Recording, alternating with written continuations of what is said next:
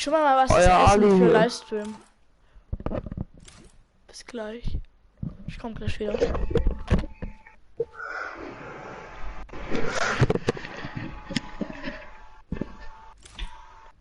Übertragung wurde beendet. Let's go.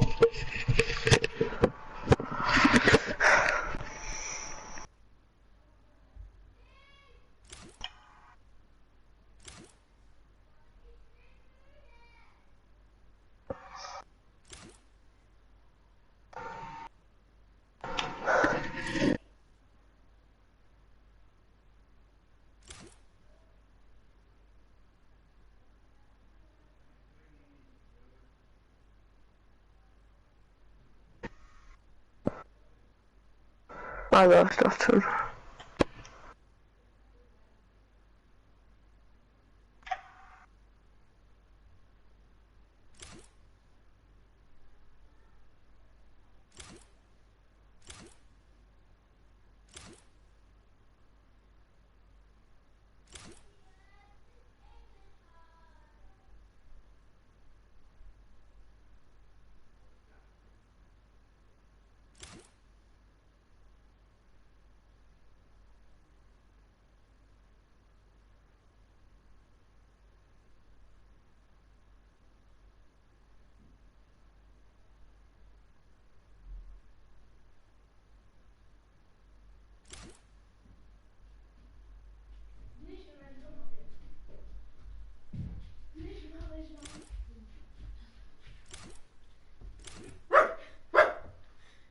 Bist du blöd? Aus! Aus!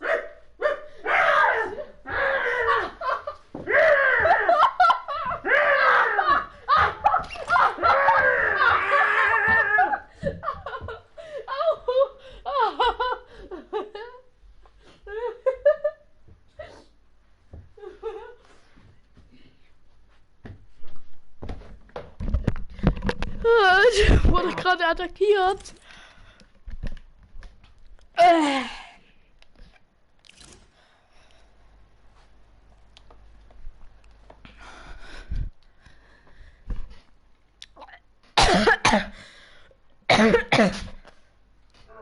Lass es jetzt. Aus. Lass es. Lass es, Papa. Lass es! Sei nochmal so laut. Lass es bitte. Das ist zusammen. Du hast mir ja wehgetan. Ich. Ja. Felix? Okay. Ich. Filmst du jetzt auch? Warte. Mann, ich krieg die scheiß Flasche nicht auf. So, warte. Hast du gerade gehört, was mein Vater gemacht hat? Nee, und will ich auch nicht. Ich hab Ja. ja beenden. Oh, auch mal geschafft aufzumachen. 5, 4, 3, 2, 1. Let's go. Go! Oh mein Gott, Videostream lädt. Jetzt, let's go. Wie kann ich schießen? Achso, Wie geht das? mit X schießt du. Hey, wie schießen?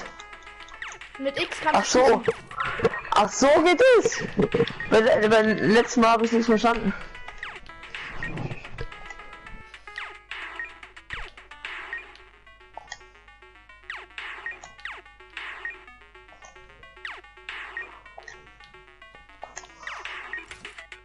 Wie viele Punkte hast du?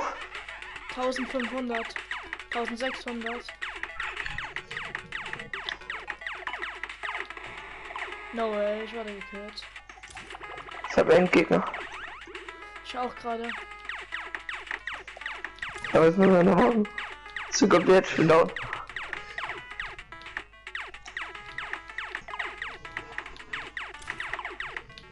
Hier ist der Highscore 80.000. Durchgespielt. Nein, ich bin gestorben. Warum kommen jetzt bei mir so viele? Bei mir auch.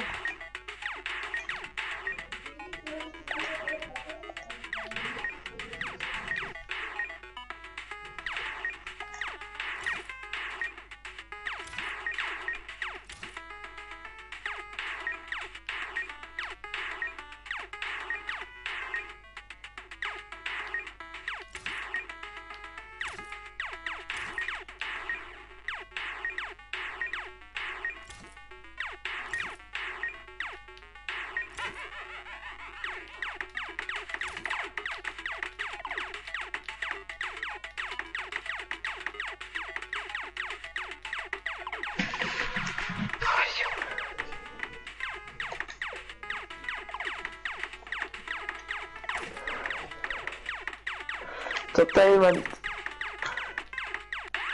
Ja, ich habe 14.000 Punkte. 15.000.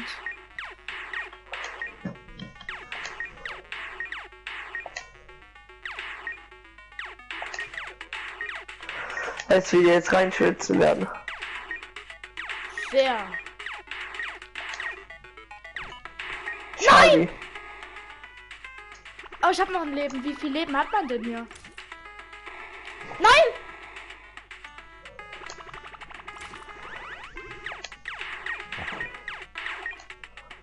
Digga, das Game ist sogar Wie viel Leben hat man denn hier? 8. Nein, kein Plan 3.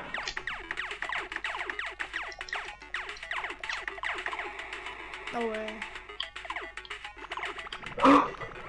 Oh mein Gott. Wie viele Punkte hast du? 2000 irgendwas. Ich habe 18.100. Ich habe 23.000. Wie geht das, Digga?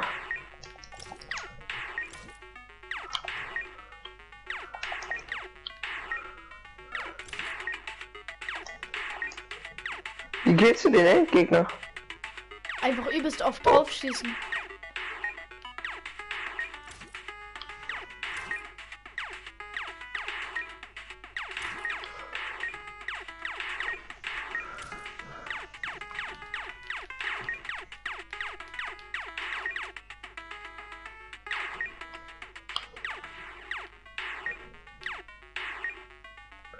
Oh, Digga. Hä? Wie viel Leben zum Fick hat er denn?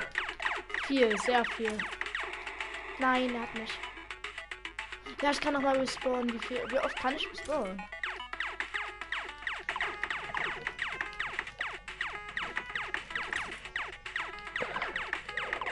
Nein, ich bin noch mal tot.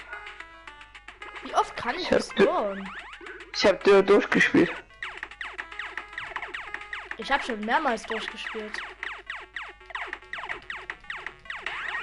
Ja, nochmal 30.000 Punkte. Und 80.000 ist der Rekord, oder was? 90.000, 92.000. Die spielen ja auch gerade alle.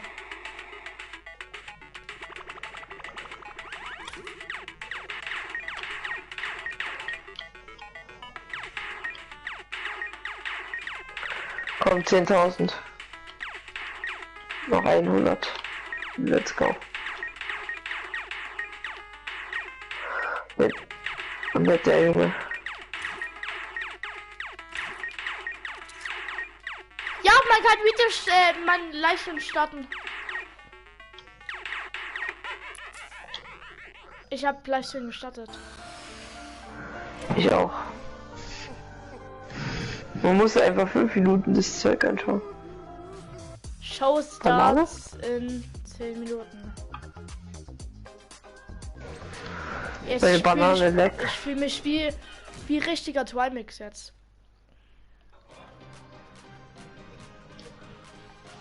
Junge, das leckt halt anders. Echt bei der 0. Macht der überhaupt was? Hi, hi.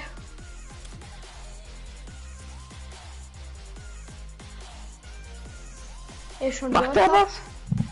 Was denn? Drück mal R2.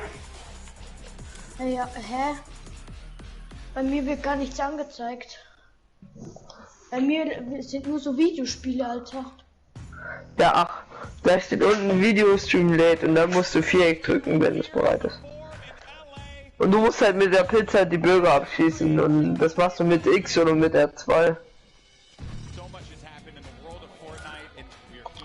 Das geht.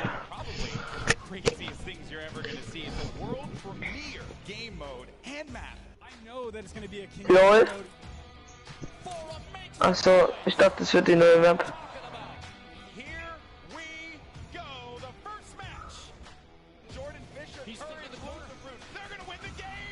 Wi-Fi HD waren wir dabei.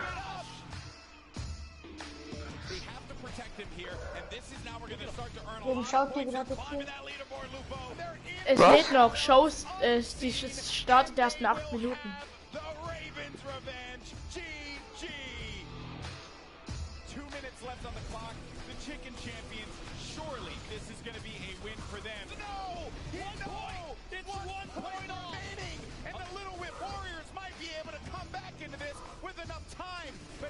Was zum Fick machen die da?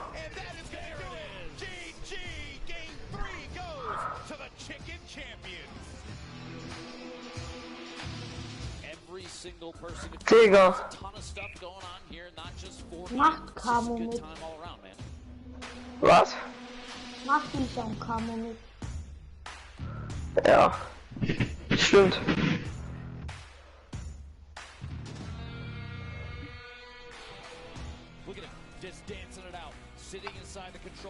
Oh, Digga. Ah, ich kann das Spiel ja weiterspielen inzwischen. Ach, Und man sieht das links aber unten. Ja. schau trotzdem zu. Man sieht das ja links unten. No way, ich bin lost. Hey Digga, bei mir wird ich immer noch.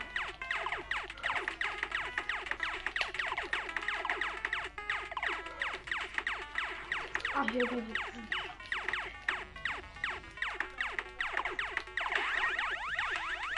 Ich hab 40.000.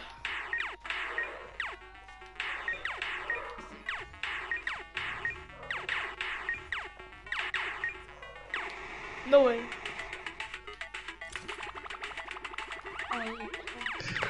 Was leckt schon wieder? Bei mir leckt das null, Digga. Mein WLAN ist gerade voll gut. Na gut, mein Das hat WLAN was ist mit schon den immer Servern gut. zu tun.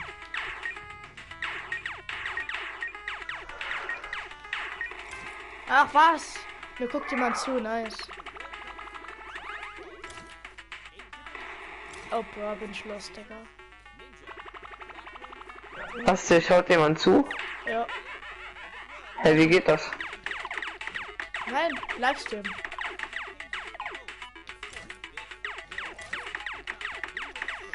Komm, sterb. Komm. Komm, geh down. Schluck nicht so viel. Komm. Komm, sterb. Komm, sterb jetzt bitte. Welchen YouTuber mögt ihr lieber, Reapers, Camo oder Insel? Reaps ist ganz cool, Camo auch und Isa auch. Ach, gut. Ich bin für Camo. Wie viele Punkte hast du gerade, Felix? 600 hat gerade neu gestartet. Ich habe 50.000. Ich hab Ja. vergessen.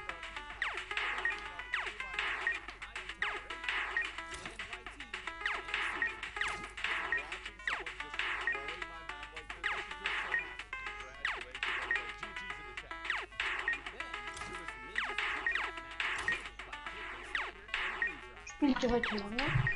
Digga. Junge, ich einfach nicht reinkommen. Nochmal ein Boss, Digga. Oh mein Gott. Tamino, kannst gerade zuschauen. J-Codes. Ich habe gerade 52.000, Digga.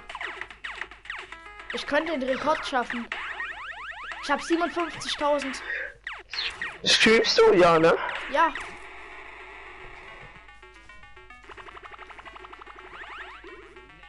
Aber ich kann irgendwie nicht sterben. Oh geil, ich kann wieder zuschauen. Ich kann Lol, nicht. Ninja, schaut mich mal Ninja an. Ja, Digga, mit Omega. Siehst du das auch gerade? Lol.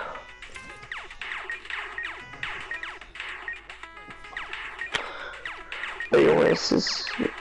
Lol, Tamino! Was denn? Legende!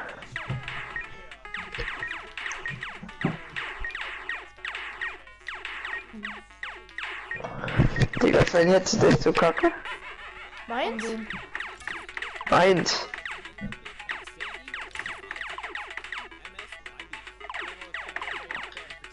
Guckst du mir gerade zu? Ja.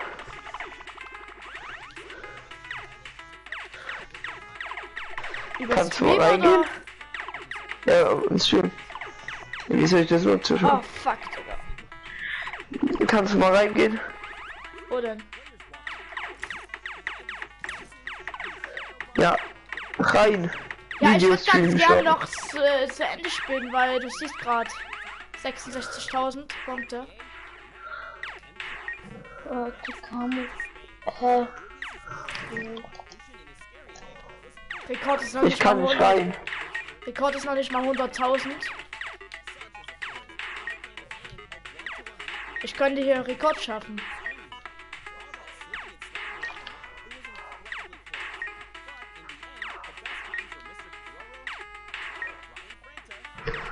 Ja, es sind halt die größten Schwitzer hier. Nicht nur die größten Schwester, das sind die größten Tryharder der Welt, Digga. Guck einfach über deine Plays in YouTube und dann guck bei mir zu, weil bei mir leckt es 0. Nee, ich kann gerade zuschauen.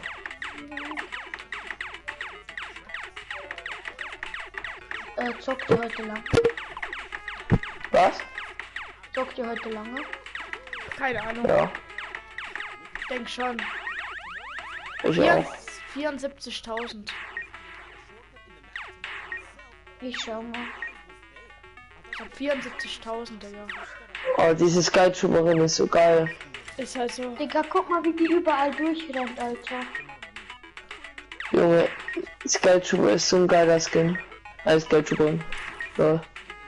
Jetzt kann ich Ja, wieder ich noch hab spielen. mich damals nicht geholt, Digga. Ich auch nicht, ich hatte Rebucks, Digga. Ich hab mir Pest gekauft, habe ich auch verkauft. Ich hätte mir auch Full Trooper holen können, aber ich war so dumm und hol ihn mir nicht, Alter. Ja. Okay. Nehmen wir mal so hin. Termin, ich hoffe, du verkackst jetzt, sorry, aber.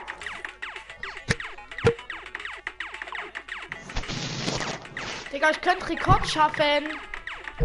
Kappa. Nein, Digga, wirklich. Rekord ist 92.000 und ich hab 76. Ich hab 81, Digga. ist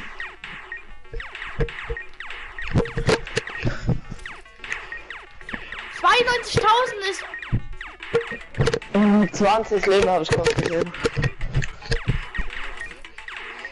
Nein, ich bin gestorben.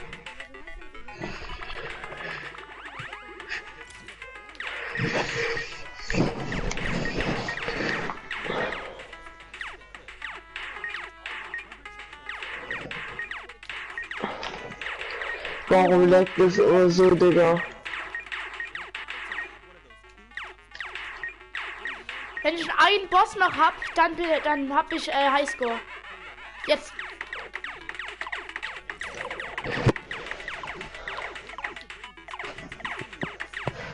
Tamino, ich schaut mich Worldcup an. Tamino geht auf Highscore. Ja. Klar, Digga, weißt du, wie gut das ist, wenn ich das Ding jetzt schaffe? 10, 9, 8, Hab Highscore. Nee, noch nicht. Noch nicht ganz. 2, 1.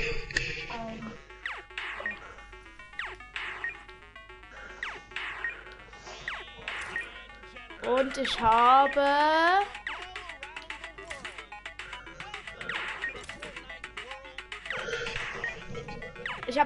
Ich hab Highscore. LOL! Tamino! Ich hab Rekord. Legende.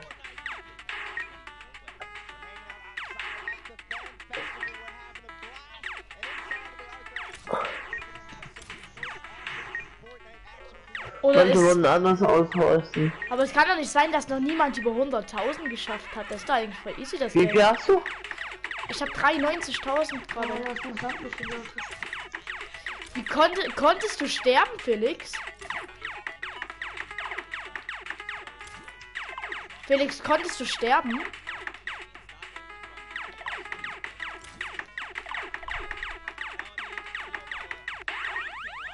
$98.000, Digga. Ah ja. Tamino, ich gebe an deinen Stream Dislike, ne? Mach das. 100.000.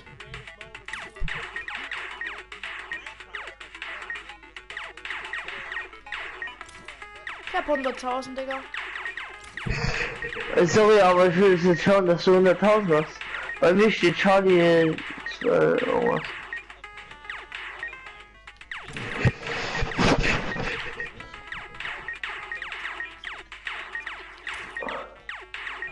Junge, ich hab Black Screen, Alter.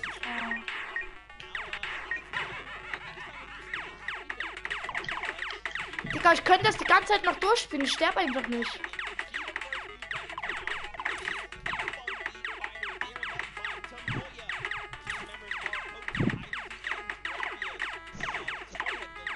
Lol, machst du das vielleicht? Ich hab 108.000, Digga. Ich hab einen überbringt den nicht. Digga, was macht der Fußballfang wieder hier?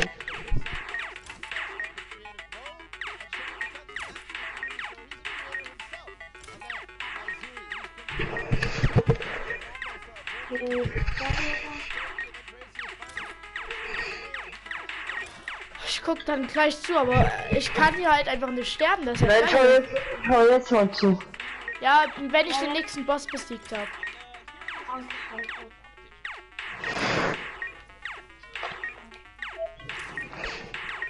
Guckst du mir zu? Mhm. Ah, muss ja nicht. Ich gucke erst, wenn die erste Runde beginnt.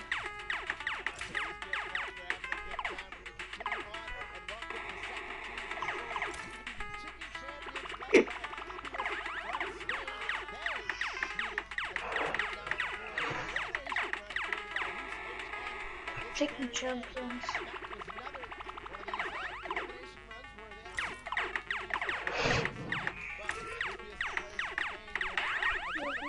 Ja, ich gucke jetzt zu. That's right. Teammates are Bensor, Kororo, and Ryan Frenton. Now, of course, Bensor is from North. Ey, guck dir mal das Huhn an. Playing here in front of Das this ist halt echt audience.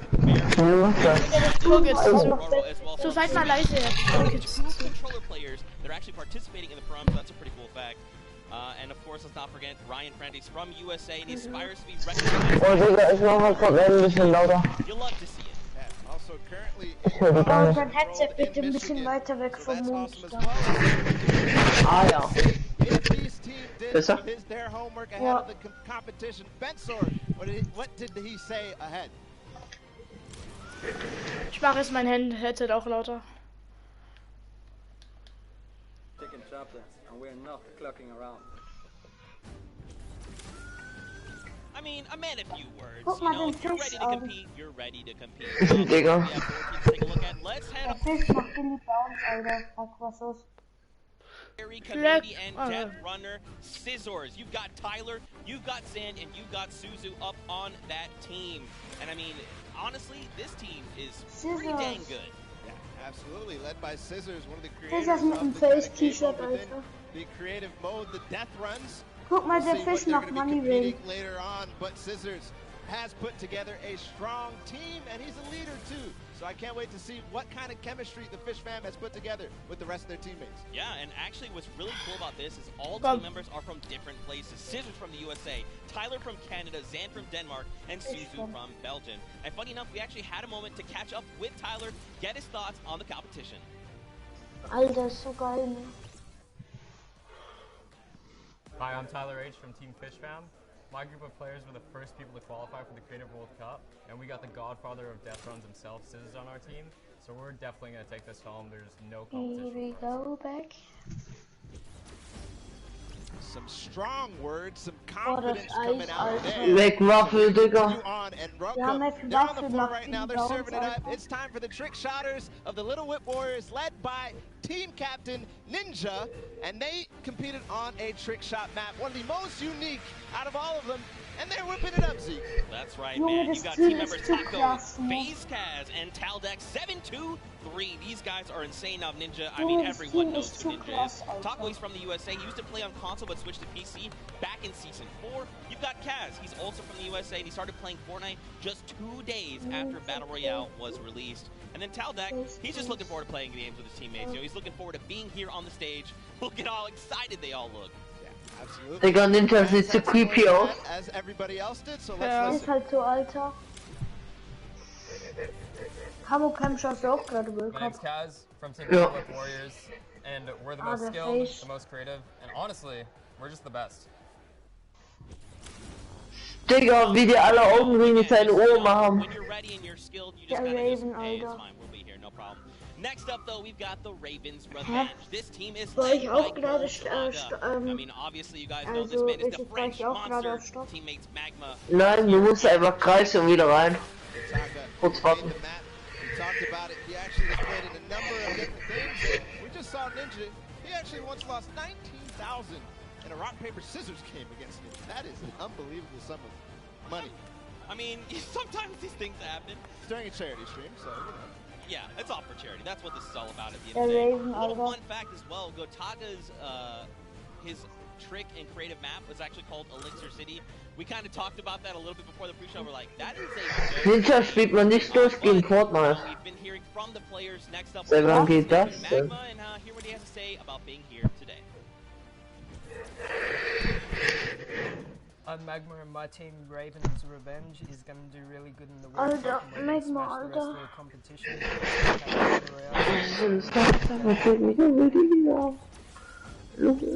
Awesome. We're going to Hey, continue Junge, forward dann because we beginnt still ja mal have die a couple erste more Runde, teams. Alter. The Llama Record Company is next, and this has some familiar names. Die from the Lamas, top Alter. Fortnite scene, led by a Hand of Blood from Germany. They competed on a 4-minute apocalyptic map. Hauptsache bei Deutschland kommt erstmal Disco Lama, Digga. Carnifex and Alex JJ there because there are veterans Llama of the Battle skin. Royale format.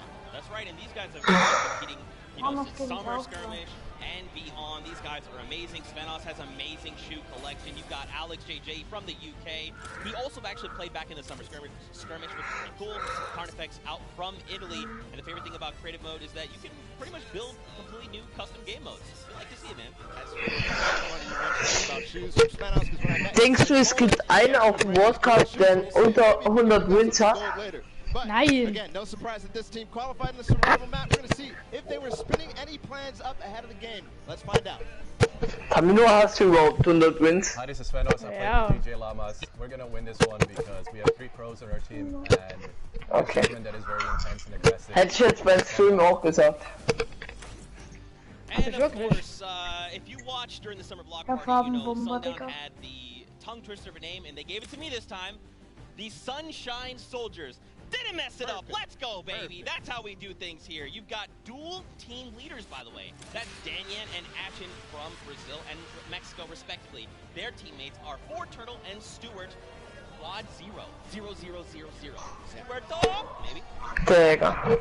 This team competed on a speed run. They had to clear 100 checkpoints as fast as possible, and the top 2 joined them. That was Ford Turtle. Weiber im Team, alles klar, Very Digga. experienced in these type of speed runs. Frauen können kein Fortnite, You Digga. have to get through the Sunshine Soldiers. Yeah, for sure. And Turtle specifically. Ist gegen Frauen, aber. Ist einfach so. Meeting, you know, his peers, and of course some of the players. Also bestimmt gibt es Frauen, die gut sind, aber die meisten Frauen, die ich kenne, können einfach gar kein Fortnite. Sunshine Soldiers are going to win because we have 2 captains, so twice. Wie alt ist der? 3? Twice as good. Twice as good. We got one more team to join us on the floor. It's my personal favorite team moniker. It's the Loxland's Cuddle Crew, and he's joined by 3 players, MSYB, Clytax, and Sandy from Slovenia. Lucky's Landing was one of the second maps introduced. Lucky's Landing. It was a beautiful. Ja, was für Yeah, Lachland. Lucky, Ja, Lockless La had Lucky's landing up for grabs and up for the test of all the aka Lucky's Landing. jerseys. This ragtag crew is going to be bringing the heat, and players need to look Aber out. Now, of Digga, course, der everyone at this Schlafraum. point probably knows who Lucky, SYB, Clytex, and Sandy. Digga, du bist anders leider. Lachlan from Australia, MSY Ich? from USA, Clytex from Germany, Ja. and Sandy out from Slovenia. Now, of course, as you know, we've been Besser? listening to the players. Clytex has Ja. a few words to say. Könnt ihr jetzt mal starten, ihr dummen Spasten? I'm Clytex from Team Cuddle Crew, and we have the best team synergy. Even though our name is cute, we are gonna destroy them and win this competition. Alter. Man, these Habt ihr teams mal are vor, jetzt die erste insane. Runde And of anzufangen, course, oder? creative is always a pleasure to watch. I think we're going to surprise a lot of these players and you guys at home and here in the stadium with what you're going to be seeing.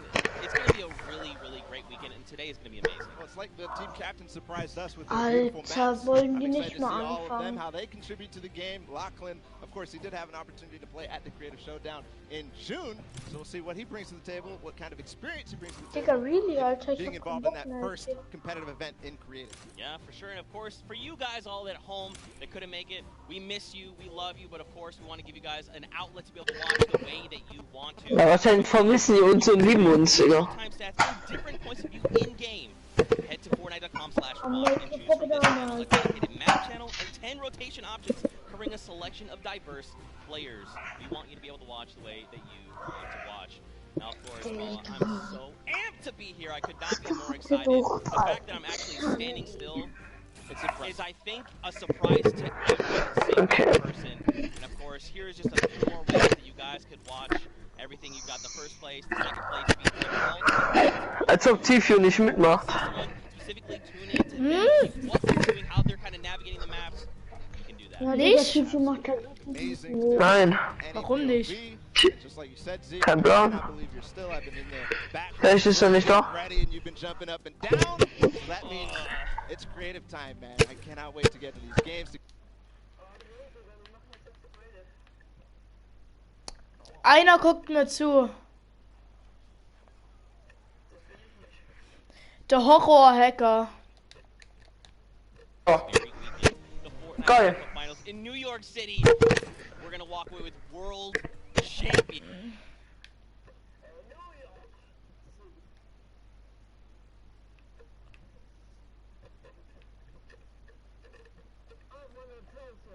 Cool, oder?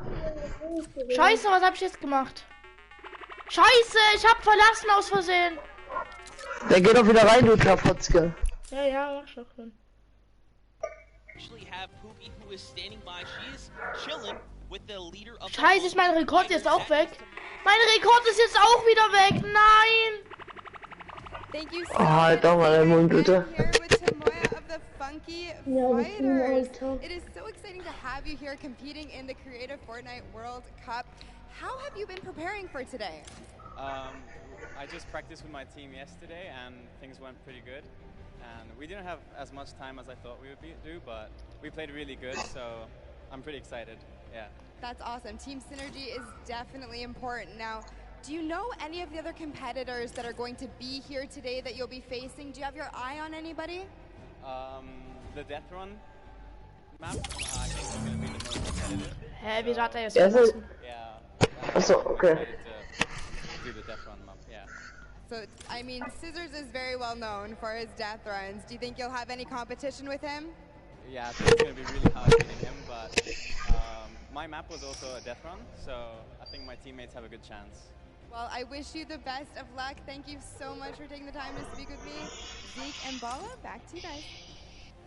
Oh man, the hype is building. Now guys, the show is getting ready to start, but there it is. You've got the 32 players, 19 countries represented across 8 different teams. The Fortnite World Cup Creative Finals are about to begin. You ready? I am ready, Zeke. I'm ready to run inside, so without further ado, let's send it inside to kick things off.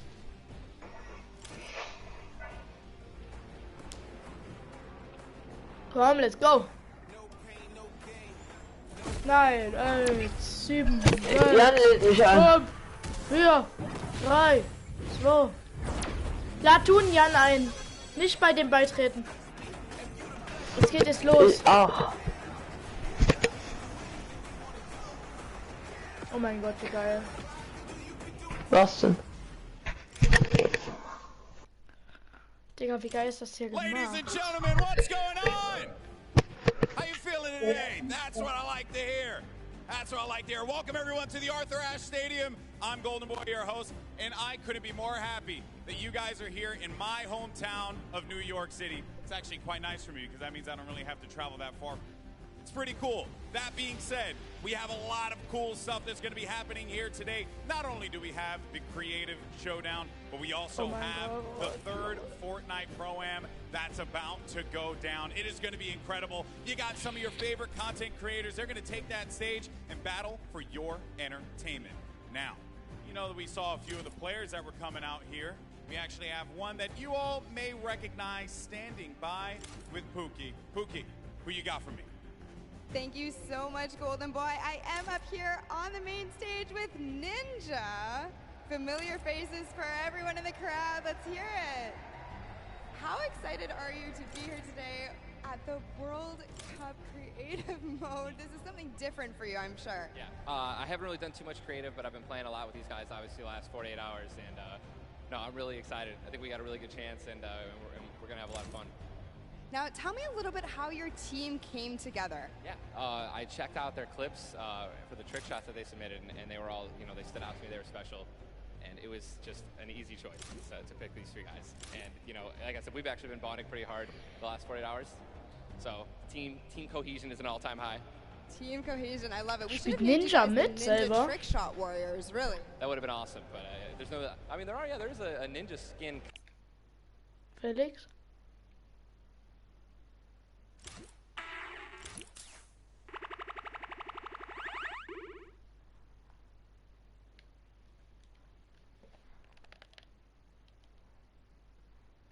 Was ist das denn jetzt?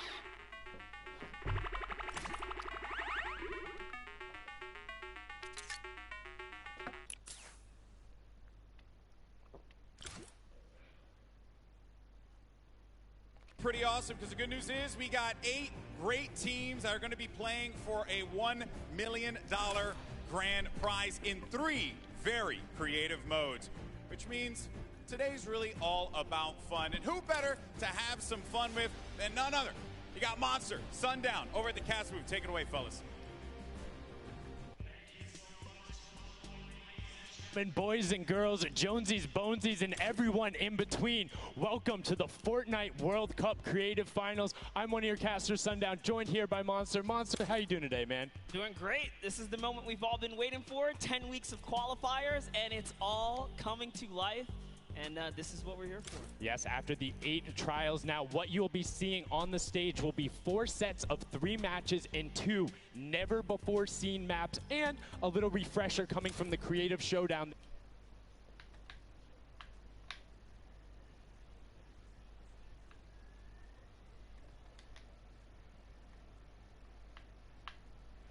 Ich muss kurz was machen. Warte mal kurz. Across these sets.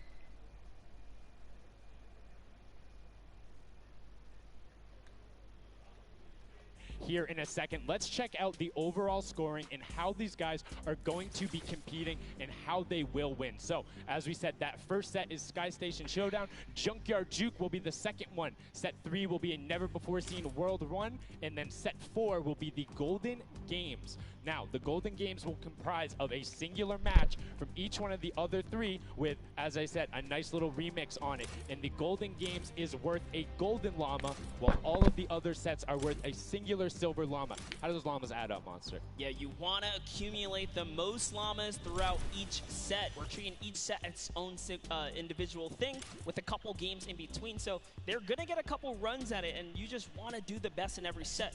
Get those llamas so you can take it all home. Yes, now the winner of the set will go through, and in case there is a tie, it will come down to that golden llama. The golden llama will trump all. Now let's get into the prizing, which will also determine a little bit of the scoring. We'll take a look and we'll throw that up there for you. And the way it ends up working is from top to bottom. Each one of these contestants will be winning money. So everyone is a winner in there, but first place ends up deciding that, and this is per the individual matches, and it's cumulative. It won't won't carry over through the sets, but they're still taking it home at the end of the day. So definitely want to get into the top 4 to bump up that score. Yeah, that's right, and that is every game. Per match, we have a big winner. Of course, it's going to be divvied out between everyone competing, but come on, with the amount of games that's going on today, this is incredible. Yes, that is across 12 of matches total, so tons of chances to win prizes from all of these guys. Let's take a look at the roster and all of the teams who will be competing and give you guys a quick little overview. You can see Chicken Champions led by El Rubius, Sunshine Soldiers, got that one right too, Zeke, with Danyan and Achin representing as the captains, Funky Fighters with Tomoya, Cuddle Crew represented by Lachlan. But we got to give some love to the Ravens Revenge. You can see them up there, Little Whip Warriors. We already kind of touched base with Ninja. Llama Record, which you talked about a lot, coming up into here. And of course, the Fish Fam, who's going to be led by Scissors. And these are some of the creative kings. They've been able to go through, run, qualify. A lot of them have had the world run, or not world run experience, excuse me, but in those death runs where they were doing the qualifications. But there are also some combat aspects. So we've seen Sky Station Showdown before. You know, there's going to be a little bit, I don't want to say advantage, but they might be a little more at home when you're actually firing bullets, building out, and trying to get those rotations in.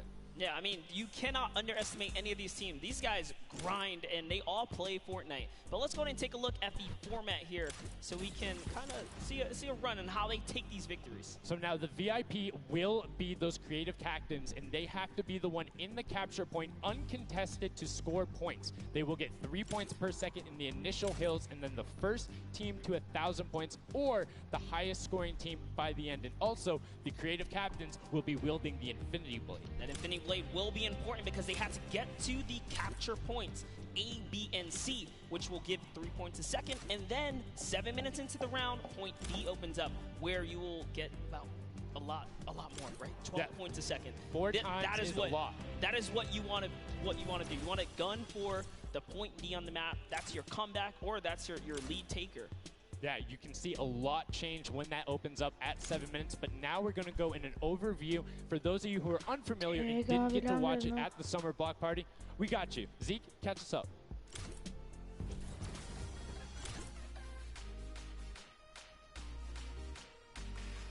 This map is a collaboration between Team Evolve and Epic. Now let's break down how it all works. For this very special event, we are bringing you an exciting King of the Hill style game built in creative by Team Evolve. 8 teams of 4 players will start at their home base on the edge of this massive flying city. Together, they will push 3 capture circles, racking up points by holding them down for their team. As each team heads toward the capture IP, who plays a key role in this game mode. If they get eliminated, they'll respawn at the team's home base. The VIP is the Hey, was mit Felix?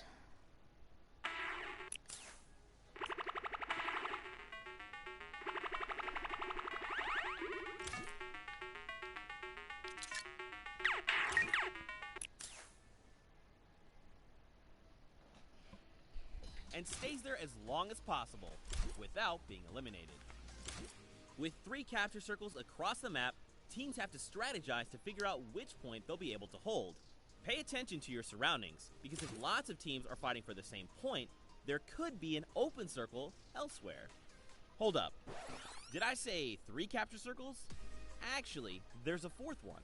Partway through the match, the 4th capture circle in the center of the map will open up and will award 4 times more points per second than the others. But with high reward comes high risk. After each match, teams will be ranked based on how long they held the capture circles and earn overall points based on their rank in that game. Those points will be added to an overall leaderboard, and at the end of 6 matches, the team with the most points wins. Let the showdown begin.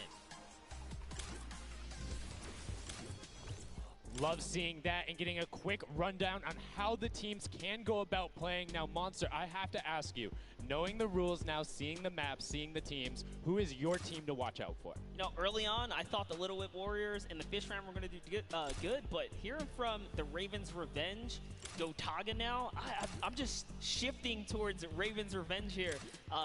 They've swayed me. Their entrance has really swayed me. They definitely had a lot of confidence down there in Gotaga. It can be very competitive at a drop of a hat. My team to watch, the Llama Record Co., Hand of Blood, Spenos, Alex JJ Carnifex. You heard him talk about it. 3 competitive veterans and a very aggressive German. That's a combination that I want to see on Sky Station Showdown. Now, we've done a whole bunch of talking, but I know why you guys are here. You know why we're here. It's time to play some Fortnite. The Fortnite World Cup Creative Finals starts right now. And this is it. We are loading in.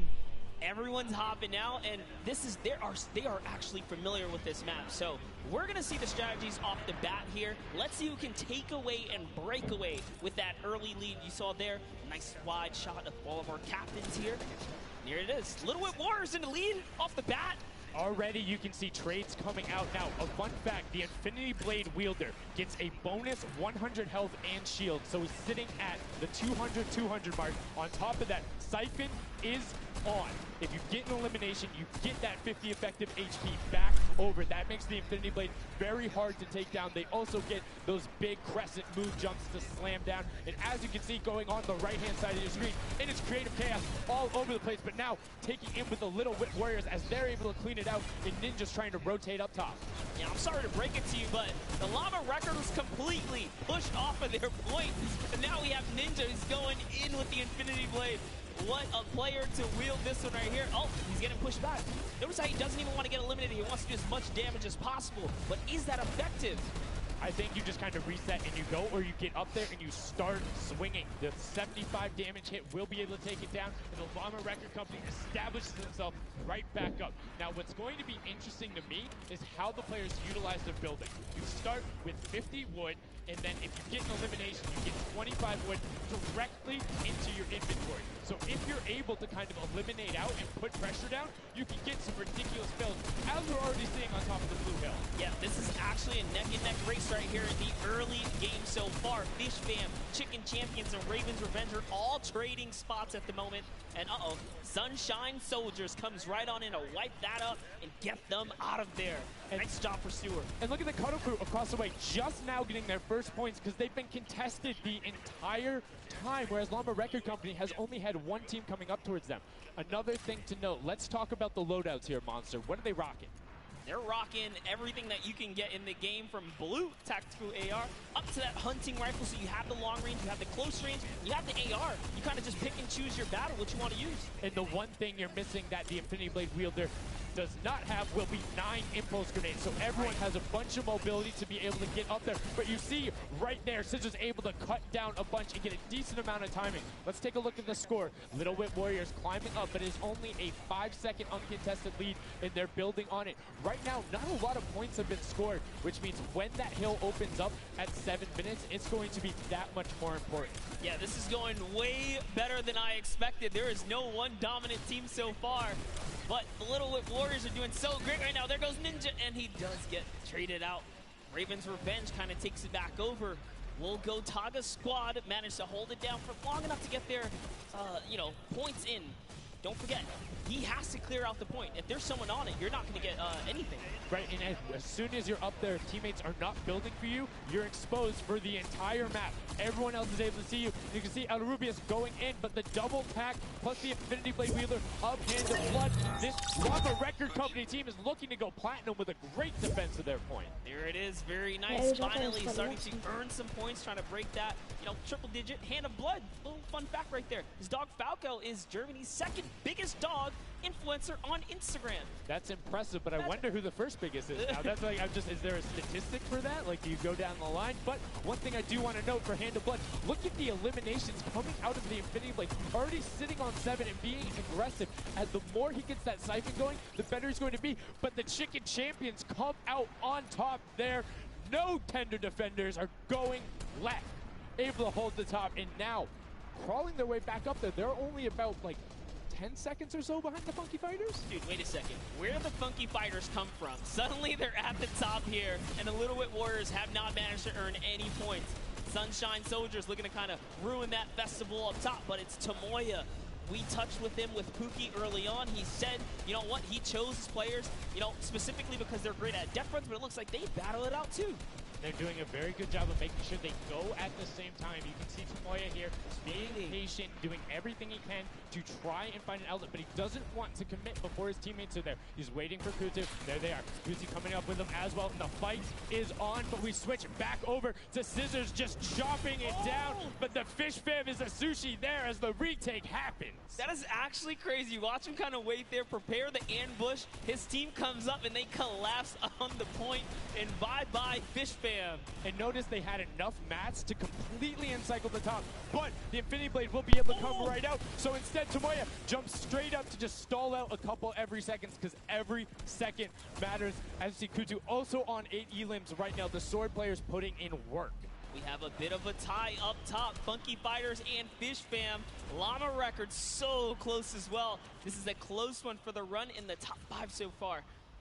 And I like seeing the Funky Fighters using impulses out of spawn. You get 9 of them, so it's great to throw them off to knock other people off the point, but use 3 to get a little faster. These guys are all very experienced in terms of navigating basically every part of creative and battle royale, so they can use those little quick impulses to get themselves more efficient. As you see Zan go down, Suzu go down, Scissors go down right there as Lachlan is just cutting them apart. But Tomoya, again, the Funky Fighters come out on top with the Infinity Blades at least, so no points going over right now to the Cuddle Crew.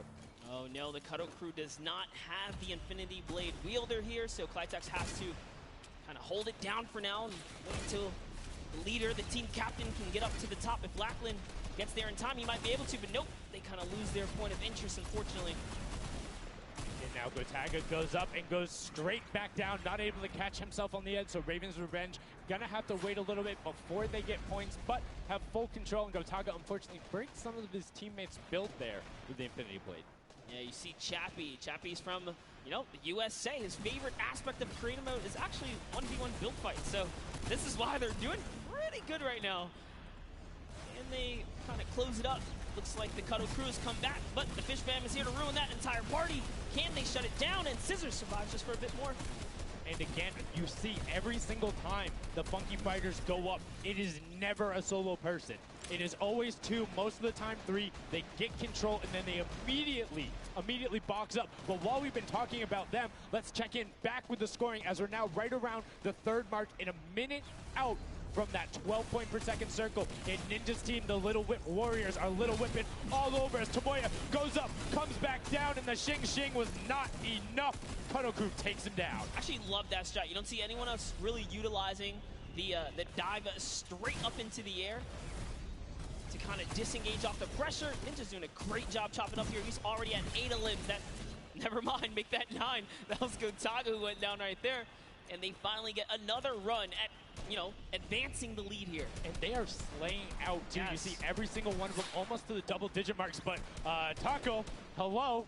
That was your head. Yeah, you got to be careful because, hey, if all you're doing is sitting there rifling, that's fine. Somebody's going to take a hunting rifle and make you pay. Lachlan goes up. MSYP is just behind him, and Lachlan is able to take that one over.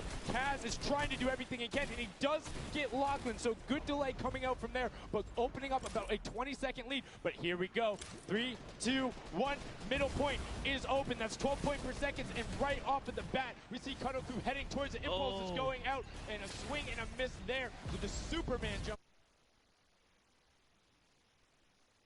Rubius under fire, but Ninja under fire. Who will take it? Rubius has the better sword on the day, and then immediately taken out. This is chaos. Whoever's the last one here is probably going to be the most successful. But remember, you need your sword wielder. Your captain has to be there. If Lachlan isn't there, it's not even worth fighting for. So Claytex doesn't care. He's trying to pick up that Elim counter, and he's on it. He's playing some good defense there. Down goes Hand of Blood. No points for the Llama record anymore. They actually use that. Just a couple seconds put them all the way back up to 2nd place. And 2 of the Cuddle Crew right now have combined for 31 eliminations, but they're not converting it into points. They're currently sitting at the bottom, 189. Little Whip Warriors do still have a lead, but it's already been cut down. And just as I said, with the middle hill, Funky Fighters almost take it away. There it goes right on over, and you see any amount of time in that middle hill is so efficient. I'm actually loving that little strat right there. They hold a point, then aim out to where these players spawn in and kind of move in from, just kind of pressure them back. Yeah, so that's when you need somebody with a hunting rifle to start taking shots and saying, hey, pick on somebody else. If you look this way, you're going to have to respawn, because if you can get tags, great, but if you don't convert them and into anything, it's not worth it, as I just kind of stuttered, because Carnifex is sitting on 23 eliminations, Hand of Blood on 14 right there. That's why the Llama Record Company is ahead right now. Yes, and they were using that 4x bonus on capture point D, which is right in the middle. It only appears after the 7-minute mark. So now that we only have 5 left in the game, it's up to whoever can hit that 1,000 first or the timer runs out. But at this pace, I think the Fish Fam, the Funky Fighters, or the Llama Records are probably going to take it here.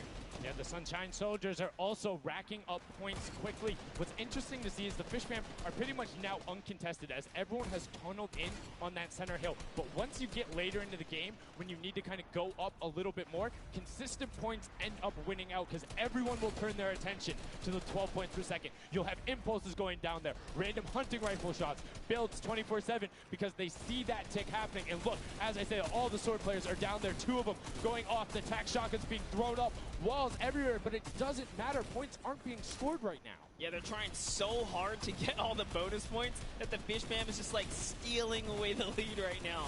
But also, remember, if their teammates pick up elims, you get matched straight to your point, into your inventory. So they're able to fortify up there, and that's why they're just slowly growing. And you can actually fortify to prevent the impulses from going in, or make kind of a wall to toss it in. As you see, Hand of Blood picking up his 16th elim, but hey, Scissors is chilling. Yeah, Pumpernickel it up, man. Pumpernickel it up. Yeah, let him know. Let him know. There we go. He's saying, hey, you guys, we'll stick to our strategy. Let's see if somebody goes to contest it. There it is right away. They go up, but all 4 of them. You don't want to run into this. They're ready and waiting. They know they have the lead right now. Oh, he's holding a trophy. Look, he's looking around, he's telling them to let him know, man, and that's what it's all about. They've opened up a 100-plus point lead, but no contention, because everyone is tunneling on the bottom. Uh-oh. And I like this now. Now they're turning their attention outwards. Other teams kind of realize, wait a second, they're just up there scoring.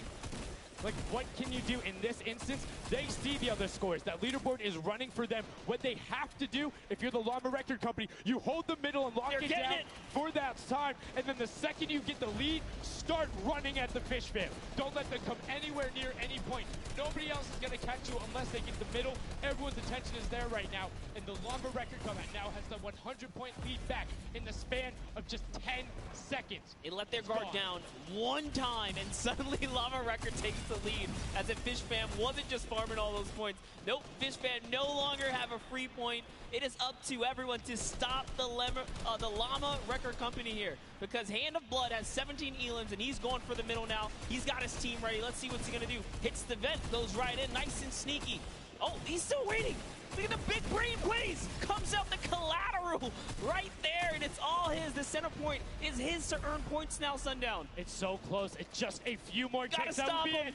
One more goes over, and that's it. Llama Record Co. takes the first match. Hand of Blood, Svenos, Alex JJ, and Carnifex are your match 1, set 1 winners right there. Incredibly impressive coming out. Well-executed gameplay. And they say, Scissors, you can hold that L instead of the trophy. Don't celebrate too early. It's the World Cup Creative Finals. Every game is worth so much money as well, so much prize. So to take a victory off the bat, you have to be feeling great. And that was your fan fave to pick. I mean, they had everything going in. They're incredibly confident, but they had to make sure they were able to get it. You can see the last few moments, they'd already boxed themselves up after clearing out the Funky Fighters, who were the only other contestants. The Funky Fighters actually also passed the Fish Fam in the last moment, which is huge in terms of not only the prizing, but what will end up being potentially a llama in the end. That's right. That is right. Loving this replay right there. The let's goes, the energy is real. You can clearly see the excitement. That was a great game to watch. It's fantastic. Honestly, I love Sky Station Showdown so much because I think there's a level of depth there, right? Everything is wood, so you're able to like kind of hit through it, and the Infinity Blade cuts through all of it right away, but the Infinity Blade wielder doesn't have the ability to build, needs the support from his teammates. So you saw the people who were roaming in packs of 3 and 4, incredibly successful. Yeah, it was kind of unfortunate. The Cutter Crew was like slaying legit so many elims, but not a lot of points, and that's because play that split game, it's not going to work out. You have to convert it into control. It is a control the point game mode, and if you're not doing that, the other players are going to be doing that, as you saw right there. And what was unfortunate then for the Fish fam is they got contested twice in a row right after and just couldn't get reestablished. They couldn't group together in those long spawn lines like you were talking about. I mean, they can be painful. Yeah, you know, I was rooting for Raven's Revenge, man. I might have to jump on the Llama Record Company bandwagon. Bandwagon it? Really? One match? Just one, dude. One match? That way. was quick. All right, well, he jumps on the bandwagon. We're going to jump on over to Pookie, who has an interview for us. Thank you so much, guys. I am here down on the arena floor with our champions here. We have the Llama Record Company. Now, have any of you ever played this? Let's go to you first. Yeah, we had a few training sessions yesterday and we were totally dominating the game mode. So, I mean, we are by far the best team here. And right now, we feel very confident, yeah. Well, you certainly played like you came a little bit from behind there. So your strategy was kind of like to get those points that are slower accruing at the very beginning and then kind of go into the middle and kind of start dominating near the end. Who made that call? I mean, that was pretty much me, yeah. Like, we know that at 7 minutes, like, the middle just opens up and you get like 12 points a second instead of 3. So, yeah, we decided to work on that. We weren't that good at first, but we got a strat going. So, yeah, it went pretty good. Speaking of strategy, are you going to carry that into the later games? You're going to change it up? We're just going to do the same thing. Hopefully no one follows us. I mean, now all of your competitors have heard you say that, so we might have to discuss strategy a little bit when the microphone gets turned off. Now, finally, for you over here, how does it feel being here, playing in front of this massive audience? It feels amazing, like it's just a dream coming true. Thank you. And for you over here, you've traveled all of this way to just be here, be at the World Cup. Is it surreal? How do you feel about it? It's an experience. It's really nice. Yeah, and we love Spandau. Yeah. All right, well, we'll talk about that. You guys got to educate me on that. Not sure what that is. Thank you guys so much. Congratulations on taking the first game. Casters, back up to you. Thank you so much, Llama Record Co., Hand of Blood, Spenos, Alex, JJ, and Carnifex taking the very first match of the Creative Finals, the first match on the stage. I mean, it was an impressive format. They clearly had a strategy they wanted to execute on. It took them a little bit to get there, but over the course of the game, they were consistently accruing points. Yeah, I should have known last night they were going to do good. Saw them on the hotel lobby. They were hanging out, literally as a crew. One of the only creative teams that I saw sticking together like a squad. Should have put my money on it. Like I said, bandwagon. It took less than one match in an interview, and he was like, oh, yeah, I'm fully on board. I'm no so problem. convinced. Hey, it's all good. This set has been so exciting. I mean, who are you looking out for? Who can contest them? And what do you think the next step is to shut them down? They say, hey, we have a game plan. We're going to do the same thing. And I agree. If it's not broke, don't fix it. Like, stick to that if you're going to keep winning. But what do the other teams do to now make them uncomfortable? How do you go challenge them? I mean, honestly, we saw a lot of that team play out of the Fish fam, right? You wait for your Infinity Blade wielder to come up and then get the team to back them up. You have to work together. And remember, when you catch an elimination, you get mats for it so it can help you build. Yes, mats and the health back, but the first match is done. The second match is kicking off right now, and we will have a pretty good idea of where we're going. I'm excited to see if they can repeat, and now the second match is underway, and right away you can see some players sprinting out, some opting to take some hunting rifle shots as Lachlan grabs that Infinity Blade and goes straight up. And you can see you can actually make it to the top if you hit the vent, jump, and then jump again. 2 jumps right away. Fish fam and chicken contenders. God, awful. Chicken champions. Apologies. Tenders, chicken what? You trying to eat some tender defender, chicken tenders. I know, my fault. All right, here we are. So this time around, the Sunshine Soldiers actually managed to get some points off the bat. Very good for them, but Little Whip Warriors, same thing we saw before. How to take, you know, a little bit of the first big step here. I mean, Ninja, it knows those jumps. He's able to get around incredibly efficient, up to the top right away. But the early tack fights coming out, Tomoya able to ruin that one there, but then Tyler trades it right back out. And what really is important here is about establishing control as a team. You want to stay together and just get your momentum rolling as Ninja goes up, followed quickly by the Little Whip Warriors. Ninja goes first, gets 1 elim, gets 2 elim as they swarm from both sides. So Ninja was up 2 from the back, 1 from the front. That was a very well-coordinated retake. Love how they did that, and now they're all holding it together. Kaz holding on the backside, keeping these players off the ramp, but it's Gotaga squad who's coming up the top here. It's Chappie, and Gotaga dives right on up into it, and doesn't matter, he just gets taken right down. This is what you need to do here. Six eliminations already coming out from them. Taldock with 1, Kaz on 4, and then 2 for Ninja with the Infinity Blade, as Taldock is immediately spraying down shots, making it just a little bit more difficult. But boom, there come the hunting rifle shots, and Taldock is taking shots as well. Out of builds and needs to back up and use his team there, and Gotaga goes straight up. Oh, they need some builds for their backside because they are getting sniped straight out of that spawn point there. It's Raven's Revenge, who they're just kind of gatekeeping at the moment, right? Look at Chappie's like, dude, I can't even go up right now because the team is up there. It was a good challenge, and he did some damage, but Ninja was all over it. Now already up to 4 elims, opening up a 60-point lead, but have to keep an eye on the other parts of the map as the Chicken Champions are doing their best to hold the top but get pushed out. Kaz finally gets taken down, but 5 elims on his first life there as Ninja challenges Magma. Will he be able to clean that one up? Yes, and he does. But Chappie's on the other side. Slam goes down right away, but now we're over on board with your match 1 winners, the Llama Rekiko, and they're already slaying out as well. 12 elims for them, but 0 on Hand of Blood, which is actually efficient. Assuming he doesn't need the health, will have the sword reject going through, but he can't use the builds, right? So yeah, other people need him. He can't build. He also can't get hit right now, so he needs to be careful because he is 1 shot away from getting taken out here. But someone dives right on up. He has to put that pressure down, and it's the Chicken Champion to make a quick end of him. And it's their turn to start accruing points, but no. Chicken Champion leader goes down there. Good attempted defense from Carnifex, was able to trade out 1, but now we have 2 swords up top. Gotaga and Lachlan just trying to beat each other up, and Gotaga comes out the winner of that one. Other Cuddle Crew team does pick it up there. Just remember, it's 3 points when you're standing in the circle. Uncontested, it has to be the VIP in there. When we hit 7 minutes, there's the 4th circle that is 12 points per second. Yeah, this is definitely very intense for Tomaya here, who again has no health. The Funky Fighters are trying to get that dominant lead they had in that game 1. Can they get it? Ooh, he knows he's on camera there, gives a little bit of a taunt. And uh-oh, is he gonna challenge? No, just stays back, says, you know what, points are more important right now. He's just focusing in on the points here. And you can see the Funky Fighters trying to prevent that ramp coming up.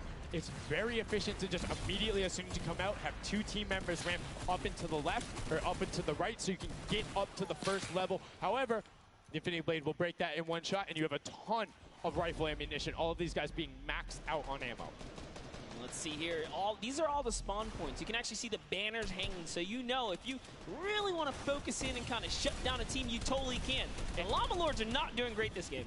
No, and this was the double jump I talked about. Ninja goes straight up. That's the first elim. He's going to be able to point his camera, go up, and challenge as soon as the team decides, but instead, going to save that jump to be more impactful. Raven's Revenge trying to get pushed out right here. Gotaga and crew doing everything they can, but Taldock is going up the back. Chappie gets taken down for Ninja's 8th elim, and he jukes him out, going straight back up top. Gotaga, does he have the health to take it? First swing comes through, and Ninja goes down. Yeah, he just needed another elim to put him back in the game. You got to get that siphon bonus. You don't get the heals. It's really rough, even with the Infinity Blade to heal up, because, you know, the heal time is kind of slow. It's very slow. You can see the tick going up there. It's not something that you're going to be able to rely on, particularly when other players are getting the siphon off. If they're the ones trading out the shots, they can quickly change HP, and those are long animations. But look at the challenge. The 3 different teams going up, and now it's just the Fish Fam and the Cutter Crew. Lachlan doing everything he can. Zan goes down, but tries to create a little bit of space, eats the headshot from Suzuhu, and disengages. Cuddle Crew finally getting a couple points here. It's been pretty rough for them so far on this map here. Can see this struggle just a bit. The story has definitely been Ninja's supreme dominance so far. He's doing pretty good right here. And even with no health, says, you know what, I'm not going to give away 3 points. Might as well go for it. He was so close. Yeah, you can see him calling out the whites there on the sword, knowing they only need a couple more shots to get it as we switch back on over to the Cuddle Crew, who've established themselves there, but are still struggling to kind of get the points. The first time we're really seeing them all together, but Clydetex immediately gets ripped from the spawn. Yeah, Lachlan's team needs to represent. There they are. They're finally starting to score it up. He's got a couple of eliminations. You can see X-Sandy here, 16 Elim, so definitely has some Slayers there. Yo, they need to figure out their game plan because they're getting Elims and putting things together. They have solid numbers. They're just not getting the right hill time. Maybe it's go somewhere else. You don't always have to go to the point that's directly in front of you. Go contest someone, or maybe just go mess with somebody at their spawn. Delay them so they don't rotate towards you. Like a number of times, as you said before, you can see where people are spawning. If you want to go deny a team, you can send somebody to deny them. Just know that player is coming back over and over and over with likely more resources than you. Every single time. And look at this. The Little Whip Warriors approaching that 400-point mark. And in just 1 minute, that new point capture D will be unlocked in the center of the map. And while they have a solid lead right now, just under 150 points, that disappears in the blink of an eye. That's about 15 seconds uncontested in that middle hill. That's just how valuable it is. But we saw the shift in gameplay that happened. Everybody tunneled it right away, and then the Fish Fam were able to get back up, but after that, kind of cycled it back in, and the center point became the focus and where the win was taken. And right now, Llama Record Co., you said they were struggling at the start. They're doing fine right now in second place, Monster. They're definitely creeping their way right back up. They're about to hit that 300-point mark there. Here we have Svenos just on the point by himself right now, waiting for Hand of Blood to come on up, hopefully. And again, no surprise, Ninja and his crew has found himself another point. And the way they've angled this build is brilliant, because if you come up the steps, you're pushing into somebody's right hand, and on the other side, you're blocked off, as Ninja then just drops down Stewart 0-0-0-0, and he gets picked up with the alley-oop from Gotaga, as Gotaga comes up with Magma. 1, 2, 3. Ravens out of nowhere, but the Little Whip Warriors don't care. They're cutting down in 3, 2, 1. You can already see MSYB is down there. Alex JJ down there. Carnifex down there. They're trying to set up control right away. Llama Record go, but the impulses are raining from everywhere. Hand of Blood really trying to get in there early too, as did every other captain, but it was, to no surprise, not effective. And you can see that the Chicken Champions are committing to the 3 points right now. Little Whip Warriors as well, while contention is happening down in the bottom. No Infinity Blade Wielder is in there, but the steady climb of points coming out of the Chicken Champions is going to be beneficial. But also, just like that, Llama Record Co. is a little bit off the pace. They need to get the center uncontested. However, this game, they have a lot more attention on them. Yeah, but look, Fish Fam's doing the same thing they did last time, just slowly, or actually, sorry, the Chicken Champions have adopted the strategy. Fish Fam are doing it too. You can see they're getting 3 points there. So there's 2 teams who are just hanging out up top, no problem. All the other teams are contesting. Raven's Revenge has control of the of one of the other side. So every hill is occupied and full controlled by a team, not being contested.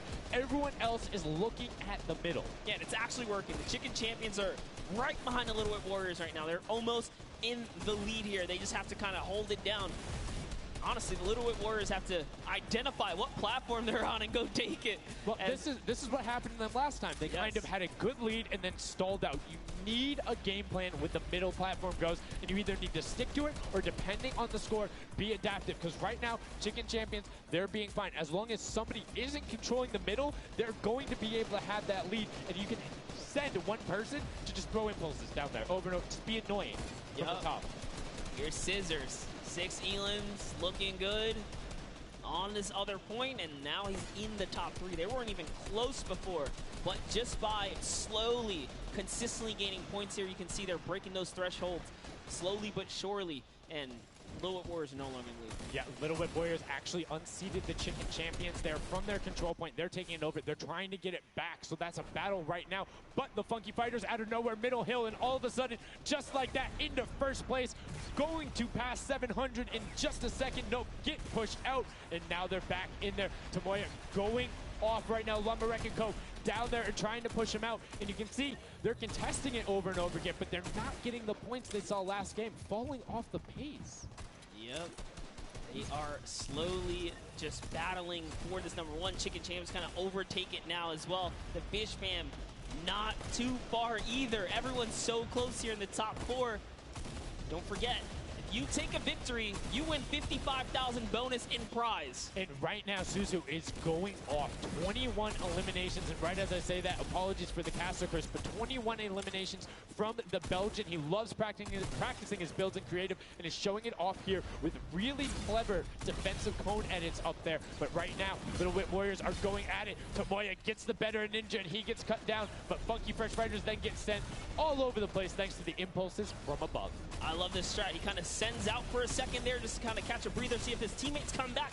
But unfortunately, the timing was just a bit off.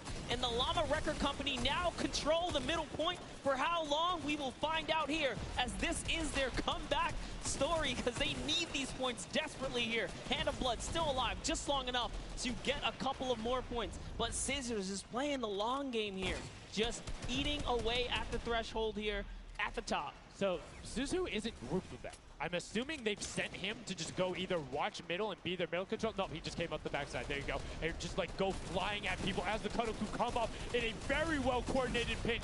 3 from the side and Scissors gets taken down, but the Funky Fresh, oh no!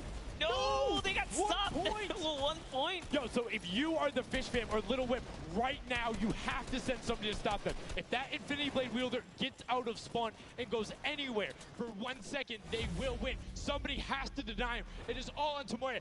Anywhere he goes, it doesn't have to be the one near him. If he touches the middle, a singular uncontested second will be the victory for them. These are the final moments here, Sundown. Look at him. He's got a slight grin on his face. He wants to do it. Is this the point that he's going to make it? Here he goes. He takes his stake. He does miss. He's going back for it now. His team's up there. All he has to do is swipe just a couple of times. Can he win this straight? And he does not. And as you watch, check the points on the right-hand side. Nobody is climbing up by the 12s. And as they did, Llama Record Co gets the control there, but Little Whip contesting them right back. Funky Fresh Tomoya will be back and looking to find it, but the contestant is going for the middle. Here's Tomoya. He knows just a second in there. Uncontested will be enough. Can he get it? Oh, no, he doesn't. He got knocked down. The impulse grenade at the second he landed knocks everyone out. No one's in there. Can he find it? And he does. That's it. His feet touch the ground. The impulse doesn't go off. Tomoya takes it for the Funky Fighters with some brilliant teamwork. What an intense endgame, too. Get taken out at 999 points. Really, anything can happen in those final moments. I'm telling you, I love Sky Station Showdown. Can't wait for more people to start playing. And the Funky Fresh Fighter right there celebrating with his team. You can see them just so excited, so happy. Let's take a look at this final replay. Now, again, we talked about it. The impulses being a great denial tool. Right there as the player goes down, sent back out, goes in, but misses the jump monster. He almost had the flashiest ending ever. Just kind of diving in, wrapping it all up. But it was just good enough. Like you said, he only had to stay there for a bit. And even with the impulse bumping him out, that's it. And I mean, you saw the impulse explosions the second after going off. The team's doing everything they can, but it was not enough to shut down the Funky Fighters. Tomoya, Kutu, Huzi, Dracius, incredibly well done to take the second match of the first set at the Creative Finals. Yeah, you know what? I am a Funky Fighter rooter and supporter now.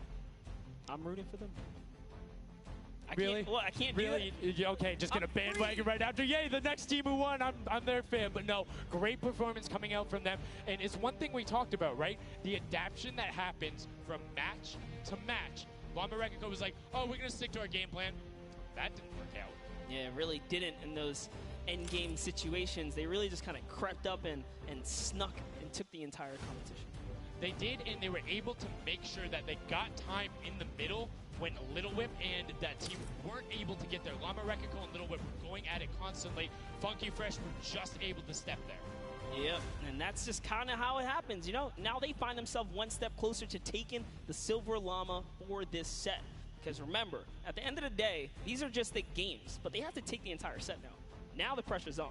The pressure is on, but the Funky Fighters have a little bit of pressure off of their shoulders because they know they got that top spot. And we have Pookie standing by on the top deck with the Pooks. What do you got for us? Thank you so much, Sundown. I am down here with our second game winners here. Congratulations, guys, first off and foremost. Now, I got to talk about the moment where you guys were just sitting. You needed 1 point left to win. What was that like? I was really nervous. Like, I was just imagining, like, losing with 1 point would be terrible. So we just tried to get 1 more point, and we did it. So it was definitely devastating. I was screaming in my seat. I heard all the fans in the audience screaming for you guys as well. So going into the next games, what do you guys think your strategy is going to be? Are you gonna keep doing what you're doing? Or gonna mix it up a little bit? I think doing what we're doing is fine, because first game we got second place, second game we won. So yeah, we're gonna try and do the same thing and hopefully win again. And hopefully have more than a 1 point buffer, right? Yep, yeah, definitely. For sure. Now, just coming over here to you, what has it been like to be here at the Fortnite World Creative Cup, just playing in front of this audience, you know, hearing everybody cheer for you guys to win? What is that like? It's fun. That's the only thing I can think of. It's fun to compete against everyone else, meet your teammates, and just have fun. Yeah, and have you guys had a chance to play together before? Is this your first time playing together as a team? I don't hear it, sorry. Is it your first time playing together as a team? Yeah, it's the first time. Well, you guys definitely make it look super easy. Thank you all so much for being here and talking to me. I'm going to let you get your synergy back together. Sundown and Monster, back to you up at the desk. Thank you so much, Pookie. And the Funky Fresh Fighters, I mean, their game plan has been solid. Second place, first place. Now, I understand why you might want to bandwagon a little bit, but I'm still going to hang out with my Llama Record Co. But I want to talk about the changes we saw from match 1 to match 2 in terms of gameplay, and was it what you expected? Definitely not what I expected. I thought Gotaga's team was going to come out here and crush it right behind the Fish Fam, but as you can see, huge upsets. Anything can kind of go either which way, and I mean, talk about like kind of beginner's luck or something like that. You just put a team together. They didn't practice. They're just coming out here and wiping players up, so a lot of talented players here at the Creative Finals. I mean, Tomoya talked about it. He was like, hey, when I picked my team, very confident there with their death run ability. Want to see what they do in the elimination race during World Run, but doing incredibly well so far at Sky Station. That's going to be a confidence booster, because if you can get the Silver Llama there and you're confident in your ability on the World Run, you're set. Yeah, you're just one step closer. So with the first place and the second place, they're clearly having a good set so far here at the Sky Station Showdown. Yeah, it's been very well done from them, but it's still anybody's game. Don't forget, the winner of the Silver Llama is the one who has accumulated the most prize money across, which equates roughly to placements, but you don't get punished if you're placing in that bottom half. 4th through 8th, all receiving the same amount of prize money in each one of the matches. Yes, everyone is a winner. So you really have to fight till the end, regardless if you're in the lead or not. This is why these guys are going for it, because this is life-changing prize money on the line. And I mean, we've seen the difference 10 seconds in that center circle. 120 right there. It makes a huge difference, but enough of us breaking it down. We're going to throw it outside to Bala, because he's going to show us what's up with the tactics. Bala, what do you got for us? I'm out here at the Fan Festival, and I don't have a bandwagon here, but maybe after this set I'll have to hop on somewhere with Monster. We got a ton of awesome action. I've been watching it, and I have to show you guys what went down in that first and second games. It was awesome. First off, the Llama take cohesiveness on the point. Every single time they went up here, they were going from 2 sides, 2 angles, and the sword approached at the center, but made sure that he was the most important person not to go down.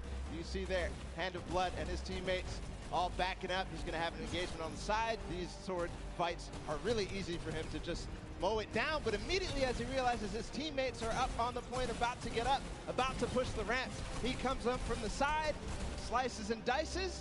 But meanwhile, they ended up falling down the leaderboard. If you look at right now where they're at, they're only in second place. Fish Fam was ahead of them.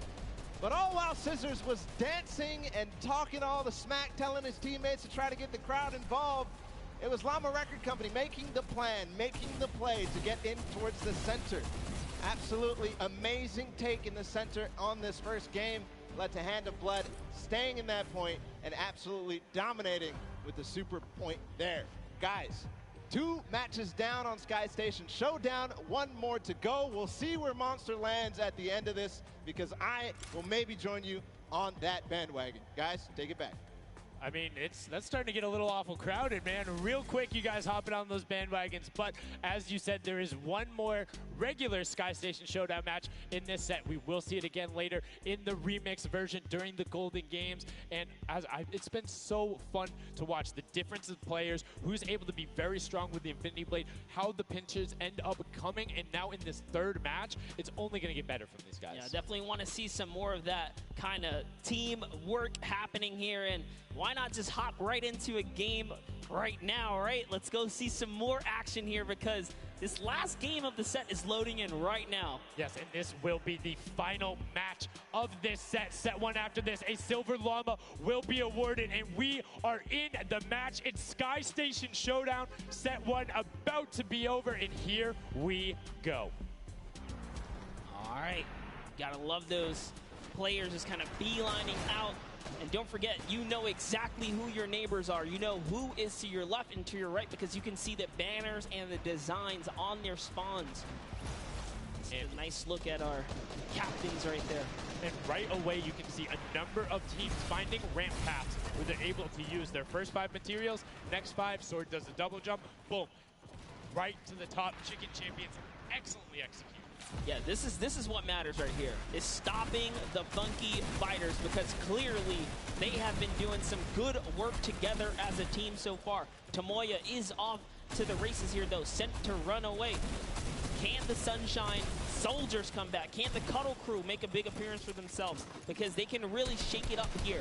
It can go any which way depending on who has the most victories really in the best placement. Yeah, so currently you will see the fact that they're able to be pushed off right there. Llama Record Co. putting shots down towards the spawn. You don't want to peek though because the hunting rifles will be coming out in the shot. Just misses Carnifex right there. And he trades back down. Ninja firing it off but gets pushed out by Raven's Revenge right there. Yeah, Carnifex having a tough time kind of listening in there. Carnifex was sniped from the side. Now we have Taldak here jumping right in from the Little Whip Warriors. He's going toe-to-toe. Otaga's down and out. So, if I'm the Llama Record Company, and I know I've won a match, and then I did okay in the last one, they were in 4th, so they were there, they're close. Funky Fighters have a win in the 2nd place. Do you send somebody to just hard deny the Funky Fighters the entire time? You don't get the Silver Llama if you don't, right? If the Funky Fighters finish above you, they're going to be finished off. Do you think they can spare somebody to do that, though? Because it's better off to deny them than it is to push up the top. Yeah, but the problem is then, the Little Whip Warriors have been so consistent, you literally allowed them to snipe the competition because you over-focus. So I think the play here is play your game, and if anything, stay away from them. Let the rest of the server do that, gritty work for you and dominate the other side. Take that victory. There you go. I like to hear it, Monster. That's fantastic analysis. That's why we keep you around. The breakdown and making sure you challenge the initial opinion there as the Ravens Revenge are able to get on the top and in a fantastic spot of control right now, building up a 40-point lead. Yeah, even Gotaga's team is still in this. They've been doing relatively well so far. Here it is. He just kind of goes toe-to-toe and Ninja strikes him right down. Oh, but hey, his teammate comes on in. Raven's Revenge. Who is that? Magma comes right up to the top. And give you guys a little fun fact about Magma. He's from Australia. He started playing in Fortnite Season 2. His favorite aspect of creative mode is actually speedrunning. Always finds new ways to kind of play the game. I mean, good on him, man. I get incredibly frustrated by that, but then watching these guys do the speed runs and how quickly they go through and how efficiently, it just reminds me why we're up here talking about it and watching them do this creative madness as Scissors cuts through the competition, goes straight up to delay and right back down. Cuddle Crew not quite able to get him. It goes up again, so right now just denying the Cuddle Crew the points, but we talked about how we want to see more from them right now, pushing into the top 3. Yes, the Cuddle Crew, come on, make a big appearance. Every game is worth so much. You, at the very least, want to be up in that top 4 contestant so that you can take a little bit more home with you. Here it is, Ninja. Disengages, actually just takes down Magma. And hey, I like the strat here. He says, you know what, I got low health, let's just get back on this respawn wagon. Doesn't even give anyone the satisfaction of stealing the siphon. I was about to say, no siphon, no materials, quick reset, knows he can get out there, was basically in his spawn anyway. That is the type of competitive edge Ninja always looks to give himself. I love that. That was like 200 IQ low-key right there. It was very well played. But back to Gotaga. And Hand of Blood here in the same shot. Hand of Blood he can't do much. He knows there's a team up there. Waits for his entire squad to go up the ramp and then hops right to the top. But now back to Gotaga, who's on this point by himself. He wants to kind of bait him into the close. Can he get the hit? And he does. Talda goes right down, straight to the top. That was sick, using the jump right as the animation had started to make sure he clipped him from the bottom, dodges the Funky Fresh Fighter out. Gotaga now getting pinched from the side. 3 of the Funky Fresh Fighters up there doing everything they can, and the shots will come out. Trying to find it, and Dracius is coming back up to try and get some defense there for Gotaga, instead just going to disengage. And it's actually prime movement right there as well. You just see him baiting and switching, going back and forth, trying to get in there, see if he can kind of sneak in and get some extra damage. And here it is, someone's in front of him. He only needs 2 swipes. He goes down, he gets the siphon. Oh, cannot convert another, which would have kept him in the game. His teammates are here though. We're seeing a lot more points being sorted. It's a little more top-heavy this game, going towards the 10-minute mark right now, with Raven's Revenge and Llama Record Co. 100 points clear of the rest of the field. Unfortunately, though, the Funky Fighters have fell to the bottom of the totem pole. If they can't come up to the top, they actually are pushing themselves way out of the average, running for the win of this set. So they really need a massive comeback here. But Savenos is showing why he's here with 13 eliminations already, and bye-bye, falls down. Lucky for him. No fall damage. Yeah, it does reset, and that might be one of those moments where you opt for deny, and in fact, he does saying, hey, I'm at 5 HP anyway. I'll see you in a bit. I gotta respawn. Smart play for him. Sunshine Soldiers having a spot to themselves as well right now. Not quite sure who they pushed out here, but the impulse are flying overhead. And Gotaga, they're doing so good at holding the point here, and this is why they're in the #1 lead. But they don't have too much cushion to play with. No, particularly when 12 points per second on that central point. B is open. Gotaga checking his surroundings. No shots coming through. And RTA actually using the door edit and just a little counter edit to make sure that nobody is able to come up and contest him, and it just starts raining shots down towards the Little Whip Warriors. Raven's Revenge making their lives difficult this game, but up comes Ninja. RTA goes down. Chappie goes down. Ninja gets the slam. Gotaga, will he be able to find the last hit? Ninja intelligently backs away and strafes it out. Teammate picks that one up, and they get control. Yeah, I love how he played that, stepping and sidestepping so that he can just stay alive, because it doesn't matter if your team successfully wipes a point. If you don't have your captain there to seal the deal for the points afterwards, then you cannot earn anything from it. Here comes Gotaga. He's thrown himself into the fire, straight into the point there, and he gets taken out. Here it is. Tomaya's team has fallen to last place. Can they make a miraculous comeback here before the 7-minute mark? Maybe kind of get themselves in the running. They're trying their hardest. And I mean, generally we talk about caster curses. It might be like player jinxes going on right now. Everyone's saying, yeah, we're doing well. We're going to stick to our game plan. That just shows you no one is safe here. These guys are evolving, and they're playing a better game after game. Here goes Scissors. He needs one more swipe there, but Clytax wins the small engagement. And Clytax has been fragging out. He's been playing so incredibly well, being aggressive, getting in players' faces, and doing it all with that rare tag. But he's been consistently highest up there in terms of the elim. You see Portugal trying to get some pressure down, but good defensive building there from Kororo. Ryan Frantic comes out the side and cleans it up, but there is Hand of Blood coming directly down. Danya is also up there. We got a 3-way battle, but it's 4 chickens saying, this is our roost, get out. That's right, coming right up to own it all for themselves. Rubius.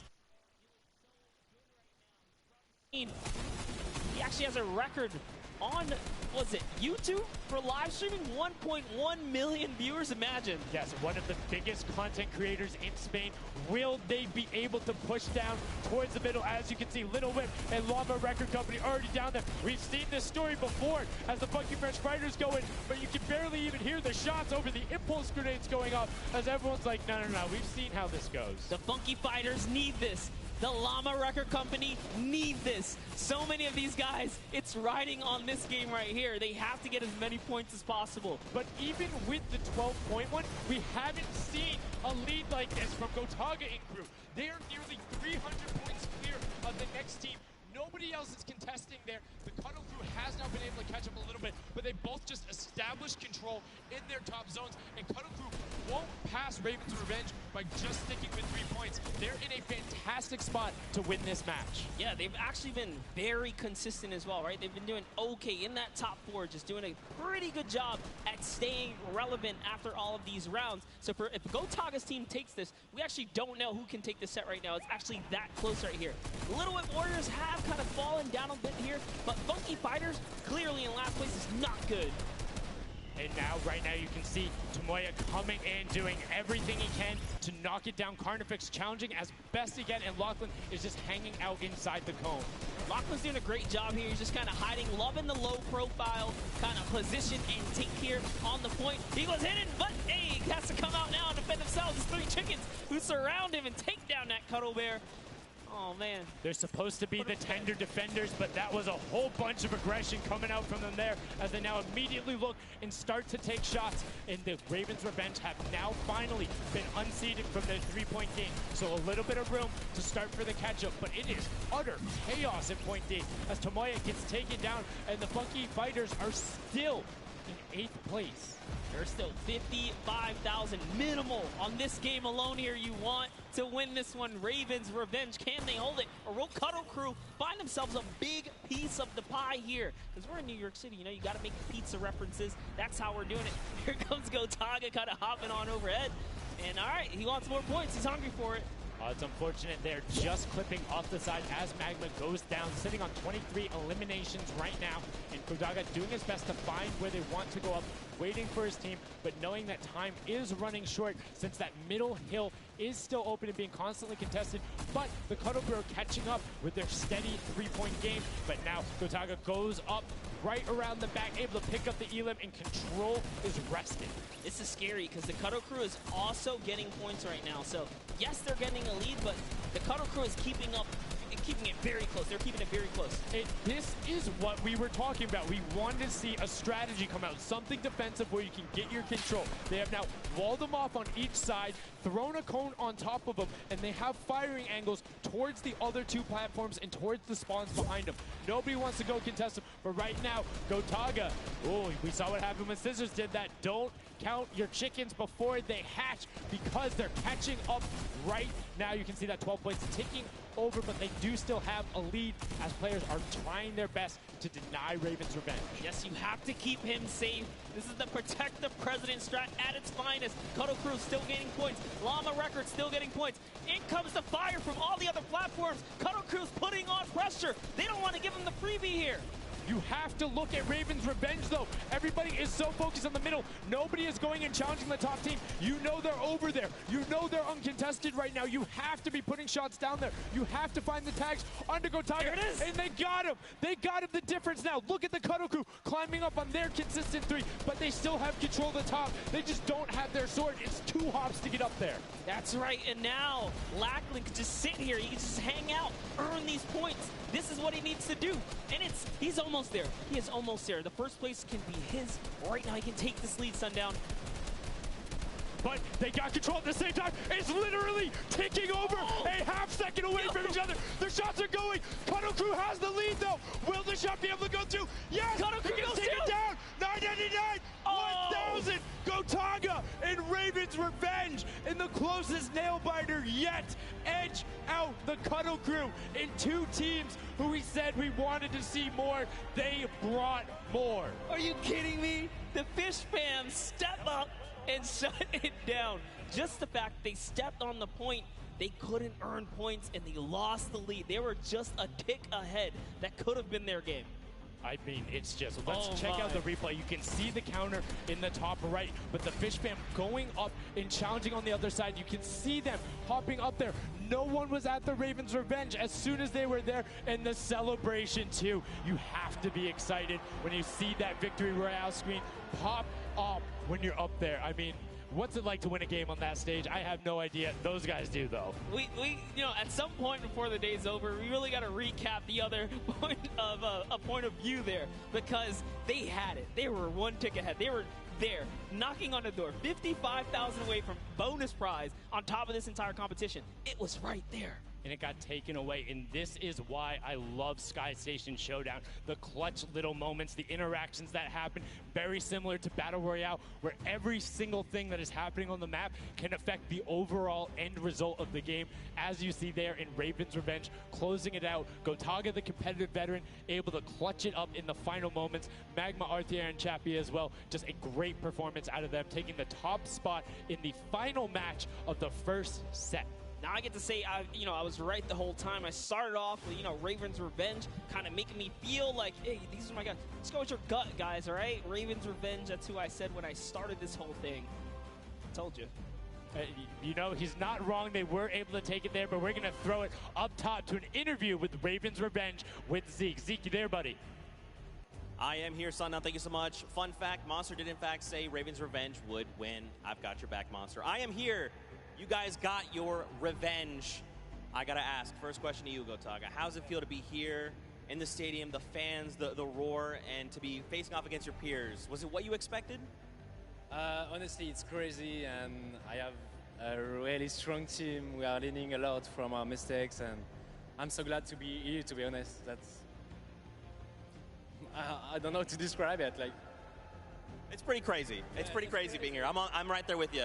All right, so now who's the overall shot caller? Is it Gotaga? Is it you? Who is it? Kind of all four of us. We were playing too afraid at first, so we just had to go in there and just kill them as fast as we could and then spawn trap. That was our goal. Okay, what's the strategy like? Are you guys, talking through at the beginning? Are you guys waiting for someone else to make a move? Or are you guys like, no, we're going in first? Yeah, we're trying to, really pressure Ninja's team. We're trying to put pressure on that green point. And yeah, we were able to control it over them. They ended up wussing off over to the center. And yeah, we were able to play our game and play what we wanted. Awesome. All right, final question. What do you want to say to all the fans that are here watching, cheering you guys on, and from home?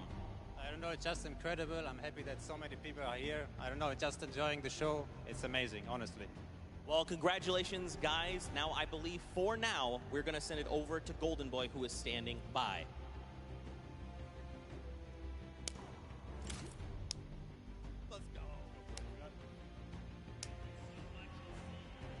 Going on there, and now what we're doing right now, hanging out as they walk back over, just brilliantly done there from RTA, Magma, Chappie, Gotaga. The teamwork from them was just on point. You talked about it, all four strong players from Gotaga, and they're happy with the final result, and that puts them immediately into contention because it's cumulative prize point to find out who will take that first silver llama and kind of get a leg up for the rest of the creative final. I actually want to touch on something that, was kind of interesting. He called Ninja's capture point the green point. These guys are like that focused here. He's like, okay, we know who's kind of farming which ones. And they're shutting players down, shutting down their competition so that they can take these sets. Well, that's the next step, right? As soon as you're immediately in there, and that's the big part for Sky Station that I enjoy, is you have the ability to see where the other opponents are in relation to you for score. So if you want to go and try and make somebody's life difficult, you might not be maximizing your points, but you can effectively help your team the most by just denying the other guys and being like, hey, you don't get to play this. And occasionally, if you put enough pressure on them, maybe they default to rotating the other way. Maybe they go somewhere longer. Maybe they have to wait and only pushes forward. All of those are advantages you can get by just putting pressure on another team. And there's so many different layers, and I think when we see the remix for this, it's going to get even more exciting. Yeah, don't forget, guys, here and at home, there's a remix version. We have some nice twisted surprise that we will see unfold as the day goes on. That was just our first iteration of this round, and honestly, it was a great set. But that just leaves us with the question, too. The Funky Fighters, they had an amazing opening, right? Second place is great. You get big prize bonus for that. You win game 2. And then you kind of flop game 3. Depending on where they went, their average might have really been anchored down. Yeah, that ends up being really, really, really harmful. But luckily there, if you're in the 4th to 8th range, there's no additional, I don't want to say penalty, because they're all getting $10,000 for the match in of itself. So there's just no additional gain after that fact. You're still able to stay par. So 4th would have been just as bad, but 8th, you're kind of looking like, oh, that'll really bring down the average. It's not the worst case scenario going on there. So they should still be at least in the running, but you can't be comfortable. No. Like, not at all. It's so incredible, and now we are going to go over the stage. We have the results, and your set 1 winner is the Funky Fighters. The last match was not enough. The singular win in the double goes over to them. They will have that first silver llama, and there he is throwing it up, and I mean, you got to be happy for him. They did it. I thought maybe it wasn't enough, but it was. Love this celebration right here. You kind of are like, it's a little, I don't want to say like bittersweet there, but it's like, oh, you kind of like get pushed out in the last game, and then boom, you get it. But now the Silver Llama, but they're happy. They realize, and the big thing, that gives them a leg up for the rest of the competition. If they can win the next match, another team has to win both of them.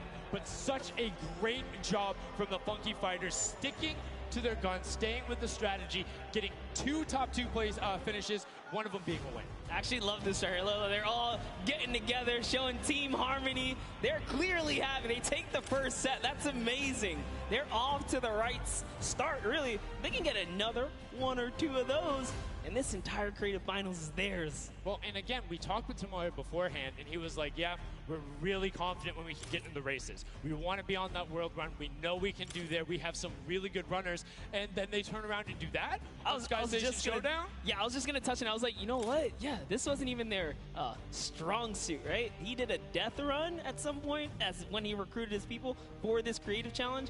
So for him to take what might be one of our, toe-to-toe PvP sessions, that's actually crazy. And here's the team standings, Sundown. Yeah, look at the final team standings. So Llama Record Code do just get edged out by $1,500 there. The Funky Fighters, you can see on the right-hand side, have been awarded that Silver Llama. Rounding it out, you have Raven's Revenge in the top 3, Cuddle Crew and Little Whip Warriors both at 55, sitting in 4th and 5th. Fish Fam, Sunshine Soldiers, I almost got that one, 6th and 7th, and then 8th there are the Chicken Champions. But this is set 1 of 4. There's still tons of creative games to be going on. I mean, it's been so good, and like we talked about earlier, we have a never-before-seen map and game mode for you guys. Now, I know we released Prop Hunt. It's something that's kind of similar to that. How many of you guys have played Red Light, Green Light at some point in time, right? You've been there, you've done it. I know, whether it might have been a little while ago. Junkyard Juke is a red light, green light prop hunt version where you will have 2 teams sitting up as guards, 6 teams running. It will rotate through every single one of the rounds, and here you can see how to win. You have to dodge those guards, sprint into the center, and incinerate yourself in order to get those points. There are 4 rounds per match, Monster, and how do they score? Yeah, but also, before we get there, you only get to be guard once. And while you're guard, you do not accumulate points. But yes, the points come in through the props themselves. So when you are on the prop side, you want to choose small, medium, or large objects and try and get it to the incinerator under the guard tower. So it's actually really difficult. And like you said, it's a hybrid. It's a red light, green light / prop hunt style. And this is a pretty tough game mode. We've played a fair amount of it. I got my hands on it. This is actually a lot harder than it kind of sounds. So it's something that is just completely different. I don't know how many of you guys have played Prop Hunt. Definitely check it out. It's on the Creative Islands. It's a lot of fun, but this brings an additional aspect to it. The guards are able to have the denial. You're able to plan routes out, and you can have strategies, right? So, hey, maybe I want to run all big props the whole time. Don't give it away. Don't give it away. There's tons of different things. Let's check out the format and see what these guys, how they're going to go through, what the map looks like, and really get an idea of how the game is played.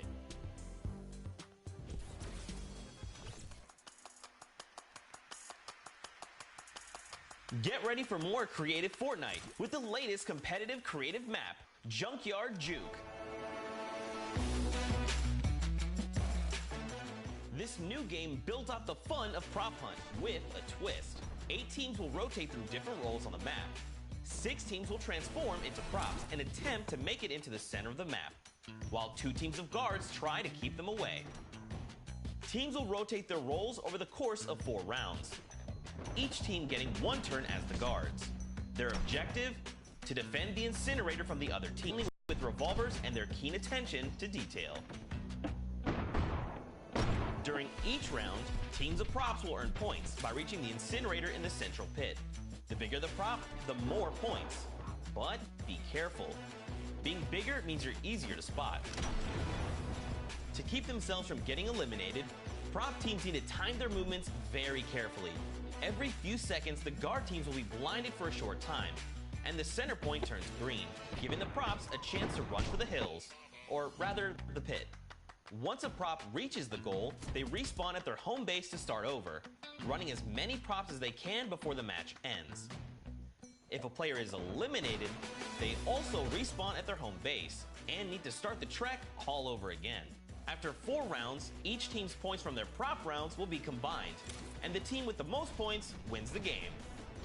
So keep an eye out for those moving bushes, crates, and gnomes, and enjoy the Junkyard Juke. Thank you so much, Zeke, for that update. That's Junkyard Juke, something that has never before been seen. It looks kind of a little simple, but it's wacky, it's fun. There's a lot of small little minutia that go into it, things you can min-max on, and also there's just a level of ridiculousness that I enjoy so much. Just seeing somebody turn themselves into a literal dumpster and then try and weave their way past, it's a lot of fun. Let the memes come to life here as your favorite. Whoa, you talking about my gameplay again? God, that's so rude. Turn them into dumpsters, literally. We'll get to see that unfold here as, I gotta say, this is a frustrating game mode. It's very difficult. You guys are gonna see why. It is gonna be tough for some of these guys to bring in those big point objects, and that's just gonna be the name of it. Who can score the most here? Who can score, and how well are you playing defense? How well do you coordinate? Who is watching the right angles? And it's, again, it's going to be interesting to see, do they switch up their strategy after from game 1 to game 2? Because there's so many different things you can do. But we are about to have the world premiere of Junkyard Juke. We are getting into set number 2. The Funky Fighters have 1 silver llama. Who will get the second? We now are in to set 2. Match 1, and right away you can see Chappa, Gotaga, Magma, and RTA of Raven's Revenge, and then the Little Whip Warriors, Ninja, Taco, Taldak, and FaZe Kaz taking their shots off. Now, fun fact, the screens are there, you can't see, but you can shoot through them. So don't be afraid to take some shots. I mean, we know the trick shotters will. Yeah, some people are already shooting. They figured that part out. But it looks like Chappie hasn't quite yet. He's kind of looking, he's just blind shooting. Oh, there it is. Now he's firing through. He's noticed, hey, these are not ricocheting off of this curtain here. I can fire right on through. So you want to stop them. You want to force stop them. You want to also kind of memorize the map and the lanes. And right away you can see as soon as the blinds go down, people go. But the first points are starting to come through as Lachlan is able to get in. Hand of Blood's team, the Llama Record Co. also able to get a 10-pointer and then a 5-pointer, following it directly behind. Oh no, it was another 10-pointer. So we already see some of the props having successful runs. Look at him go. There it is. You saw a big old truck kind of sneak on by, and these objects are slipping right underneath. But who knows how long that'll last. Here's Scissors. You gotta park it. You gotta stay still. Oh, can he blend in? And one other thing you can note there, the props will clip through other objects that are there. So if you see something that isn't sitting perfectly naturally, like Scissors was right there, clipped into it, boom, got him brilliantly done. Lachlan hits one of those bounce pads that are stuck in there. They will launch you up in the air, but great run coming out from X-Sandy and Tomoya, utilizing the air conditioners to find their way to the end. Bensor and Alex JJ desperately trying to get in. Alex JJ for another 10-point prop, and Hand of Blood gets picked up just before. That would have been a huge swing, but right now, Sunshine Soldiers in first place with 35 points. They are finding their rhythm here. Sunshine Soldiers taking the lead right now. This is a hard game mode to break free in because you got to think about it. These guards are not playing around. They are shooters, right, at heart. And at the end of the day, if something looks off, something looks odd, like this white vent right here, you're just going to get popped. So you got to be careful here. And there it is. Nice job of, you know, kind of hitting the brakes here. And, oh, he hits one of those trapdoors. Let's talk about that, Sundown. So you can actually see it. There is the little tiny springs. They launch you upward. There's a couple that can be chained into each other. But if you are one of those bigger objects and you get sent up, you are just quite literally sometimes flying garbage. Yeah. But, you know, it would be too easy if we didn't lay traps around, right? So, you know, got to kind of spice it up for the people that are turned into props too. So you can also, actually, the people who can turn into props, there's one pathway where you can chain 2 of them together. So if you can get there, you almost land directly in front of it. So as long as you time it correctly, you can like use them slightly to your advantage, but most of the time they're a little bit more annoying. And boom, you can see that rusted truck going in. And now the Funky Fighters pulling out another lead, 60 points so far.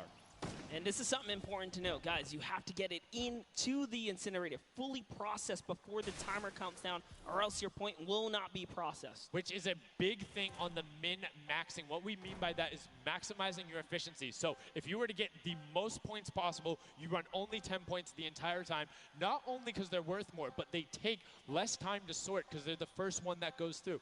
The two-point props are able to run, I don't want to say relatively easier, but much easier compared to a dumpster and a card, particularly because you have cover. With that being said, take about an extra 3 to 4 seconds to sort, so it makes it that much less efficient, plus being only 20% of the point value. That's right, so Clytax there has chosen a big object.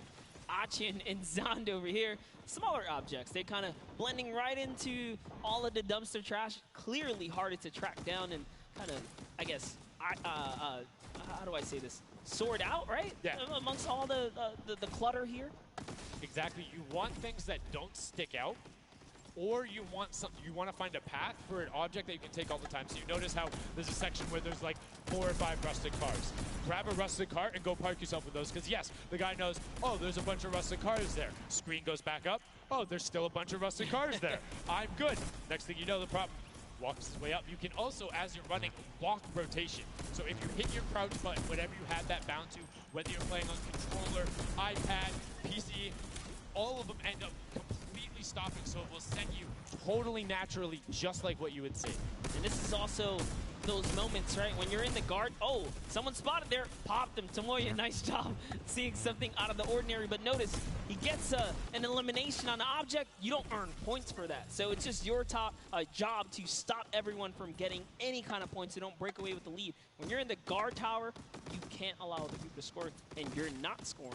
Which can end up being very interesting if the team in the lead, which generally happens because you have 3 chances to score, is shooting last round. Right? Because then it's all about how good are your pressure. And one other thing you can see, starting to fire through the screens, very well done for them, picking up an elim there. But right now, Cuddle Crew already wresting the lead away. All 3 of them sitting there at 60, but they're 5-point processes, and it goes through as 2 more dumpsters throw themselves into the fray. Yeah, and that's because the Funky Fighters cannot earn points here in the guard round. The Sunshine Soldiers using this opportunity once again to just break away even closer to taking lead. And the Chicken Champions can't earn anything either. I love that from Clytax. Right away, hides himself behind the box, and you see his hands. He's like, please, please, make sure it's not there. And then, boom, gets the point, gets a nice little selfie going in. And you can see all of them getting sorted there. Another way, I'm all about the min-maxing. Point your camera towards the end. You go just a little bit faster. Sundown pulling out the strats here.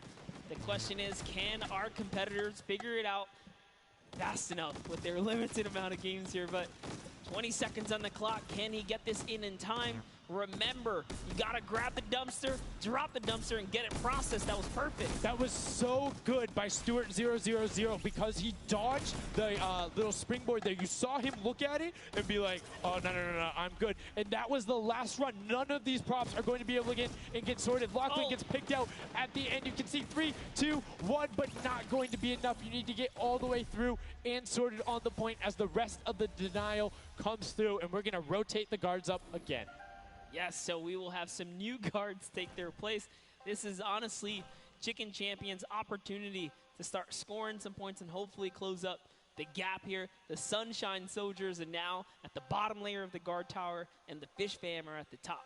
So it is time to kind of mix it up. My eyes are on the Funky Fighters right now. They are doing great. They're very close, and on top of that, they're the team with the Silver Llama. Yep. As we talked about, they are so incredibly close, doing everything they can to push towards the top. And you can see they got a lot of elims, too, in the round where they were playing defense. So not a ton of scoring going past them, only 35 points off the pace. But what I'm shocked about right now is there is nobody running 2-point props at all. 0. Tomoya is a genius. He was already spotted out for the statue. He kind of hit over to the side and said, you know what, I kind of got to wait here. I can't park this statue on the open. He's going to be hunting for me. And that's exactly what he does. Kind of sits it over on the side there.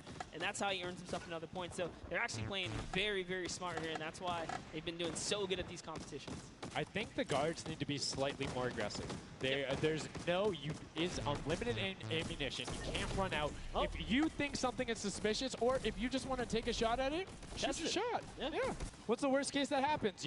You miss. There's no accuracy stats going on there. If something looks suspicious, Don't let it through. You're the guards, and you want to deny as much as possible. And again, every match is for $55,000 for the winning team. You want that, and that will lead into the llamas as well. You don't want to end up in that 4th to 8th spot. You want to push past your competitors.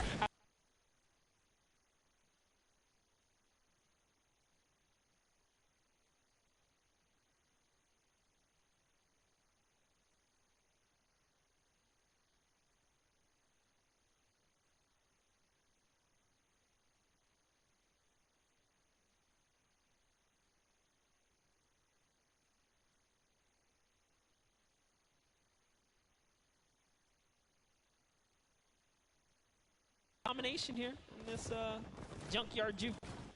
Well, like we said, the creative finals is all about celebrating the different types of creative skills. There's different ways to express that. We have the world run where it's there. We saw Sky Station Showdown, which shows off building in team tactics. And right now, Prop Hunt is all about min-maxing efficiency, working together, and hitting your shots. Yeah, absolutely, because when you're in that guard tower, you don't have opportunity to miss. You let them score, they're going to break free and break away with the lead. Here's a look at Svenos here, who's that bullseye, just kind of blending right in. The archery target, there's a lot of them out there, but you need to be careful because they're slightly harder. And come on. Uh-oh. Really? He's floating up Really? there. You can see kind of like the look on his face. He's like, there's no way this works. And one other thing to talk about is orientation of your prop. So you notice he actually swapped his camera and pointed in the other direction. Oh. Unfortunately, was clipping into the trash bag there. But if you're running forward, your prop faces backwards. So you need to run and then turn, settle yourself. That's the best way. Or you orient yourself around the stuff that's near you. Because if you're facing in a totally random direction, that'll earn a bullet in most circumstances. I love how aggressive they were at the final moments. The clock was You gotta go. Yeah, the clock was ticking. They're like, you know what, we gotta get in here. But that was round 3 of 4 for this first game right here. And, you know, it's kind of going either which way. So if you've already had your shot at the guard tower, you're safe. You're good. You can keep getting points. But if this is your last opportunity, you're in a guard tower, that's all the points you got. That's it. They have to hold strong. So this is where it really comes into mind who is running, who is in the tower, and what does the scoreboard look like. So right now we can see right away Llama Record Co. is up there, and I believe it's with, I didn't see who that other team was. When we pan back over, we'll call that out. But Llama Record Co. is in first right now, and I think Cuddle Crew is with them as well. So it's typical that the top 2 would be up there, and it is. The top 2 teams are in the guard tower. So right now, everyone needs to unseat them, otherwise they will take this first match of set 2. I'll be honest with you, it's a pretty big lead. That's a substantial lead. Whoever is left in the game, the Sunshine Soldiers, the Funky Fighters, the Chicken Champions, you got to bring these big items through and do it successfully with the limited time left in this round right here, because if not, it's going to be hard to catch up to that 150. We're starting to see a little bit more consistency right there. And look at Svenos just shooting. He's just shooting everything. He's not worried in terms of going through there. Does hit one elim, fires the shots off, going through, trying to look at just anything that he thinks doesn't look normal. Anything that maybe not have been there before. It's like one of my favorite things, watching him just shoot the boxes like, what's that? Was that there? Was that there? Was that there? Was that there? He's just taking his shots. That's exactly what you got to do here if you want to hold this lead here. And that's why they're dominating. You can see the no hesitation really coming out of them, and that's why they have the lead right now. And it's great. It's great that they're hitting his shots. It's great that Svenos is holding it down. But the Funky Fighters, we talked about it, eyes on them, already up to 120. One more 10-point prop will put them past. And unfortunately for Ninja there, does get hit on the springboard, but gets in anyway, so just a little bit of time loss. A great shot from Lachlan. My lord, I barely even saw that. Ford Turtle from Australia hit a springboard, and Lachlan shut that down. His fellow Australian brother right there. Very nicely done. You don't want to hit those springboards, man. And now you can see 125 from the Funky Fighters. They're doing everything they can to overtake. They want this match victory. They want to keep the momentum rolling. But the Cuddle Group is doing a great job of picking up targets and running their timeout, getting some both right as they get out of spawn and before they're about to score, which the waste of time is even that much more efficient, but unfortunately not finding anything there. Yeah, Lachlan is really not timing his kind of rotations and reloads properly. Notice he's not also utilizing the shooting through the curtain factor there. He's kind of holding himself back. That's why you saw him with a couple E-lings right there. But got to put that pressure down, lock down these lanes so that they don't just get like free rotations through, right? And again, we talked about it a little bit. I'm very surprised nobody is just consistently running 2-point props. You can get them in close to every run if you pick the right path and you take the covered angles. It's very difficult to stop them, particularly with the smaller hitbox. But so far, we've only seen 2 scored. Yeah, and I like that. Cuddle Crew right there, 130 points. This is their time. Cuddle Crew still doing really good defense right here. Oh no, but you know, Cass's curse. I feel so bad. Chicken Champion comes up out of nowhere, takes that one right away.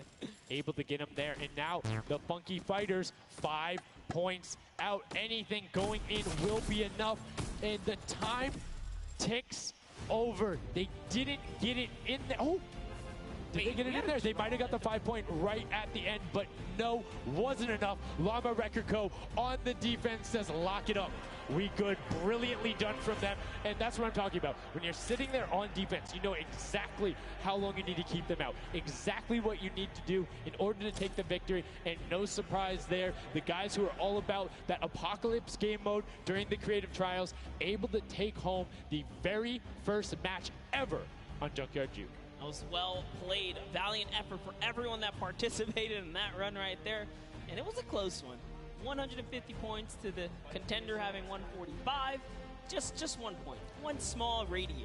And this is what I'm talking about, where if you had one person who is running just 2-point props there and got their successful runs at the end, they would have it. That's 3 successful runs. That takes about a minute, and you could have collected it.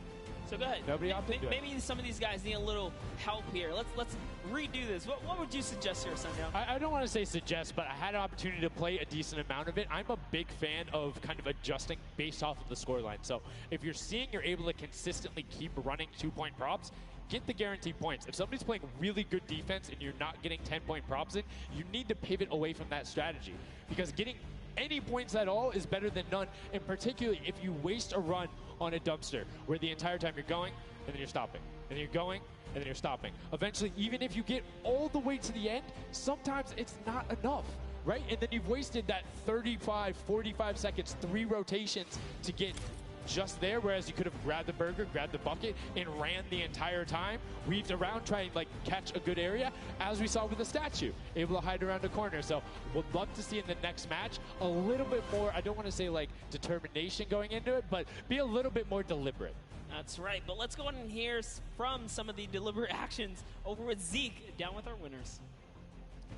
What's up, guys? I'm hanging out with the Llama Record Company. They took away the prop hunt 5-point lead. You guys locked it up at the very end. And Blood, I'm going to start with you. And one person I want to call out specifically is this man right here, Svenos. Very tall, tallest man on the planet. It feels like this guy's a very good pick for your team. And I want to know why him, and then also why you picked these other 2. Yeah, I mean, I picked all those guys because this game mode is all about skill. There are no random things in it. You need good aim, you need decision making for sure. And Svenos, I mean, he's like a Spanner. He really likes Spanner. That's kind of the best city in the world. And that's why I picked him first, for example. Okay, now Svenos, I'm going to put you on blast for a second because we've known each other quite a while. You know, I'd like to believe that your creativity is what allowed you to win. Let's think back to the time where you wore an entire green outfit and you danced and had a galaxy over yourself. Do you feel like that galaxy and that kind of creativity helped you get this dub? I don't know what you're talking about, mate. I think people at home that watched, you guys probably know exactly what I'm talking about. Let's go over this way now. What did you think about that game? Was it what you expected? Was it different? Did it catch off guard? Were you ready to just jump into it? It's enjoyable. Once you get the hang of it, it gets a lot easier. You just got to work out who's good at aiming, which team's on the tower, and after that, you're good. All right, final question. Do you think you have what it takes? Are you gonna? Is the Llama Record Company going to be the team? You think someone else is standing in your way, or is it all you guys? I think it's going to be all us, yes. There you go. Man, a few words, that's all they need. Gentlemen, thank you so much. Best of luck going forward. Back to you guys on the desk. Thank you so much, Zeke. Another brilliant performance there coming out of the Llama Record Company. We talked about their versatility. We talked about how quickly they pick up competitive matches. But this is what happened in the first set, right? They were there. They were confident. They're like, yeah, once you get it, it's easy. And then all the other teams immediately caught up. So it'll be very interesting to see if that same story from set 1 is what's happening in set 2. Yep, that's right. Alex up there said it best. You know, he had the confidence. He felt good in those final moments. Hey, you know, once you figure out who's aiming, maybe just avoid him. Yeah, I mean, if somebody is hitting all their shots, you need to take a different route. You can't go and continuously challenge them because, again, we talked about that. If you waste all the time to run through and the guy hits a lucky, or I don't want to say lucky blind fire, but a consistent blind fire through there, don't keep running that way. But like we said, this is the first time seeing the Junkyard Juke mode, and we talked about the prop hunt mode earlier, but you can play it live right now in-game. There's an LTM that's available only for this weekend. Let's check it out.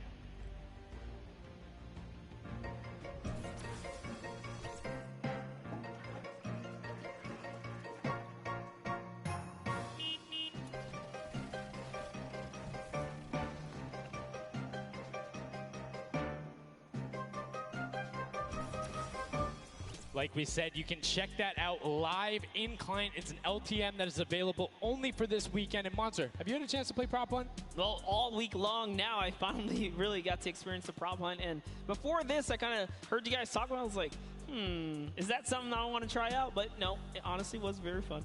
There's so many just fun moments, but the ability to then push it to a competitive level, these guys are doing great, but we're now going to get into match 2 of set 2. The second time you will have seen Junkyard Juke, and let's see who is able to push on. The match is about to start. Here we go. The creative finals at the Fortnite World Cup. Set 2, match 2 of Junkyard Juke.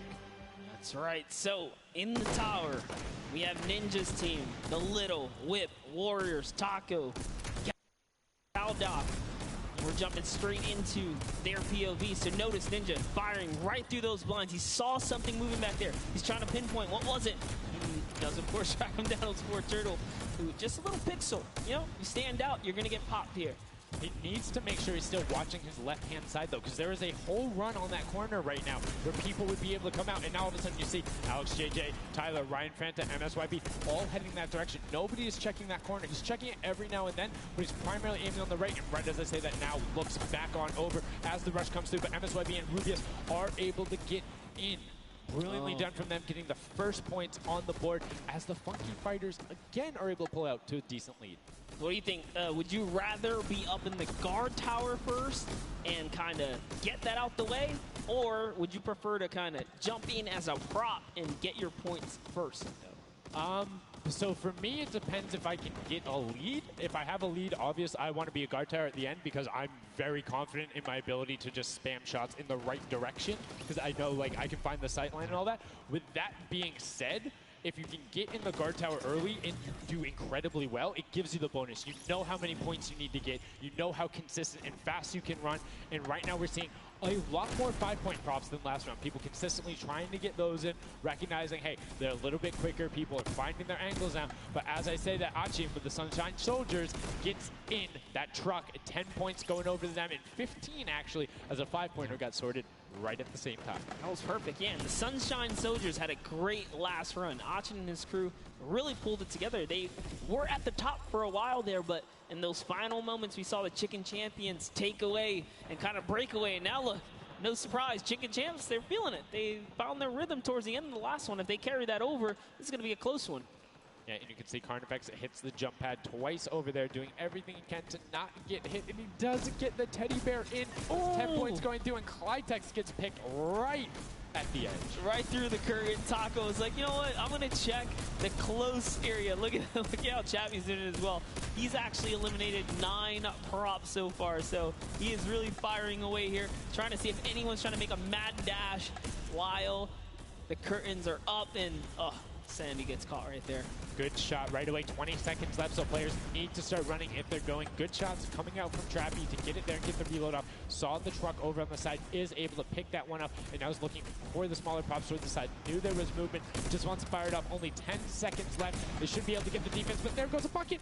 Look at it. Oh, the cactus. those are hard to hit. There goes, able to pick it up just at the last second. Good attempt from Kutu, and you can see the points already coming across. Players so far sticking to their game plan. 5 and 10 point props all the way. That is the way to go. Inch your way up and over to that victory there. But that was just the first round of 4 here. Round 2 is going to begin. What's going to happen now is, again, the guard tower is going to mix up. We're going to see new players in the guard tower, and then the other players that were previously in the guard tower back on the prop hunt floor. Yes, you get 1 round in the guard tower, 3 rounds of running as the props, and you can see right away now you have the Funky Fighters up top, and the shots go out as soon as the blinds go down, not letting anything happen as the props march their way out of spawn. This is fun right here. I love watching these trucks waddle about, really trying to find their way, and they see the light go to change, plant themselves down, and they were back out to the field here. Yep, and desperately trying to avoid, oh, there's no way. You're stacked on top of each other. Come on, you got to shoot one of the two. Shots are going towards it, but right now Zan trying to get that cuddly cute teddy bear into the incinerator. Not a sentence I ever thought I would say there, as the Archer is now doing everything he can. Hits the bounce target twice and is able to convert as Magma gets another good run and sneaks in under the shots of Dracius. That's right. And this is just getting closer and closer as we have a 3-way tie now. The Fish Fam, Llama Record Company, the Cuddle Crew, all at the top here, and it's still a very close game so far. Dan Yan right here from the Sunshine Soldiers, peeking around, using that camera angle, trying to see when it's time, wants to waste no time here. Bat, it goes down and off to the races she goes. But will it change? Yep. Actually stops early too. Says, you know what, I'm gonna play it safe, I'm gonna stop before the curtain comes up. And she has to be having a blast right now. She says one of her favorite things about creative mode is kind of the wacky and Waynian situations you get into, particularly like prop hunt. So this must be a game mode that she's doing incredibly well and enjoying herself in. As you can see there, her team is able to get a couple of props in there. Gotaga and Clydex try to make the final little sprint. Hand of Blood gets another 10 points over, as does Taco with a 5-point statue there. Scissors is hanging around on the side there. Will go through. No, I did not mean to call you trash. You just are a dumpster now, quite literally. Quite literally, but oh, the rage. I read the lips. He said, I was so mad. He got taken out right there. And I like this. Let's see how he decides. He's going for those 10 points, though. Notice he went straight to the right for the big objects. That's the risk. That's what it was about. That's what happens. You need to be careful not only of the fact you're bigger, easier to see while you're moving, but you need to find a blank space in order to set down. Can't be clipping into anything else with 45 seconds remaining in round 2. And you can see Svetos a minute before the guard looked at him. He's like, I don't, nah, I'm out. Right there. And right now, relatively top heavy. 70-70, and as I said, Fish Fam does get their 80th point, but Lachlan hanging out on top of the Rebel, 28 seconds left, does find an angle that you know, no he actually really didn't watching. park either. He just jumped on top of it. You know, I haven't been to this section here where all the vehicles are. This is the section I'm talking about, where you can grab a burger in a bucket, go out, and not expose yourself except for during one period. And as long as you either full run the time through, or you opt to sit still during that time, then you're good. You will score literally every single run. It's just you have to be a 2-point prop, and you have to go to that exit. Oh, Dan Yan right there, unfortunately, couldn't push through in those final moments there. And that was round 2 of 4, as we are looking to get into round 3 next. So they can earn some more points. And every single set matters, right? Every game matters, because there's a lot of prize on the line. Yes, every single match is scored. The top 4 will receive a gradient of money going from $55,000 down to 20, and then you have the 4th through 10th all receiving 10. That prize is then decided who will receive the Silver Llama. The Funky Fighters currently have one, but who will be able to press with them? Clyde Tax, that vehicle is way too big, buddy. You can't just be trying to squeeze it behind that and not think someone's going to see the tail end of it. Here we have Bensor and Dracius close by one another. Bensor gets popped through the blinds there. And wait, so he's going to take a couple shots. He said, does this truck belong here? He did miss, though. Lucky for him. The bad aim and that moment right there is going to allow him to sneak that big 10-point. No! He gets taken out. Right there, that's no points for him. 10 is huge in this mode, too. It's very difficult to get a vehicle all the way through. I mean, it's swingy, right? If you think about it, the last round was one with 150 points, right? So if you get a singular 10-point profit, that's not an insignificant percentage there. Like, that's going to be able to help your team, but you also need to set your feet there, as Kororo didn't hit the crouch button. It was like, I see you wiggling a little bit there. Yoink. And there's Ninja, Ryan, Fronta, Chappie, many others still in the running here. Just kind of peeking looking around. We see Tyler shooting straight through the curtain. It almost looks like he's beelining his shots down the aisle there, trying to see if he can get anyone trying to exit out. Zan sees the one pop up in the air, and I think he might have clipped that person out. Nobody was watching that side. Oh, Fish Fam needs to communicate better right now. Nobody was covering that other side. We saw two teams able to get a decent run out, but right now, Llama Record Company still holding the lead, sitting at 100 points. But don't forget, Fish Fam are up on top right now. Are the guards, which means they're not scoring points. He's so fast. Ryan Bronze is so fast here with this prop. Even moving it, he doesn't care. He's going all the way for it. But he's got to watch for traps. See the fear? He's like, you know what? I'm not even going to risk it. I'm going to wait here, get the secure point. So one important thing to notice, too, is Ryan is taking paths consistently that take him to the corner of the guard tower, because the corner provides you with a little bit of natural cover, and it breaks that sight line up. If you're only staring out in one direction, it's super easy to be like, no, that car was not there. I know it wasn't. If you're flipping back and forth across that corner piece, it just breaks up your field of view a little bit more, and it's that much harder to try and figure out what's actually going to hit. That's right, and oh boy, is MSYB going to be able to sneak this huge chuck in? Oh, he actually hit something there. He's going to sneak it right underneath. Lucky for him, the shot did not come back in time. But just that big archery target was almost enough to kind of block him right there. Venos gets another large object in as well. That's another 10-pointer for the Llama Record. It was fully processed here, so now he's at 130. Can the Cuddle Crew hold the lead here, though? Can they secure it? All the Llama Record Company needs to not score right now, and they'll continue to kind of stay in the lead.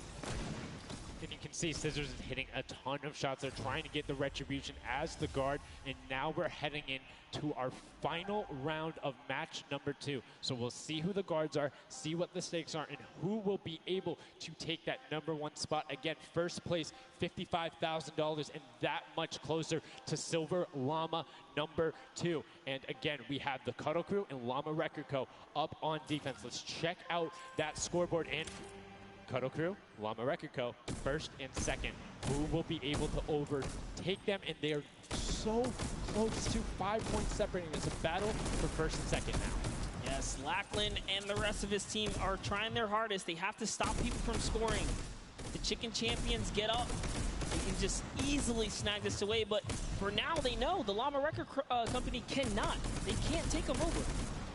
Ooh, I thought he was going to shoot that car. He knew it wasn't there. Nice. Finds the box right around the corner and then gets another one right after. Blind fire through the shade as El Rubius is looking to post up there. Spanish YouTuber trying to find a way in, trying to lead his team, and they've overtaken the Llama Record Co. with plenty of time and are tied with the Cuddle team. Any singular point now will put the Chicken Champions as our match 2 winner. They need one prop. That's right, they're so close here. Magma trying to hop on over. Who's it going to be for the Chicken Champions? Who's going to be? Do you think they get a 2-point prop? They have the scoreboard in front of them. They know they need only that. Do you think they run one in, or do you think they stay with what they're doing right now? Honestly, I think they're just going to stay with what they're doing. It's working. Why break the formula here? They have over a minute to do so. And just like that, they are going to that will be it. Yes, brilliantly done. They're overtaking them. And now the question is, can the Little Whip Warriors get enough in to catch them? It's a 25-point spread, but you can get that. You have 4 runners. You can get that in a single run if you're well coordinated enough. Will they be able to catch up, or can the Chicken Champions edge it out and be our match 2 victors? That's right, because the Cuddle Crew is now bumped out. The Chicken Champions are holding it. Little Whip Warriors have scored, though. 1 minute left here. Uh-oh. Raven's Revenge coming up as well, as is the Fish Fam. This is actually getting closer than we would have thought.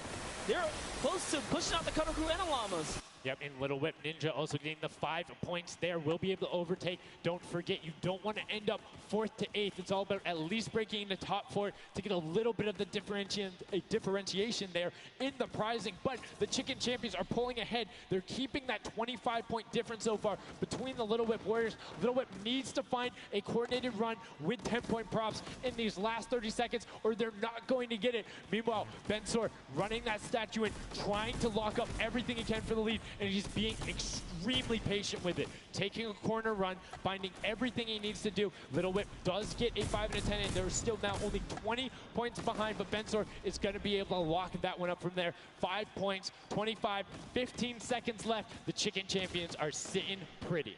Yes, that's right. If the Little Whip Warriors don't score big right now with all big props, it's going to be all over in 3 seconds.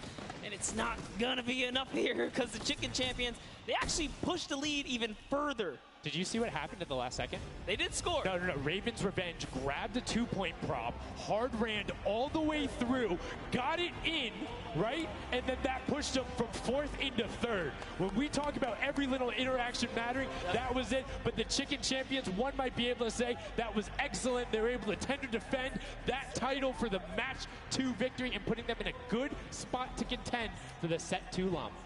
You can see the excitement there on their faces as they just realize, hey man, we got this. We're in the running here. The Junkyard Juke could be ours.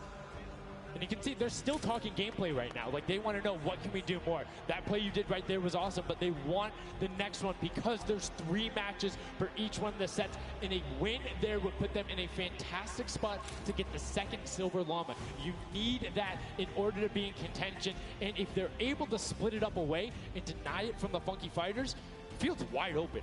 Yes, it's not over yet. That's just another team who takes a victory here, making it that much closer of a running so far. And we saw the Ravens Revenge kind of sneak up too. You need as many points as possible. The bigger the placement, the better the prize as well for the round. So you can't just give up either.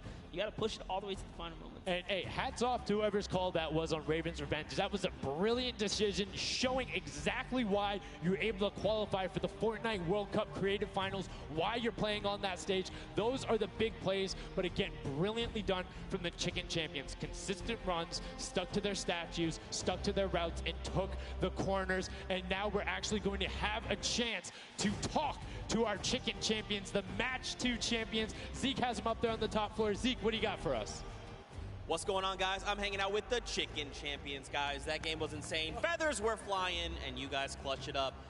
Did you figure out the strategy? Because you guys were well and ahead of everybody else. Yeah, we practiced yesterday, and everything is thanks to this guy. This guy always goes for the 10 points, always, and he always gets it. So thanks to you, man. All right, then I'm coming to you, Mr. Carey. What was the strategy? How did you get the 10 points in there? Was it the same every time? Did you switch things up? Yeah, go for the 10 points each time and do the same strategy, and it seems to work. So in this intense game of red light, green light, were you like stopping early, or were you just like going as far as you could go and then waiting for someone to spot you and stopping, or what was your plan? I'm taking it very patiently. All right, now over to you guys. What do you guys think of this game mode? Has it been everything you thought it's been? Yeah, it's great. We had a game plan. We definitely did what we came to do, and that's what we expected. So. Very well executed. You did not lay an egg. All right, final question for you. I want to give you the chance to tell the world, you know, all the fans something. What do you want to tell them? Thanks for the support from Spain for the other world, and my team is it's good in this mode, and will we win the next match? There you go. The excitement is real. Gentlemen, congratulations. Best of luck going forward. We're sending it back your way.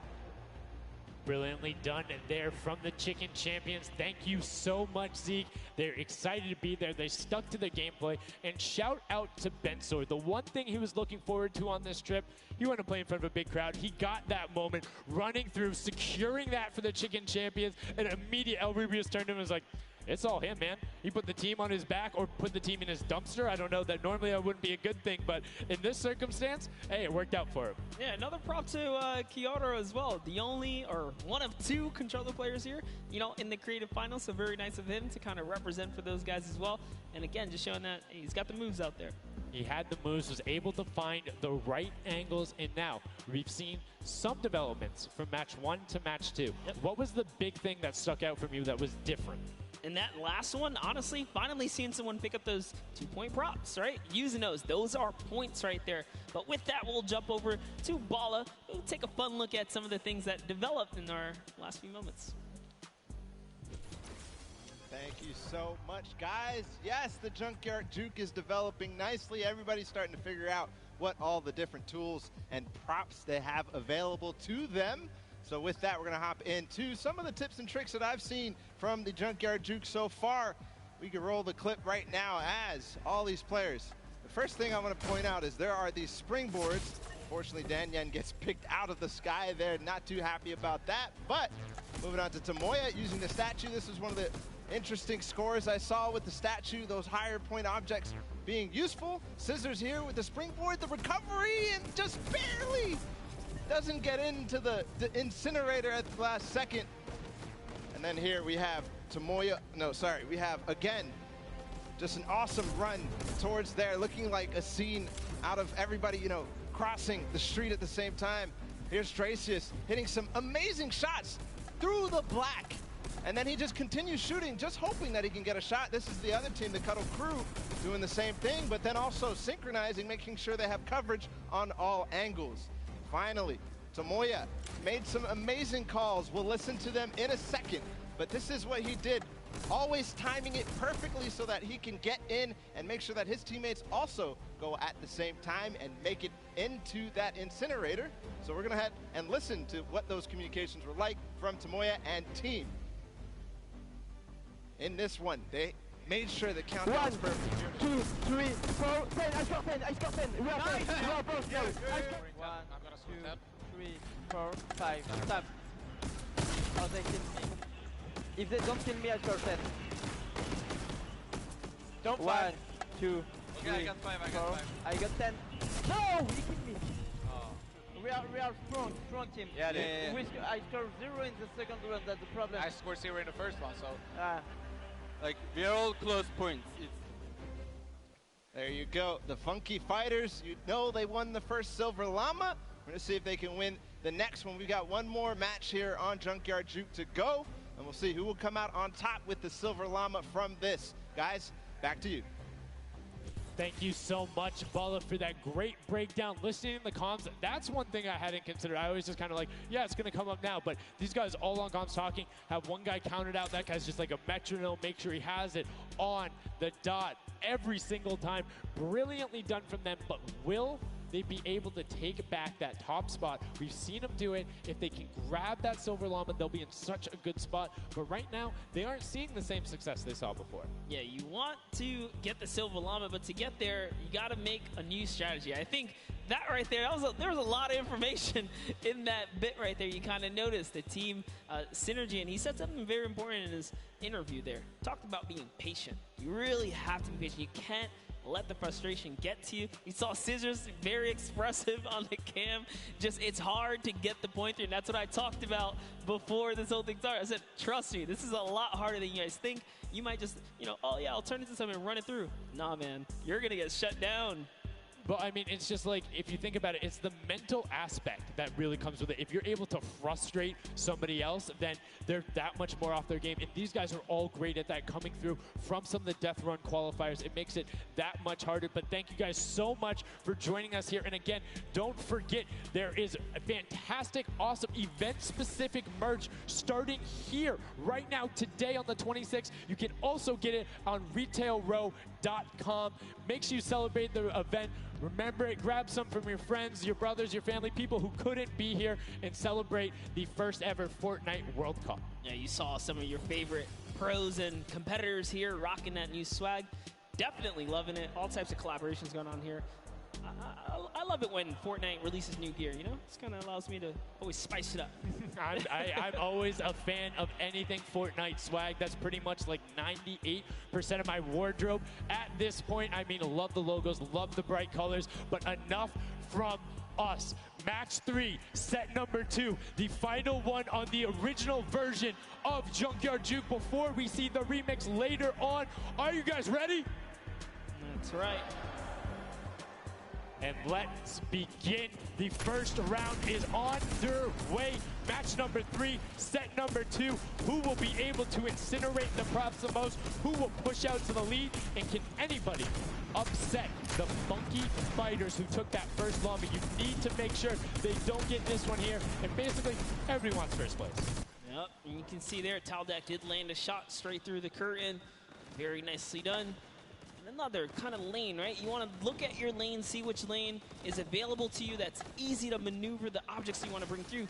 Flytex, for example, here is using a bear. There are no bears in this section, but he says, you know what? It's all good. I can sneak this around. So the big thing with the bear, though, that you don't really consider is the coloring of the background. You're in the junkyard. You're a little bit in one of those desert biome situations. There's a lot of kind of muddle grounds and oranges around there. It makes it that much harder to stick out. However, if you're grabbing the snowman, you're just really flexing on everyone. It's like, yeah, I'm a snowman. I'm a snowman in the desert, and I'm going to score on you. That's pretty hilarious because, you know, we haven't seen anyone pull out the weird objects in the back end for good reason. There are a couple other fun ones back there. If we get a pan around later, you'll probably notice a big old snowman or something like that. But with all this money on the line, there's no way anyone has time to play around like that. You can't play around because every single one of those runs matters. And right now, we see Sunshine Soldiers swapping over. They've already put in 2 2-point props, so need to be slightly more efficient on those runs, but good job getting on the board consistently. And as we say that, 5-pointer goes in. Boom, they're ahead of the Funky Fresh, who have had a singular 10-point run. So trying to get every possible point. It's all about min-maxing efficiency. Honestly, the Little Warriors are doing a great job at defending here. They all have a ton of eliminations. Taldak at 6, Taco at 5, Kaz and Ninja both tied at 7. That is pretty good. They're shutting down all of their lanes. These guys are not here to play. Remember, as you're a guard, you don't accumulate any points, so it's good. They're knocking this out the way, and they're doing a great job defending. Keeping them out, making sure you find the right lane angles, and also sometimes just putting shots out in the right spot. You just need to be able to consistently deny as much as possible. And Taldog, that was sick! I was like, are you behind that? Yep, what's that? Didn't see that there before, didn't see that either. Taldog doing a good job so far, spotting things through the curtain. Let's see if he can find another here with a random shot. Oh, something landed. That's why you don't want to hit those spring traps there.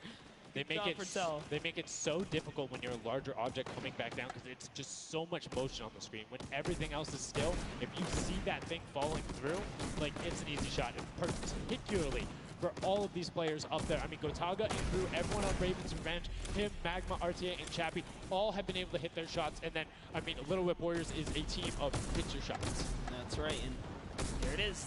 Last opportunities to make a point have just concluded, and that was the first round. There are 4 of these, so we're going to switch up the guards now. Little Whip Warriors get a chance at, you know, trying to earn some points, and as do the others. The next round will begin. That dragon's so cool. That's so cool. Look at that. Yo, almost looks real. Yo, shout out to the observers. That shot right there, that's really cool. Big fan of it going out. And as you can see now, round 2 is underway. This is the final match on Junkyard Juke of set 2. And right off the bat, 2 archery targets and a water heater marching on out. Yep, that archery target is worth 10 points, though. So if you can bring that all the way through, it's one of the, I guess, smaller, large point objects. Magma doesn't even care. He's impatient. He saw the blinds open up. He just kept going. Svenoff did pump the brakes, so even right here, notice, stops very early. He's just trying to blend in and get as many points as possible right here. Ooh. Did get picked up. It might have been the book there. That's the one thing that you need to note that makes it very difficult about the bullseye or the archery target is the fact that because it has those placed legs, you have to be deliberate about where you're setting down. Otherwise, you're like, boom, right there. That book would be a giveaway if somebody decided to look down and double check that box. But there's 6 other boxes around, so relatively safe. Good path chosen there from Tyler, and opts to stop and be, you know, a little bit of patient, and might have cost him there. I think he would have had it if he had just go full send, and I think he thinks so too. Yo, it makes me laugh to see him scratch his head, his jaw drops like, oh, being so close and not making it through is so unfortunate. Taldak is going to find a little bit of success there as the Suezo, and you saw Alex J for a bit, is very close to scoring as well. Here's Zan from the Fish Fam, representing, hugging really close to that cactus. So long as he's not pushing through it, yeah, he is going to be able to sneak on out. He kind of hiccups there. He's going to go all the way. He doesn't care if the curtain comes down. He sneaks right underneath Tomoya and his team up top. Funky Fighters are at 35 points now in the guard tower. They can't earn any more. And that was a great run there by Zandy Knight as he spent us waiting for the blinds to go down, making sure he can find an angle, and then pushing in towards. Needs to be careful of that spring right there, but doesn't matter. It gets picked up anyway as he's like, hey, there wasn't a card there before. Alex JJ now looking to find a run. You can see Fish Fam and Llama Record Code currently hanging out at the top, but again, haven't had the chance to be up there, so can be expected Alex JJ now 2 targets, both running out good stops at the same time, but particularly if you have 2 people taking the same path as the same item, it kind of has a little bit more of a benefit because you're like, yeah, those were both there but mine. There's no way those are both props. That's what I was going to say. I was like, you know what? Honestly, if you see a bunch of the same things, they blend in a little more. It's when something's an oddball that you really start to shoot. So maybe it is a good idea to time it, right? But there's split spawns, so you don't always consistently. There's different spawn points around the map that have the different exits as you go out, so you can coordinate with a teammate. Or what you can also do is sort of bait somebody else to do it, right? So you see somebody who's running an archery target, and you're like, okay, I'm just going to grab that too, and then you follow their path. And if they get picked up, oh, well, you look slightly more natural, particularly if you're that much more patient. And you can see Svenos is actually doing that right now with Carnifex, both of them going into the box. Svenos does hit the spring, is hanging out behind the car, and will get the score. That was a great run from him. Yeah, he actually recognized Horazy was not looking down in the right direction, so he took advantage of that. Funky Fighter let his guard down for just a second there. He did manage to sneak on through, so that was the big point there in the final seconds as this round is now coming to a close there. Next round is going to begin. We're going to switch up the guards. Take another look. And no dancing, just props and shots going out from the guards. Round 3 kicking off in the final match of set 2 at the Creative Finals. Who will be able to take that second silver llama? And right now, you see Bensor is going in for the 10-point prop. Right away, Kutu does get the Mimic, but then opts to go for a different route as players are starting to feel a little bit of the pressure here. You can tell they need to score points. It's the first time we're starting to see some gnomes out there and another teddy bear on the run. That's right, Kantaka representing here. He's putting himself straight behind every object that he can. I love that they're using the smaller objects. It's so much easier to score with those. When you bring those big ones out, it really is hard. He actually put himself inside the truck. You see that? He's following Kuta so close here. Just kind of use him as bait, really. As you get behind him, he's safe.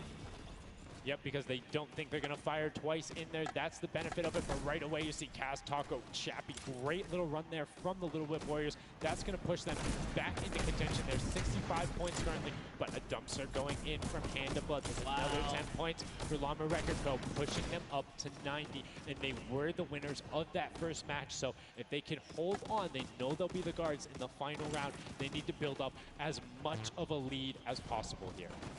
Carraro actually has 15 eliminations, so he had a super successful guard round, but the Chicken Champions need to get picked up here. They need these points. And there it is. He's doing a lot of work for his team, showing that, hey, I can push us up here too. Just gonna go ahead and take that 5-pointer, throw him right over the Fish Fam now. They're in the top 3 running. That was a great run from him. Corner peeked the entire time, made sure nobody was looking for him.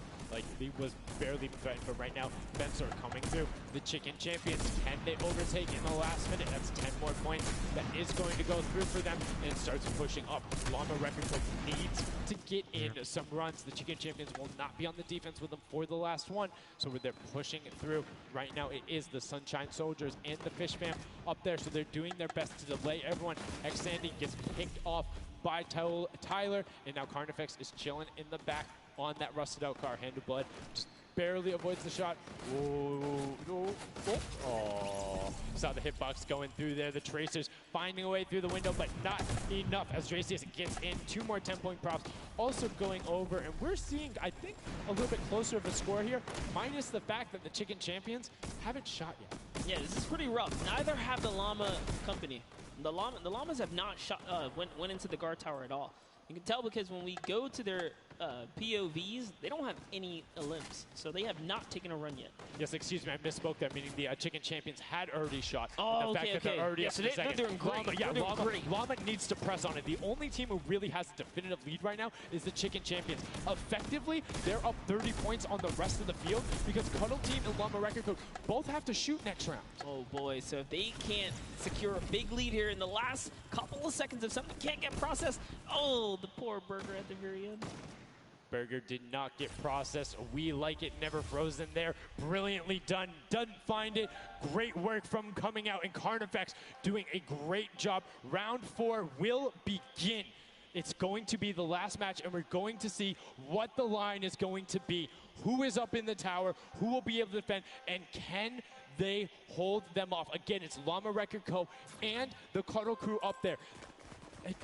Go Taga. It's already up there. And you can see the Chicken Champions were able to connect, so it's all about can Little Whip and them catch up. They need a fantastic run, and they have to do everything to deny him, and you can see right away already tunneling in on those 10-point props. Yeah, the Cuddle crew cannot earn points.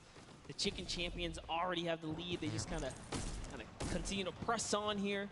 Llama Records are up at their run, but it still matters. There's so much on the line for depending on each game, right? Each game is worth so much. You still want to hold your placement regardless of what. This is still a fantastic game for all the teams in the top 3 right now. And I mean, we saw the Ravens come up huge in their last match, pushing all the way from 7th into 3rd because of clutch last-minute decision-making. Right now, Little Whips are trying to do everything they can to catch up with the Chicken Champions and not deny them. Ninja still sticking with the water heater runs, trying to get as many of those in, but the Chicken Champions are still stretching out their lead. They have a 25-point lead, which means the Little Whip Warriors have to either start fast running with the 5-point props or switch to 10-point props. They cannot catch them doing a patient 5-point strategy right now. They won't have enough time with how good the Chicken Champions have been. They have been the prop masters so far. Yes, they have. They were doing so good, and oh no, Ninja hits a huge spike there. He's trying to dodge, and he's so close to making it through.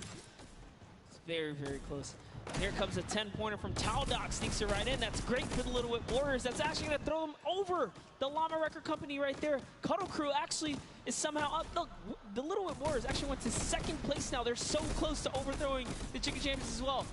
It's going to come down to the last final moments. Can the Little Whip Warriors get the runs they need to? You can see Kaz is taking the corner route, trying to find whatever he can, and he's doing it very well so far. Avoiding the jump pads there. Pretty sure Ninja called those ones out on the run since he hit them on the last time.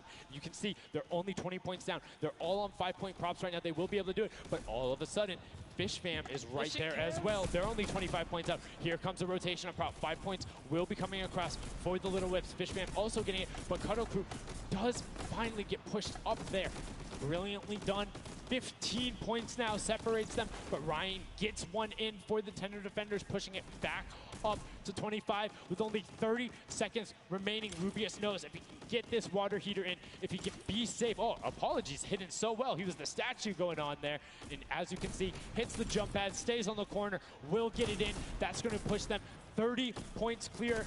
But as I say that, Fish Fam catches right back up. 19 seconds left, Monster, in the final match of set 2 on Junkyard Juke. Can the last-minute scores come through? 25 points. They need a run of 10s. Kaz got in. The box is coming just behind.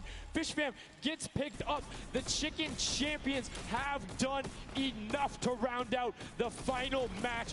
Brilliantly done in match 2, repeat at match 3. They are the Chicken Champions. Excellently done, and they defended their crown. That's right, and you have to give props to everyone else that managed to kind of hold a top 3 lead, especially right there in those final moments. Little Whip Warriors, the Fish Fans really coming up at the end there, you know, bumping up their prize earnings, because every round everyone's a winner, but you can earn just a little more.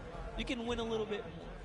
Yeah, it was just brilliantly done there. And these are actually the creators who helped with this. Brilliantly done from them. Some fantastic gentlemen. Thank you guys all so much for your help in making this mode come to life. Some fine gentlemen up there, the creative builders, were at that game jam out there, spent hours and hours, and it really blows my mind to see what they're able to do in this creative mode. Because, like, I'll go in, I'll play some stuff, yeah, I think I'm pretty good, and they're like, oh yeah, after 20 minutes I have this full game mode, here's how the scoring works, here's the barriers. I'm like, and that's the magic of creative, right? These unlimited possibilities, really, when it comes down to coming up with these game modes. We've seen tons of fun ones obviously develop, not only for, you know, the creative kind of fun side of the community, but the comp side as well, right? There's plenty of great game modes out there. Yeah, shout out to all the guys out there playing Storm Wars. We know you guys enjoy it, but that was a fantastic way to close out set number 2. And honestly, I enjoyed Junkyard Juke. It was fun to see kind of the definitive playstyles come out. Patience ended up being key, but players started finding the diagonal runs, knowing that, like, hey, I'm going to stick with the statue because this is my comfort, or like, I know on this run I can be blocked by this tree and this dumpster, and I only show myself once. But again, brilliant from the Fish Fam and Little Whip Warriors to push up and pass those guys in the last moments, pushing them into the top 4 and earning just a little bit more of that prize money. That's right, because they want it all here at the Fortnite Creative Finals, and it's going down. So, you know, you love to see it. We've seen a series of, you know, I guess different people succeeding, right? And all of these, the Chicken Champions really kind of came out. Well, that's what, again, I love about all of this and about creative. There's so many different skills that Fortnite isn't all about one individual thing. You see these guys, and what they're doing is incredibly well. Able to execute the game plan, talk with their teammates, come up with something new, and the Chicken Champions elevated. They were clearly better than the rest at Junkyard Juke, but the question is, will that continue when we get into the Golden Games? Right now, we're going to get a chance to speak with the Chicken Champions, who's up top with Pooks. Pooks, what do you got for us? Thank you so much, Sundown. I am down here with the Chicken Champions, who surprisingly didn't fly the coop. They put on an absolute clinic today in the creative trials. I'm here with Rubius. Now, you guys won the last game as well, so 2 in a row. You guys had a pretty great strategy. Do you want to kind of talk me through that a little bit? Oh, what can I say? It's the power of Norway, the power of Spain, and the power of Detroit. Like, we're crushing it. And we're a chicken, so we're good at hiding. Like, we're not good at shooting and stuff, but at hiding, we're the best. The best strategy, I think, is, well, let him take the big stuff, and we are like the supports. Like, we take the small stuff, the 5 points and stuff like that, and the trick is, don't tell them, anybody, but the trick is to go in the corners. Like, no one is watching the corners. It's insane. So no one is watching the corners. I hope all of your competitors did not hear you just say that. Now, he said that you were in charge of taking the big items. Does that put a little bit more pressure on you? No, it's good. It works good, so. So you guys have a ton of confidence now. You have won 2 games in a row. I'm so excited to see how you all perform in the rest of the day. Going into these next games, do you have anything you're going to change, or are you going to keep things the same? We're just going to keep things the same, stay consistent, keep level head, play slow. That's really it. So. And finally, just for you there on the end, I just want to talk a little bit about, you touched on the diversity of this group. Yeah. Now, I know you guys have really not played together much before. What has that been like, coming together, playing here with your teammates from all over the world? It's amazing.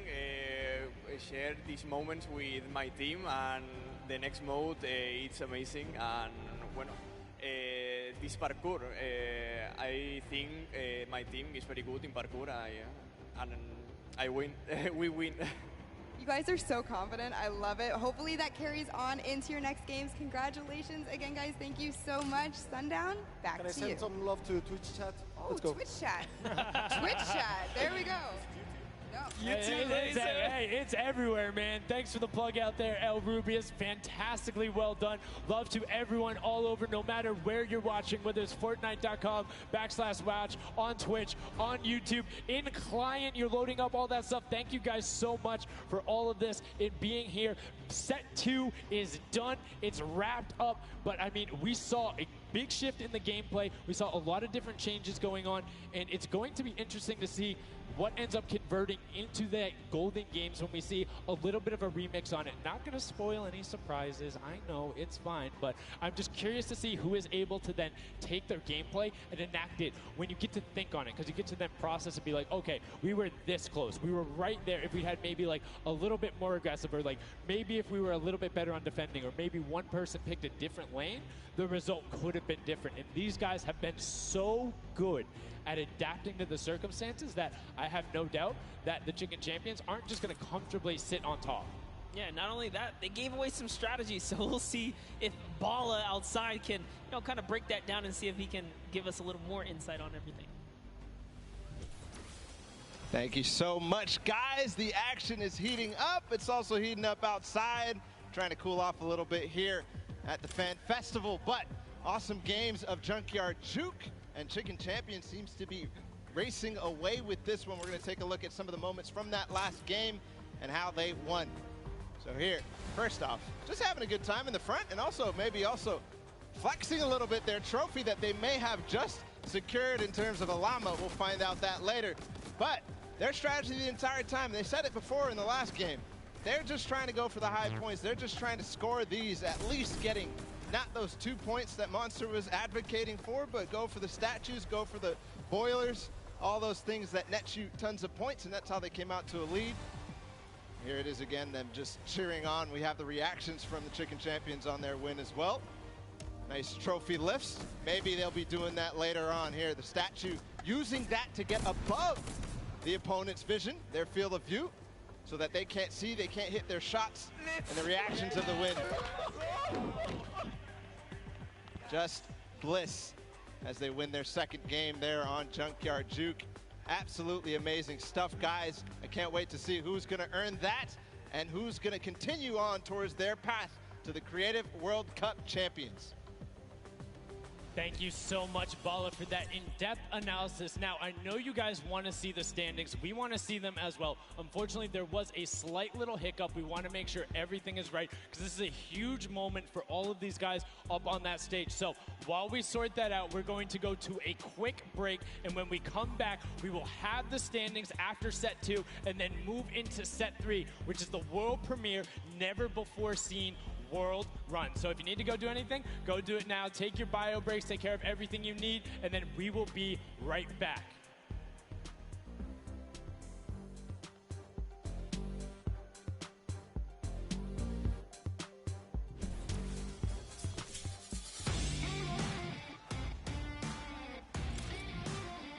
Hey, my name's Magma, and today I'm in New York because I qualified for week 4 of the creative trials for Godiga's map. I'm really looking forward to showing my skill set off and meeting all the players and showing everyone what I can do here.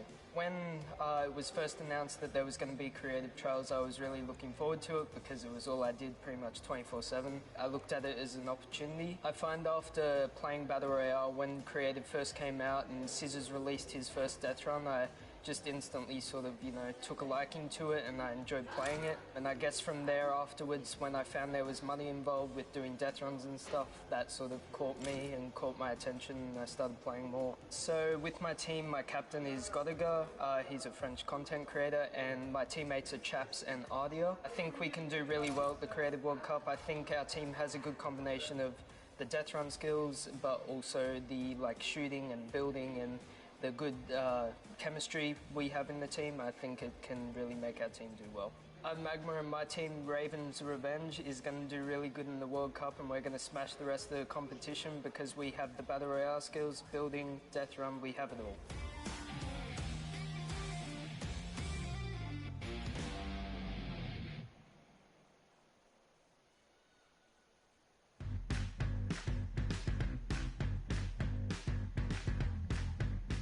I am here in the production pit. I am in engineering row right now. I am joined by my friend Peyton, and he does the robotics. Let's talk a little bit about that. What do you do specifically here?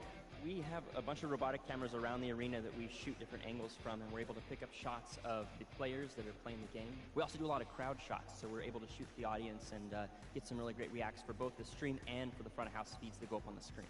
Well, you guys heard it. If you're out in the crowd this weekend here live for the Fortnite World Cup, show us some energy because Peyton is going to be looking for your reactions and you could end up on stream. You want to play with it, see how it goes? Of course I do. That's not even a question. I'm so into this right now. This is amazing.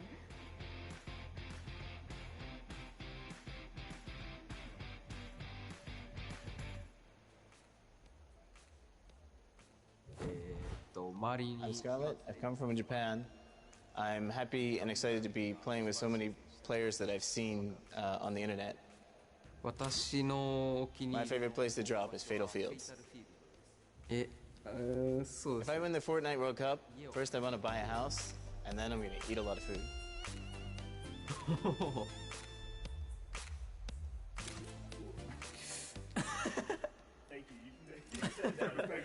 So heavy.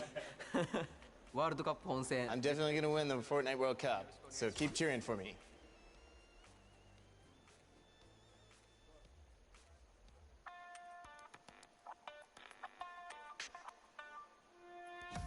Hi, I'm Fortetto and I'm here to compete in the Creative World Cup. I competed in most of the trials and was really excited when they announced the bonus weeks after the original 5 were over. And I competed in the Jaded 100 level map and I had to speed run 100 levels as quickly as I could. I really enjoy all the different styles of maps and death runs that there are, and I really enjoy speedrunning them and trying to get as good as time as I can. The moment I found out that I qualified, it was just insane and I wasn't sure if I was going to before that, and it was just crazy that I am here. Fortado and the Sunshine Soldiers are going to win because we have 2 captains, so we're twice as good. What is going on? We're getting some good practice here for the Fortnite World Cup Creative Finals happening very, very soon. A lot of first thoughts, first looks at the Sky Station Showdown, which is an incredible map. It was a great map. I mean, it mixes a huge new element into the game. You know, you got to protect the person with a sword, capture the objective, but my team, great teamwork, and, you know, we kind of pulled through at the end there. It was awesome. 1,000%. You know, so being able to kind of get your hands on the map, you know, before, obviously, the big moment. Practicing, it's nice. It's huge. It's huge. And so, like you said a second ago, this is a brand new way of viewing Fortnite and playing Fortnite, which is incredible. Exactly. It's super exciting seeing what people come up with and then also turning it into a competitive aspect and put it in the game and make this tournament. So it's amazing. So any general kind of thoughts, concerns maybe about strategy? I don't know. You know, I think we won, so we know the strategy. All right, listen, this is practice still. We've got the big moment coming up very soon. But do you want to shout out your team real quick? Yeah, no, we've got some speedrunners in our midst, actually. We've got Tyler, we've got Zand, and Suzu. They are all speedrunners of death runs. And as you know, later in the Creative Cup, there's going to be a death run involved level. So we're going to take that one home, too. Inspired by the creative man, Scissors himself has made many a streamer, many a content creator very angry with a death run, myself included. Great job with the practice round. We'll see you very soon. I'm excited. Love it. Thank you. Ladies and gentlemen, welcome back to the Fortnite World Cup Finals. We are here in day number 1 where the creative finals are going down. The stadium is jam-packed with fans from around the world who have traveled here not only to watch us crown World Cup Creative Finals champions, but also solo and duo champions as well. I'm Zeke, this guy right here is Bala, and we're getting ready to hop back into all of the action. Now, I think, you know, we've seen a little bit of the first 2 game modes. You know, we got to see a little bit of the Sky Station Showdown. We got to see a little bit of that Junkyard Juke, but there's actually something that Sundown teased, and that is the World Run. Yep. The World Run coming up next. It is an awesome, you know, it's something that I think a lot of these players are used to. Yeah. And I think they'll be very, very comfortable here. We'll have to see whether the challenge of the obstacle course will be, you know, anything that these guys can balk at, or if they're going to be able to just cruise through it. We'll see. It's going to be fun, though. Well, it's going to be really interesting, right? A lot of these players are very familiar with death runs, and it's very, like, mechanical, right? Yep. If you know how to execute, you can get through these obstacles, but you have to kind of get your eyes on them first, figure out how they work, and then make it through. So I think it's going to be very interesting, very fun for everyone here, and all the players as well. I'm hoping to see someone make it to the end. I don't know that anyone will, though. We'll see. 30 coins, and from what we've seen in practice between us and other people, it's very difficult, so we'll see. We'll hop into the overview and stuff like that later, but just to give like some examples of the things that there are, there's, you know, the trap, trying to trigger them, making sure you move. Impulse grenades are in play in this. There's some lava, all sorts of treacherous things you have to get across in this world run. A lot of Neo jumps as well. And again, massive shout out to the 17 content creators that helped put these maps together. Mad props to you. You know, their hard work is being shown here on the stage. And these guys are at home, here, of course, playing it as well. In case, you know, you guys forgot, I'm Zeke. This guy right here is Bala. We're getting ready to jump into these next few matches. We'll get you guys up to speed with all the format and all those things. You kind of tease it, but we'll get there in just a moment. And very quickly, the Chicken Champions were actually the winners for set number 2, Junkyard Juke. Let's take a look at them right now. They were overall victorious of that last set, and there you go. The Tender Defender is there in person to congratulate them, Bala. Rubius and his team, they worked hard for it, and they are the victors. Yeah, and warming up for the next run, but they know now they earned the Silver Llama for that set, so it's 1-1. Woo! Chicken Champions earning their Silver Llama right now. They're surprised because they were getting ready, but here it is. Rubius is like, wait, do I actually get that? Is that actually mine? Yes, it is. Yes, it is. So, you know, they are the current set winners. They have a Silver Llama for themselves. So that's now 2 different teams that have a Silver Llama. With only a few set matches left to go, I believe, you know, if the Chicken Champions can secure themselves a second Llama, that would be huge for them and their team, but we'll have to see how things go for them. And the timing of the Silver Llama couldn't come earlier because they're about to hop in. This is definitely a, you know, a booster for them in terms of their emotions, in terms of their confidence going into the world run, because it is precise, it is difficult. You have to make sure that you hit it, otherwise you're wasting time. It's going to be a race between these guys to get as far in as possible, so that confidence boost is going to help dramatically in this last normal set here. Yeah, for sure, and it is actually a race. The World Run. It is similar to a death run with a bunch of obstacles. Let's go ahead and talk about that and everything that surrounds it. So there's actually 30 coins in the map. Whichever team gets all 30, the fastest or as many as possible until time runs out will be the victor for that round set. You know, like I said, these are insanely difficult obstacles. I'm going to be honest. I'm going to be forthcoming. I'm going to be vulnerable with you, the Fortnite fam. Listen. The farthest I got was 14. It's not bad. Okay. It's actually really difficult, and I'm by no means a death runner. By These no guys means. are the best of the best. These guys are going to fly. In terms of death runner, in terms of this map specifically, it's going to be absolutely awesome.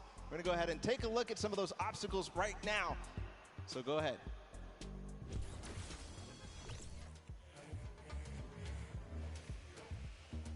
We're going around the world in this new creative team, Death Run. In this challenging new creative game, 8 teams of 4, led by some of your favorite content creators from around the world, will compete to collect all the coins in their lane faster than everyone else. The first team to collect all coins in their lane wins. If they don't finish, the number of coins they collect will determine their placement. If a player is eliminated, they'll respawn at their most recent checkpoint. Any team member can grab a coin for their team, so players will have to work strategically to gather all of the coins before the 10-minute timer runs out. It might sound simple, but it ain't easy. Players have no mats and limited items they can pick up along the way. Each team will have to use teamwork, communication, smarts, and speed to make it to the top of the leaderboard and take home their piece of the $3 million creative prize pool.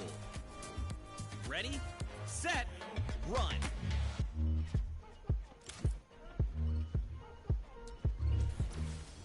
Zeke, I do not know how you just did that while you were here. That did not sound like you here at all, and I didn't see your mouth move. I'm magic.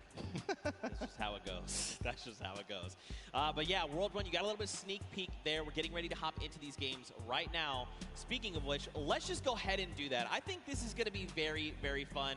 We are getting ready. If you guys here in the stadium are ready and excited, let these teams hear it. Let's hear you right now. Man, that's so weak. No. Okay, let's pretend the first one never happened. Like I was saying, if you guys want to let these teams know how you're feeling, let them hear it. Yeah, that's what I like to see. And now the game begins. Here we go, the world premiere of the World Run. See how they do out of the gates.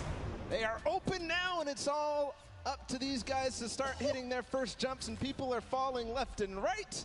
A couple of first coins are taken, and everybody seems to be off to a hot start. This is really like off to the races here.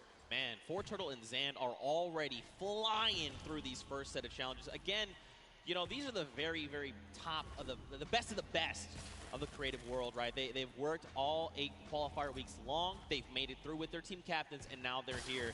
So once they figure out these obstacles, be prepared to watch them fly through them. And the first couple are relatively simple. Here's the double doors. I think are probably the first like one that you have to kind of know or see it in advance. And then here, the impulse jump into the tire, into the castle, and 3 players have already made it all the way there. It's neck and neck between most teams right now, 10-8. Bro, I'm so mad. Do you understand? I literally had to play this to completion, all 12-minute rounds, 4 times to make it halfway, which this is the castle. And these guys got it in like 3 minutes. I'm upset. Oh, this is why they're the World Cup creative players, and you are not. You're here casting. That's cool. I'll hold that L, I suppose. I'll hold that for sure. So there's a few challenges here in the castle here, Bala. But as you saw there, Karora actually took a little peek at it. There's these little bumpers, and that'll actually send you upward into the next, basically, tier. So the most optimal strategy here is actually to leave two of your teammates behind, send 2 up to try and gather more coins faster. Because otherwise, you're just going to dedicate too much time, and you really want to maximize your time in this World Run. And there's definitely a couple coins that you want to get as fast as possible through here. They're trying to get the half slides through with the chiller traps. Right now, nobody seems to have figured it out just yet, at least in the view that we're watching. But meanwhile, the Fish Fam and the Sunshine Soldiers are up to 13 now, but still neck and neck. I believe all teams are now inside of the castle, and we call this basically the first kind of tier of the difficulty for these obstacles. As they move up and go past this, they will become progressively harder. Yeah, and again, this is the first time these creative players, qualifiers, have seen the world run. They've never seen it before. They have just, you know, they are mad. Their skills are insane. And look at this. Taldeck's already up on the next tier. So he's probably telling his teammates, all right, look, up here, I just use this bumper. What do I have to do? So he's already trying to figure it out. I like it. That's not me. The moment I hit that pad, I was like, I guess I just keep moving forward, and I kept running. I love this experimentation. He's actually also communicating back to his teammate at the same time, because he went over that bumper and he's looking, do I have an opportunity to go back here, or is this it? Do I have to go forward? Just like you were alluding to before. And now he decides, okay, he tells exactly what's going on to his teammates, Ninja, Kaz, and company, and they move forward. Alex JJ, though, is off to really the races. He's way ahead of everybody else, I think. But no, there's a Raven's Revenge. No, it's Svenos. It's his teammate. They're moving. Yeah, they are moving. So what's tricky about that last jump there is those little directional pads will give you forward momentum, but in jumping you lose some of it. So you actually have to make it in a straight run. There you have to trigger the trap, get the impulse to make that precise jump, land on the other side, trigger the trap in one fail swoop, while also taking a step back to keep yourself safe. Now there is a little few secret ways to kind of trigger certain traps or get around certain obstacles. We'll have to see if these players discover them. But like you said, man, Svenos is destroying the game right now. Just unbelievable. And this isn't even a team that qualified from a death run or elimination run or even a speed run. They qualified from a survival map. And he's doing things like this. He is leading the pack. There's a Fish Fam up ahead of him, though. Yep. They're not hitting this just yet. This is so precise. You have to change the altitude. Is he going to hit it? No. Second try. Here's Suzo. Here we go. First jump. Now this is the impulse. You want to set you a little bit forward. Now this is one where you want to get height. You got to throw it, try to get on top of it. No! Just barely Suzo. And he's at 21 points right now in third in terms of coins. And it's all up to timing, I think. Zeke, we might see this end in the first match here. In the first round, they might end up completing everything because they still got 5 minutes to go. Well, we'll see, Bala, because here's the thing. That obstacle there is called the ice jump. But this next one that 4Turtle is at, we call this the double danger. Let's just look at this real fast. This is really tricky. He already knows. He's already downloaded. He already knows what must be done. So you actually have to double hop, double bunny hop, land on the edge, take a step back, trigger the trap without being eliminated, right? Then you can walk up this small ramp. Then, depending on how you want to go about it, you can just go forward. Yes. He actually makes... Okay, I'm upset. Third try. I'm leaving. I'm done. 4Turtle. And he gets the coin in one swoop. Oh, my. But one thing, we have to look at the scores right now. 5 minutes to go. Fish Fam is at 26. They only have 4 coins remaining. But everybody else is starting to fall behind. We're starting to see the Fish Fam come way out above here of the rest of them. That's because they probably have the majority of their players through. The majority of the players are collecting those coins. There's 4Turtle. He makes it through the double danger, collects the coin. Now, what do you do from here? They get up. Man, this guy is absolutely insane. There it is. And, you know, for 4Turtle, it's funny because he's just excited about being here, able to compete on the stage in front of, thousands of people and all of his peers. And, bro, he is just slaying it right now. Oh, you got to be careful. Okay, all right, yep. Everything's fine. Now you got to make the jump. You got the one hop. You got to be careful. That is... Gotcha! That is trap, baby! That is the first time I've seen that. I've seen the theory. I mean, I've heard it theorized, but I haven't seen that yet. But Fish Fam, I was wondering. It's Scissors and company. 26 points. They're not at the same point that the Sunshine Soldiers are at, but they're at 26 total, the entire team. They have clearly synergized with Scissors here, but looks to be that even the Ravens Revenge are stuck at 26, so this might be a difficult one to get past. Yeah, this one, so the tricky bit about this one is there's actually no checkpoint in between here. It's where you need to get to. That's what makes the double danger that double dangerousness. 26 points across, and there's only about 3 minutes left, so these guys really have to focus up, try to get through. Now, the key thing going forward is, again, this is a test of speed. right? So a lot of these players are seeing the traps, they're making it through, memorizing kind of what they have to be doing to make it through these obstacles. Zan's already through. And that means when they get to come through next time, it's going to be that much faster, right? They're going to be just tearing through all of these obstacles like they're nothing. Hand of Blood, Lachlan, here we go. Does Team Lachlan make captains. it? Hey, this is important too because they still have coins to earn on their own. Right. They're they're all the way in the back. They're not earning the coins. They're not helping their team out in front, trying to figure out the obstacles. But 2 captains back there. Ooh. Okay. All right. Trigger the other one. Yes. All right. Land on it. Trigger that one. Dude. Is he gonna get it? Nice dodge. Whoa. This is insane right now, and there's the second player to make it through for Turtle. Into the door, no! Nope, and look, you drop back down. So that's the challenging part. We call this thread the needle, right? You have to make it in one go. This is extremely difficult, and this is where a lot of these players are gonna get caught up, but Turtle is a legend. Look at how methodical he is. He's insane. Look at these the precision jumps, man. He's not going to miss this ever again because he already knows that trap, unfortunately, was timed at the wrong time for Clytax, but he's up above. Let's see what he can do here, going to try and attempt this again. Trap above. When he lands on that, he has to jump at the right moment, then slow himself down for Turtle from up above. Still back. Nobody has passed this point just yet. All right, first trap, second trap. Hop across, take a step back. Nice. Jump across, take another step back. Okay.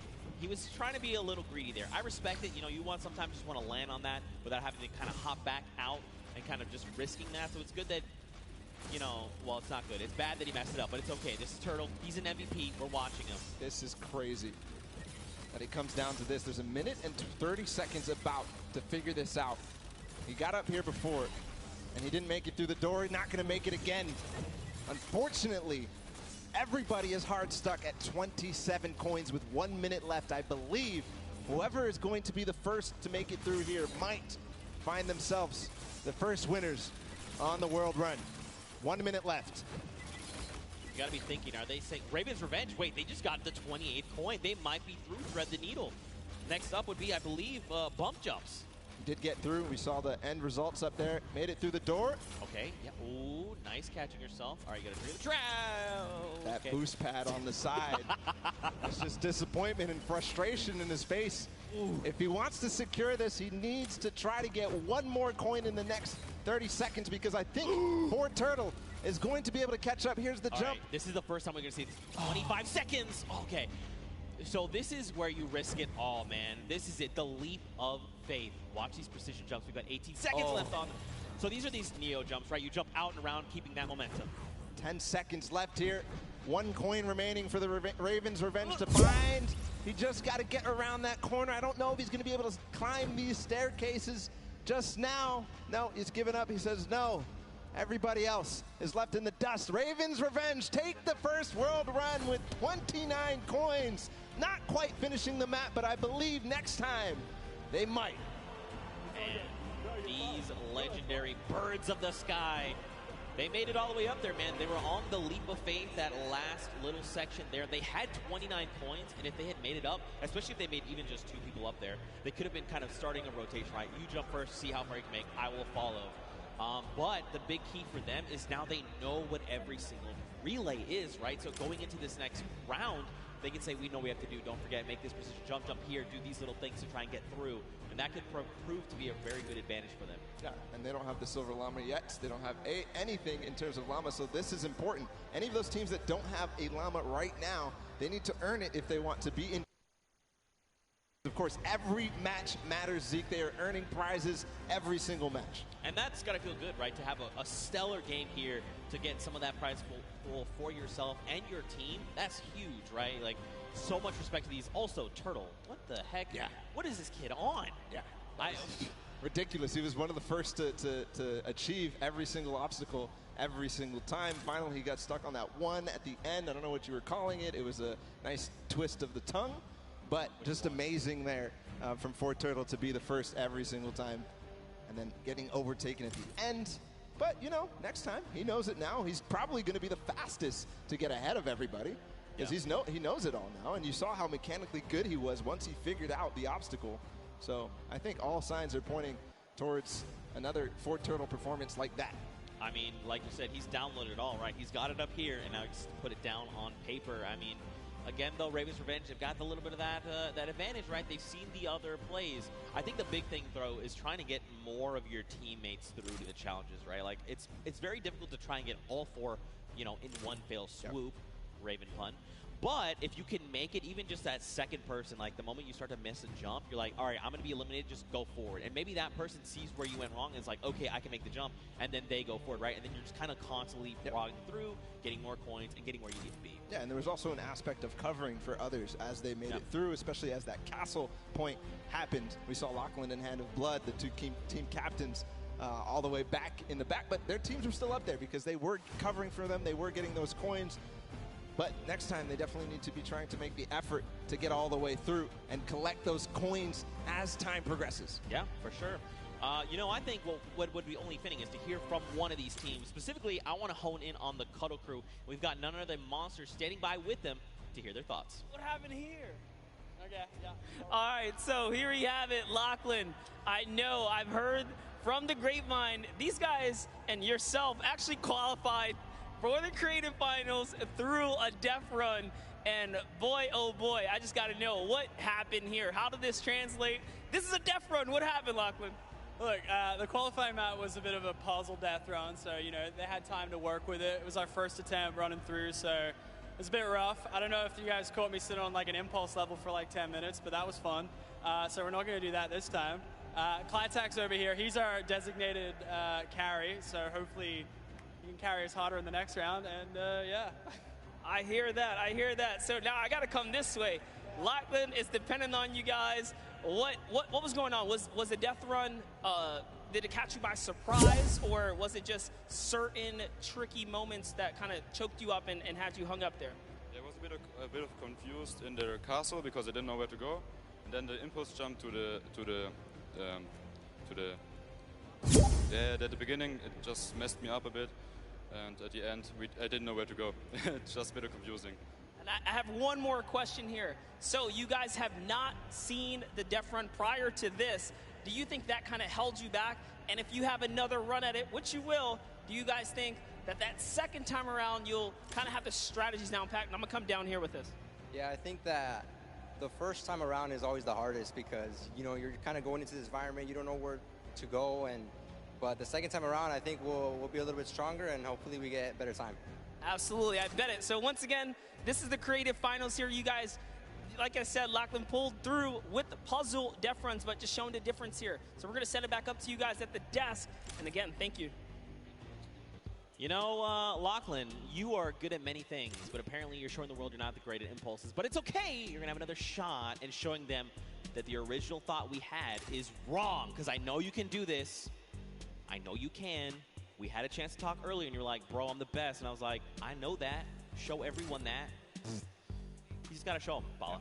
You know what else we're going to show them? We're going to show them the standings after that first game in this set right now. Who ended up where in terms of the prizing and where they are on their journey to the llama at the end of the set. So it's Ravens Revenge obviously in first. They earned themselves $55,000 and that much closer to the silver llama. That's right, but don't forget, Funky Fighters and the Chicken Champions both have those silver llamas. That is going to be a massive determining factor in going forward. You know, if you're Raven's Revenge, you are absolutely looking to try and snag that silver llama if possible, because that's going to put you in contention, right? Then you have to set your eyes on the gold llama for the tiebreakers. But all in all, to be able to kind of come through and win that prize money for you and your team is massive. They have confidence, right? And again, I think the only other team that stands right in their way right now is for Turtle. This guy is a maniac. He's showing us that he is. Let's see if that happens here in game number 2. The Sunshine Soldiers fell short, but Ford Turtle showed us all what he was made for. And I think we're getting ready to go into the match. As all the players are loading up right now, there's the Fish Fam, Scissors and company. They're all about to start. The gates are about to open. Guys, let's hear it for them. Ah, there you guys are. You're paying attention. I respect it. Here we go. 10 minutes. Countdown has begun. The gates are open. And now here we go. Fusey is first out of the gate, immediately just flying. You can see this is completely different than before, right? Before, people were kind of taking their time. Hey, what's this? I can't see where this ledge, what's going here? Let's sit here and inspect everything. That's not the case. Now everyone is just flying through these obstacles. Yeah, a couple of these guys have not gone down yet. Here's Magma making his way through with the Ravens' Revenge. This was the team that came out on top and was the player that led them all the way up to those treacherous stairway that we saw at the end there. Almost getting up around the corners. And here it looks like we are almost to the castle even for Fort Turtle. And this is the player we were talking about so much, Zeke. That's right, man. A legend in every way of the word. Stewart almost making the jump for the Sunshine Soldiers as well. Unfortunately not. So this is this trap, this obstacle, very precise jump. You actually have to impulse a very specific way, at a specific angle, at a specific distance away from you to make it all in one jump. You can also, I hope they're not listening, but you can turn around and actually impulse backwards, right? So you face away from the tires and impulse yourself backward while jumping. Again, even doing that though, very precise. You know, you have to make sure you're doing this in one go. Look, Hyozi's already here. He's already trying to collect the coins. Already towards the half pipes in the castle. Wonder if he already triggered all the traps down below and grabbed that coin, or if he's leaving that for another teammate. Gonna grab that coin perfectly. Nice job by Hyozi. Now he's moving up even further. No, he's going to go back to get those traps. He made it. There you go, Suzu. Nice. All right, trigger the trap. Take a step back. Impulse forward. He's already too through the shallow. castle. I mean, look. Through the castle. Yeah, I'm actually surprised. So don't forget, the castle is open. So once you do make it to that halfway mark, you can just send someone forward, right? Like, even if you're the first one and you're really confident, you could say, hey, Bala, I know you made it first. Just go. Go up to the next round. I'm going to stay behind. I'm going to pick up the coins, right? So quite a bit of teamwork going into this. But look along the way, man. These jumps are crazy. Suzu, what are you? Okay, what a legend. What a legend. Showing everybody that he can hang. He's led on the team of Scissors with Fish Fam. We saw them not too far in the prizing. 18 points right now. They're leading the way. But no, it's actually Fort Turtle again. Already towards these varying distance impulse jumps. And is he going to first shot it? No, not exactly. You know he's going to hit it on the next time. Yeah, absolutely. Again, you know, this is kind of one of those things. The more that you do this, the easier it is the next time around, right? Once it's like you throw it here, you're like, nope, that's not correct. This might be it. Okay, closer, closer. I like it. Will he make it on the third jump? Don't forget though, we got the Funky Fighters at 20 coins. We've got Fish Fam at 20 coins. Sunshine Soldiers, they need to try and pick it up. Here we go. Nice, but get across. Nice. Perfect play from Fort Turtle. Now towards the lava jump and what you were dubbing as double danger. Is he going to first shot? Does dodge the traps. Okay. This is from where he went last time. Gets the coin. He's going to double back. First try. Oh my goodness. He went through those. I would have gotten scared there, but no. Fort Turtle knows exactly what he's doing.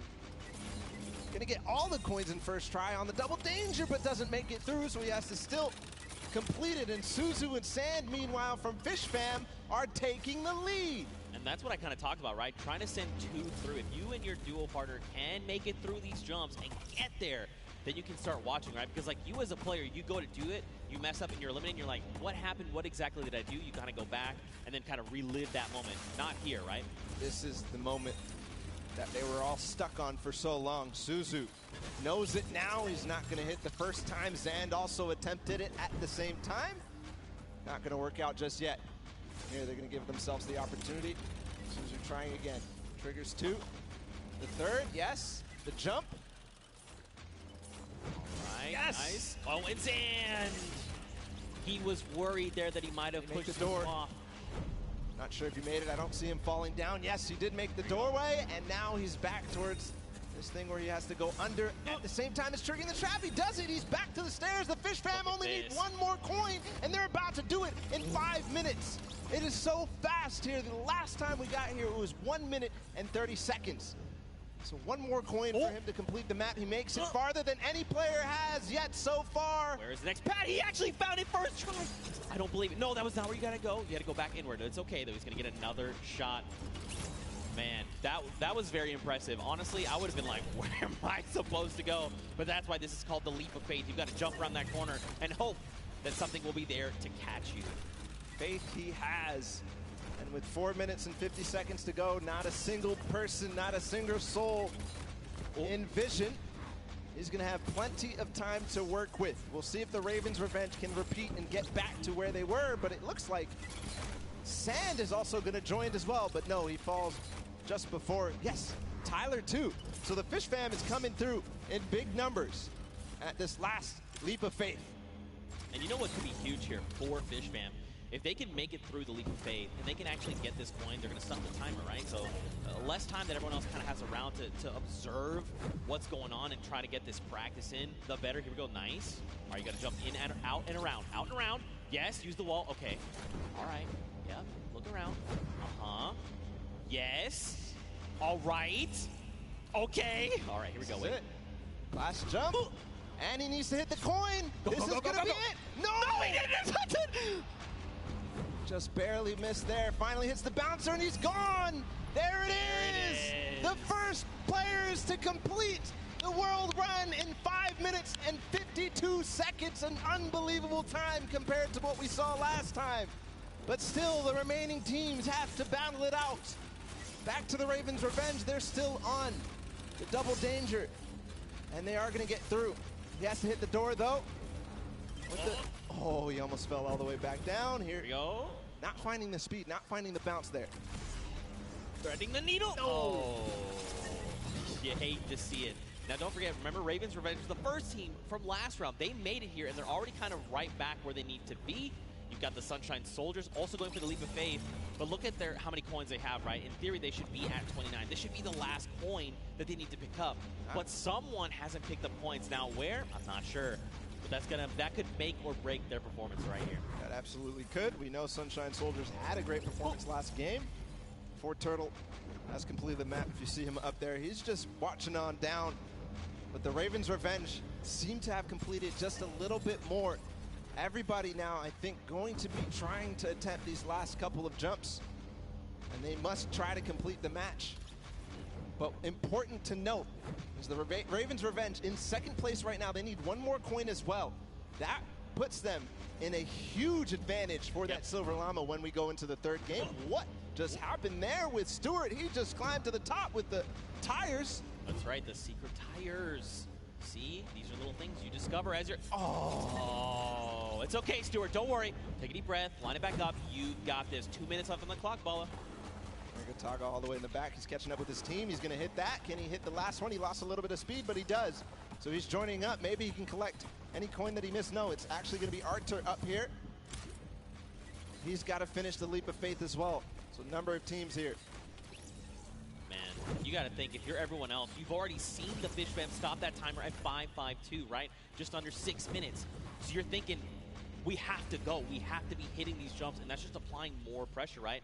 Especially with a crowd here roaring as well. You know, there's all this pressure on the line. Nice jumps here. All right, keep looking around. Yeah, you see it right there. Bounce off the wall, out and around. Oh! So difficult. So challenging. He's learning the reasons why right now. He's going to continue to get more attempts. Meanwhile, the Funky Fighters have gotten their last coin up to the final one. Kuto being the player who gets there. He's on the leap of faith as well, so it's just head-to-head against these two. And this is very important for Funky Fighters. They need to stop Ravens Revenge. If anything else, getting second obviously important, but also because it's head-to-head against Ravens Revenge, this is such a meaningful final jump. And, I mean, don't forget, they were the winners of that first round, so they already have points built up from that. If they can secure this last coin, that could be massive heading into the standings. But again, we've just got about 50 seconds left here. You can just tell they're just trying to hit these jumps with everything they can. Okay, Kuto, a little bit further than we saw him last time. He's got to make the leap of faith. Yeah, this is the one you have to go out and right? There you go. Now the bounce off the wall. So looking exactly, seeing if there's any more opportunities. He makes it. Okay, this could be clutch. Bounce. This could be clutch here from Kuto.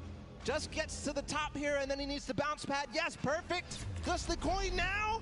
He gets it! There it is! 9 minutes and 23 seconds ahead of the Ravens Revenge. Still time on the clock, though, for the Ravens Revenge to collect that last one.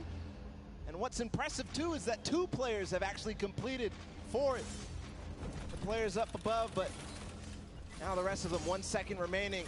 It's still going to be the Fish Fam, 5 minutes and 52 seconds, who take that one. That second map of the world run is down and done. Man, mad props to the Fish fam. They did it in almost under 5 minutes, right? They came out at that 5:25 mark, 5.5 minutes. Now, Funky were right behind them. A little longer, right, at that 9:23 mark, but still, they got all 30 coins. If we have to go to tiebreakers, these two teams have one more coin than everyone else up at that 29 mark, so that could very well make a big difference heading into tiebreakers. But again, Fish fam, way to show up. I respect it. It's crazy, the improvement from game 1 into game 2. Yeah. It was just awesome. Raven's Revenge obviously in the first match coming out ahead, but Fish fam clearly improving all across the board. It wasn't just one person. It felt like it was the entire team because that time was unbelievable. That's going to be hard to beat. Yeah, we'll have to see who else can do it. Again, you know, Raven's Revenge had a fantastic showing. Funky Fighters showed up there at the last moment.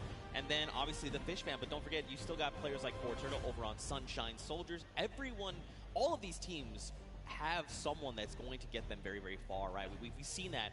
But now the question is, heading into this next match, what does that mean? Fish fam have already completed it. Funky have already completed it. Raven have gotten close. Does that mean we're gonna see another 5-minute timer? Could we see it even faster? Good question. And what Raven's Revenge needs to figure out how to end the match. Because if they don't, then they won't be able to get ahead. They won't be able to close out, especially as other teams go ahead. Fish fam knows how to complete it. They've proven that they can complete it, and Funky Fighters as well. Yeah, for sure. Well, for now, let's send it over to the stage where Pookie is standing by with the Fish fam. And Pooks, real quick, ask them what their favorite fish stick is. You know, we can't always make it all about you, but I am down here with the Fish fam. It is, dare I say, official. They're the first team to take a victory in the death run. I'm going to start here with Suzu. So you were the one that essentially clutched that victory for your team. How did that feel? It felt great. Like, at first, I choked the bouncer, and I thought I choked the level as well. But then I figured it out, and I picked up the coin. I was like, wait, this is it? Let's go, baby. It definitely looked like you were in a little bit of a precarious situation there for just a second. Was your team coaching and helping you that whole time? Yeah, they kept track of the coins that we picked up. They kept motivating me, like, you got this, it's easy, we got this, we got it in the pocket and stuff. So yeah, that felt great. Awesome. Now, I'm gonna come over to you, Scissors. We all know you are the veteran of death runs. You have been doing this from the very beginning. It must be an absolute honor to be here on the stage today competing, being able to help these guys out, pulling through to a victory. Are you going to continue the strategy going into the next game? We've got the strategy on lock, and obviously it's awesome, you know, helping these guys, but they're helping me win. They're the real speedrunners. Well, I mean, it is a team effort at the end of the day. All of you have picked up coins. Sand, I'm just going to go over here and talk to you really quickly. Now, I mean, this Creative Cup, what does this mean to you as, you know, a creative champion? I mean, I'm not a champion yet, but maybe, yeah. Maybe one day. Well, thank you guys so much for staying here, hanging out with me. Best of luck in the next run. Zeke, back to you guys. Look at that, the Fish fam ready to go back in. They're already getting their heads back in the game. Also, great pun, Pookie. Also, I'm upset with you that you think this is all about me. What is wrong with you? All right, though, anyway, what kind of takeaways do you think these players can make heading into the next game? Well, the takeaway that I take out from that is that they were all supportive. They interviewed, they said they were supporting each other, keeping track of the coins, and pushing their Suzu ahead, making sure that they're encouraging him. But for everybody else, I think the takeaway is, how do we beat that leap of faith? Yeah. That's the one that everybody's gotten stuck on. They've wasted a little bit of time at the double danger, but the leap of faith is really where everybody needs to close out, especially the Raven's Revenge, if they want to get that silver llama. Well, we'll have to see how things unfold for them. Very quickly, though, let's take a little break here. Let's send it down to Cam for his insight. Sundown, what you got? Zeke and Bala, and we're gonna take a look at some of the kind of strategy that goes into it. But first, all of these competitors who are here, who are competing in this world run, have had an opportunity to get there. It's been incredibly stressful. There's a certain amount of kind of mental edge you need to get through it. So let's kind of take a look in and how these competitors prepare for what was a world premiere and first appearance ever. Let's take a listen in and how these guys are talking and getting ready for the match.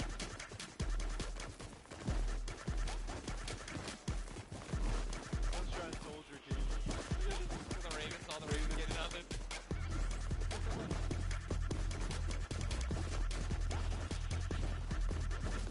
have one llama. Just absolutely amazing there. You can tell Ninja, and then the trendsetter right there, throwing the peelies in the air, but also big shout out to whoever that was on the Llama Record Co. I saw you there, hitting the llama bell. I got you. But now let's get into some of what happened during the World Run, some of the kind of cooler straightaways, and, you know, some of the tough challenges that you face. So first, right away, here's a run coming out from Chappie of the Ravens Revenge, and this was one of the first obstacles you hit. So you can see he's on pace with everyone else, but what makes this so great is how efficiently he transfers this over into the castle jump. Is barely able to delay. This is one of the toughest first things to get when you reach it. This is his first time ever seeing this jump. No problem. Hats off to you there. And then what does he do right away? Gets into the trap trigger and he's able to get them. Notice how as soon as he goes, he is quick flicking his camera back the other direction and gets all of those so consistently, able to get it. Now, we saw a smashing success on their first attempt. Unfortunately, the Cuddle Crew had a little bit of a harder time when it came to that castle jump. It's okay, this could have been my replay and I wouldn't have been lying. So many of these, they're so incredibly difficult because you think, oh, I want to maximize my height up, but you have to get it out with the correct trajectory. Now you can see Ninja able to get through the speed part of the run and then over the top. This is towards the back half, and look how well he's able to then trigger those traps and get through. But the Fish fam were the ones who were able to make that incredible run on the back of Suzu. Now this was from his first run when the Ravens Revenge were able to get it. And if you look at the timer, next time you face this, he about finished the course. So an incredible job from him to make sure he is pushing the limit with what they're able to do. And you can also see the level of communications. He knew he messed up right away, and then he immediately communicates to his team. He's like, hey, you got to run and then go up. Now you're in kind of that double trouble area trying to get the triggers. And this is where they got held up for a significant amount of time. A lot of the competitors not being able to bait the chaps correctly, and now we're over with the Ravens Revenge, who were able to power through this. Again, this was from the match number 1, and you can see how he's using quite literally every single space available to him, including the rock, including the jump off the side with the airstrike to then get up to that leap of faith, which is such an incredibly hard challenge. And only having 2 teams full completed it after the 2 runs, when all of these players are such strong death runners. You can see the Fish fam. Look at the timer on the clock, 5.5 minutes, and he's so quick going through it, and he's precise. He lines it up, he takes a step, and he goes. My question is now, between Suzu and Zen, they were so incredibly good last game. Can they beat that time? Can they keep pressing the pace, and will they be able to do it better? Right. Find the lineup, not miss a single one of your drops, and then get the final coin. Was able to then double back and grab it there off the launch pad for that 5:52 time in the #1 spot in match number 2. This is now the second time we've seen the World Run, and we asked the question before, what happens in run number 3? Can the Ravens Revenge get over that last obstacle of the leap of faith, or will everyone else start pressing up higher and higher and being able to challenge him? Match 3 is about to be underway. We're going to throw it back inside to Zeke and Bala. Gentlemen, take it away. Thank you so much, Sundown, that insight. I mean, he's asking the tough questions. What happens in match number 3 of this set? You know, again, Fish fam, you saw, I kind of touched on a little bit earlier, you want to have as many people up on that leap of faith as possible so they can just sit there and rotate around. But before we hop into this next match, Bala, I think we probably want to take a look at the standings. You want to see how things are going for all of these players together. And of course, you want to take a look behind us. We've got Fish fam up there in first place from that last match. Walk away with a nice chunk of change. Ravens Revenge there in second, Funky in third. Don't forget, Funky Fighters and the Chicken Champions both have silver llamas, and that's going to play a big factor later on. Everybody needs to make sure that Funky Fighters do not get that last silver llama, because then they are out of contention if they don't have a silver llama. Because Chicken Champions don't really mind, because they have another place to play. They are kind of out of contention for this silver llama right here, but still, so many different teams have an opportunity here. The Ravens Revenge, the Funky Fighters, Sunshine Soldiers with the Fort Turtle, yep, and then the Fish fam as well, able to collect it. So we are going to get into the next game of the World Run, the last one of the set. Here we go. The timer is counting. We've got 10 seconds before the gates open, and they start the run. Scissors, you can see the focus in their eyes a little bit there of Turtle, and here we go. Ladies and gentlemen, the World Run commences right here players are out the gate. Here we go. The first run, Taco, Taldak, they're right out. Ninja falls, unfortunately. So does Kotu. Zan there looks like he's making over with Tyler. Magma, Kororo, they are just neck and neck. Again, you know, it just goes back to once they figure it out, they're just going full send. I want to see who gets out to the early lead here. Suzo, the champion of the last one with Fish Fam.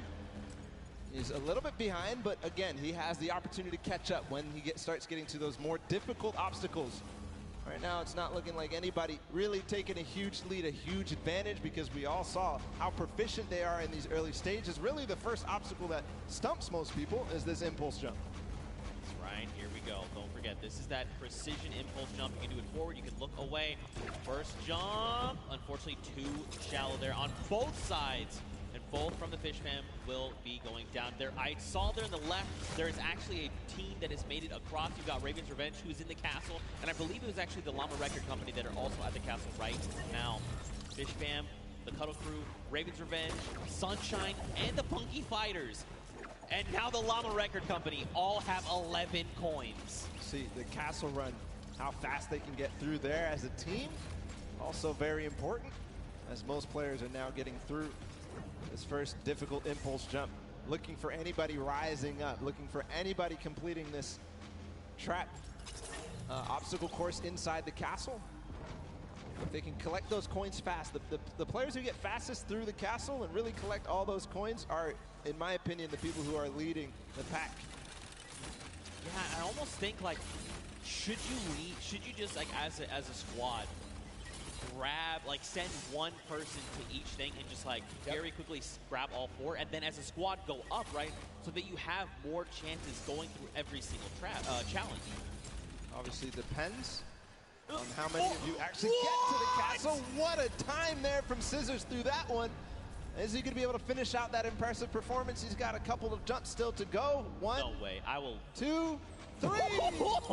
Scissors showing off why he's one of the best at these types of maps, but way ahead of him, his teammate Suzu, leading the pack again. So this might be a better time here for Fish Fam.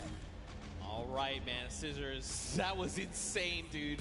Again, like these guys are so good, right? Once they figured out they can just do it. It's almost like muscle memory. You see Suzu here now. If Suzu's smart, he waits here for Scissors to get across, and then once Scissors gets across, he can start triggering the trap. He's gonna opt to say, look, you know what? Let's just go. I'm trying to get the coins. We need to rack up as many and as quickly as possible. Because don't forget, last game they got that 5.5 minute time on lock. They still have another 1.5 minutes going off of last game, right? If they can do it again, it's gonna be huge. Waiting for the chiller on his feet to get off before he goes forward. Now he has full reign onto this one. If he one-shots this, he's putting himself in such an amazing time. He's kind of letting his team do the rest of the work. Oh, one shot here from Suzu. Is it possible? Getting through the door? No, just short. Shallow. But he did not go all the way back. He's continuing the recovery on this run. Not quite enough. Man, Suzu putting everyone in his fishbowl, saying, don't worry, fam. I've got this. Gonna jump down, first trap. Second trap, hop across, take a step back. Nice. Oh, there's actually someone else there. Is Scissors there with him? This is huge, though, if Scissors is there, because look, they can hop through together. Suzu can trigger this, and then get Scissors there where he needs to go, and then there will be two members trying to get these traps. Unfortunately, too shallow. Making the same mistake there on that bouncer. The speed pad up into the bouncer. You see he's trying to keep his back towards it so that he can make sure he hits the bouncer on the right point that he wants to. Kind of has it memorized at that moment, but a lot of teams starting to catch up right now, so, you know, starting to lose the pace that they had in the first game. Ooh, don't slide off, don't slide off. Unfortunately, he slid off. Now look, Sunshine Soldiers, they're already at the 28-point mark. So are Raven's Revenge, with Fish Fam right behind them. Everyone else is tied right around 25 coins. Oh, and look, they actually sent Flytax forward. He's trying to make it to the Leap of Faith. So he's left his teammates down behind, saying, look, just gather the coins. I'm going straight to Leap of Faith. That's the 1 point we know we need. Magma up ahead as well for the Raven's Revenge. And the record of the map by Fish Fam has gone past. That was 5 minutes and some. And we're now down to 5 minutes left total. Magma making sure that he makes this jump. He doesn't want to waste time. I think he might have the confidence here Just got to bounce off the wall. No. Short. Not yet all the way through. If he can do this, he is clinching himself that Silver Llama. Stewart, okay. Yeah, these momentum jumps, very difficult, or neo jumps as they're also called. You gotta be really precise, really, I mean, you have to be very calculated with every single one. You got Chappie over here, you've got Stewart across the way as well. And look, you can see Suzu there too. I mean, there's so many people here that are already at the leap of faith. And look at the rest of the teams, right? Even the Funky Fighters, Little Whip, and Llama Record Company, they're at 26 coins. They're closing in on that leap of faith. Sunshine Soldiers adding their name to the hat of people who are trying the leap of faith. Stewart, not quite making it through yet. Magma right now feeling a bit of frustration. He feels the pressure. He knows that he has to try to make this, try to get this last coin ahead of anybody else. Clytax has joined the fray as well from Cuddle Crew. So you can see too, like Clytax is, while Stewart is using his camera, while you jump forward, you whip your camera in the direction you want to start moving. Clytax is doing the opposite. He's actually just using the momentum from his movement abilities, just like his keys, to get him where he needs to go, not even touching his camera at all. Two different ways to approach it. They're both about the same. It just depends on which one you're more comfortable with. Magma here. He's in a good spot. Great ricochet there. All right, just take it easy. Nice. All right, good Almost. Land. The tires? He's just going for it. Yes. He's just going for it. Could he be the first one? No, Sunshine Soldiers have actually already done it with a 623, and Raven's Revenge there with the 636. So Sunshine Soldiers sneakily got it, but still a great time from them. Don't forget the first round, they were the only ones at 29 coins. What a close race, though. All four teams who were up there on the leap of faith have now completed it. The Cuddle Crew still need one more coin to actually finish the entire thing. Clytax feeling a little bit of pressure. He needs to start supporting his teammates. And then the Llama Record Company sitting at 27 right now. I think this is one of the first times we've seen them towards this double jeopardy, towards closer and closer, edging their way at the leap of faith. The Cuddle Crew have completed, meanwhile, just past 7 minutes. So the standings right now are shaking up with all of these teams being so close together. Can't wait to see where it is. Still, every single placement here matters. Chicken Champions, Funky Fighters, Little Whip Warriors, and the Llama Record Company all at 27. Who is going to come out on top in this four-way race? And don't forget, this really does make a difference, right? They're all competing for prize money, so being able to come out ahead of another team, that's going to secure you more of that pot, so they have to be very careful, right? They have the 2 minutes left, but man, to see all these other teams, 4 of them already get that third coin. Like, you know, we saw that first game, it was like, oh man, Raven's Revenge, the only one at 29 coins, everyone else is not even close. Second game, the story is Fish Fam and Funky Fighters. Now, we've got 4 teams that have gotten that 30th coin. Insane, especially how close it is. Like, even look at Raven's Revenge and Fish Fam, right? Just a few seconds difference. And all that could mean a huge amount when we look at the standings at the end of the match. But meanwhile, nobody yet up to that leap of faith. Oh, actually, Kuto. But we saw him finish the game last time for the Funky Fighters. See if he can do it again. He's got 1 minute and 15 seconds to do it. Came in second, just behind the Fish Fam in their record-breaking run. Can he do it now? All pressure on him. And I mean, you gotta look, right? All of his other teammates are still being eliminated, right? They're trying to get up there because, again, just more shots you can take at the leap of faith, the better, right? The more chances you have of securing that 30th coin. So many teams are approaching this leap of faith now. You can see in the background, there's at least 3 teams up here total. Could be also some players who have not yet finished the map from the other teams. As Chappie sits there, Chicken Champions making their approach. I'm wondering, Kororo, if you do this last one, you are going to beat out the Funky Fighters. And that could mean huge placement in terms of the prizing at the end of this. 30 seconds to go. All right, wait, he's made it. Okay, look back down. Okay, it's fine. Small jump. Got it. Last jump, and he's got the coin too. There you go. So the Funky Fighters finish up ahead of the Chicken Champions. Korora, fortunately, is going to fall shy. But at 29 coins and 5 seconds remaining, I think that's going to be the end there for this. These are the standings as they are. The Chicken Champions come out there. And what an amazing run it was Six teams secured themselves the 30th coin. Night and day situation coming out of that first World Run. We got to witness, but look, smiles all around. Again, in case you're just tuning in, welcome to the Fortnite World Cup Creative Finals. These are the very best of the best from the creative side of Fortnite, and they're all joined here by their team captains and facing off for a prize pool. And these games have not disappointed. The World Run, honestly, I take it all back. I thought we weren't going to see a 30th coin. I'm a liar. I don't know what I'm talking about. Nope. They smashed it. These guys are the best of the best. Fish Fam, Raven's Revenge, these guys showed up hard on this World Run. Absolutely incredible performances, 2-time finishers all the way through. And now we also have to be able to think about what these standings are going to look like at the end of the day, because it was close, right? Raven's Revenge, that first one, and then getting second, and then getting second again, could mean that they are in contention for that first place here in this set.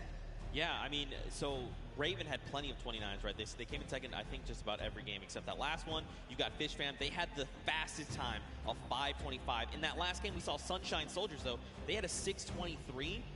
So it depends where they place in those other matches, right? What does that mean for all these standings? Don't worry, we're tallying everything up. We're breaking it all down, and we'll have that for you as soon as we are ready to do so.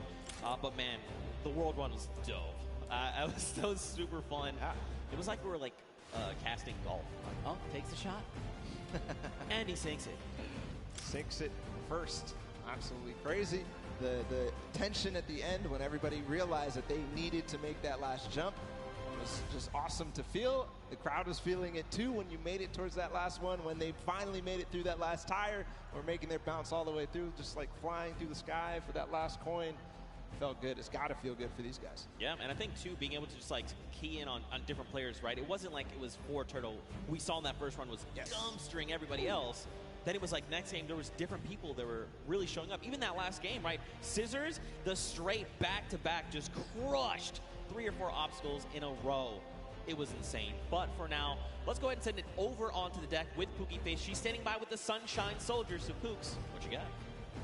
Hello, Zeke. I am down here with the Sunshine Soldiers. They're the most adorable team, in my opinion. They are coming from all corners of the globe. They've come here to compete today. Now, so far, you guys have, there have been a couple of struggles, but the day isn't over. We still have the remixes coming up, so keep that in mind. Do you guys have a new strategy going into the remixes?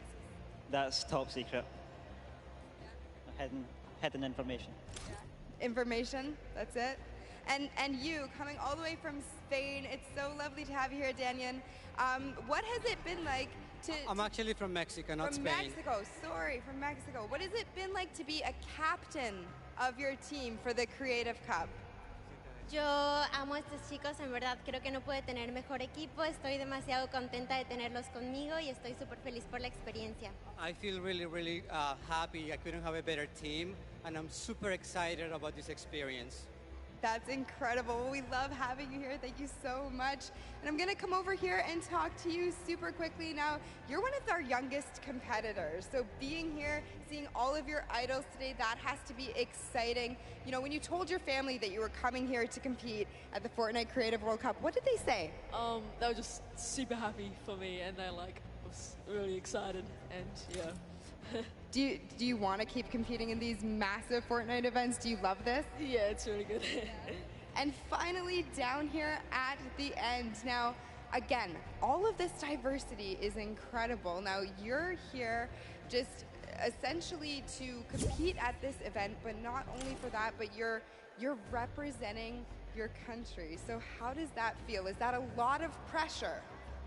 Yeah, there is a lot of pressure, and it feels amazing. Even though there's the pressure, it also feels great.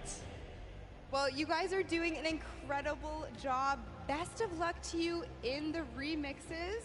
Gonna throw it right back over to the casters. Man, Pooks, you are not lying. They are adorable. They're all so happy to be here. You love to see it.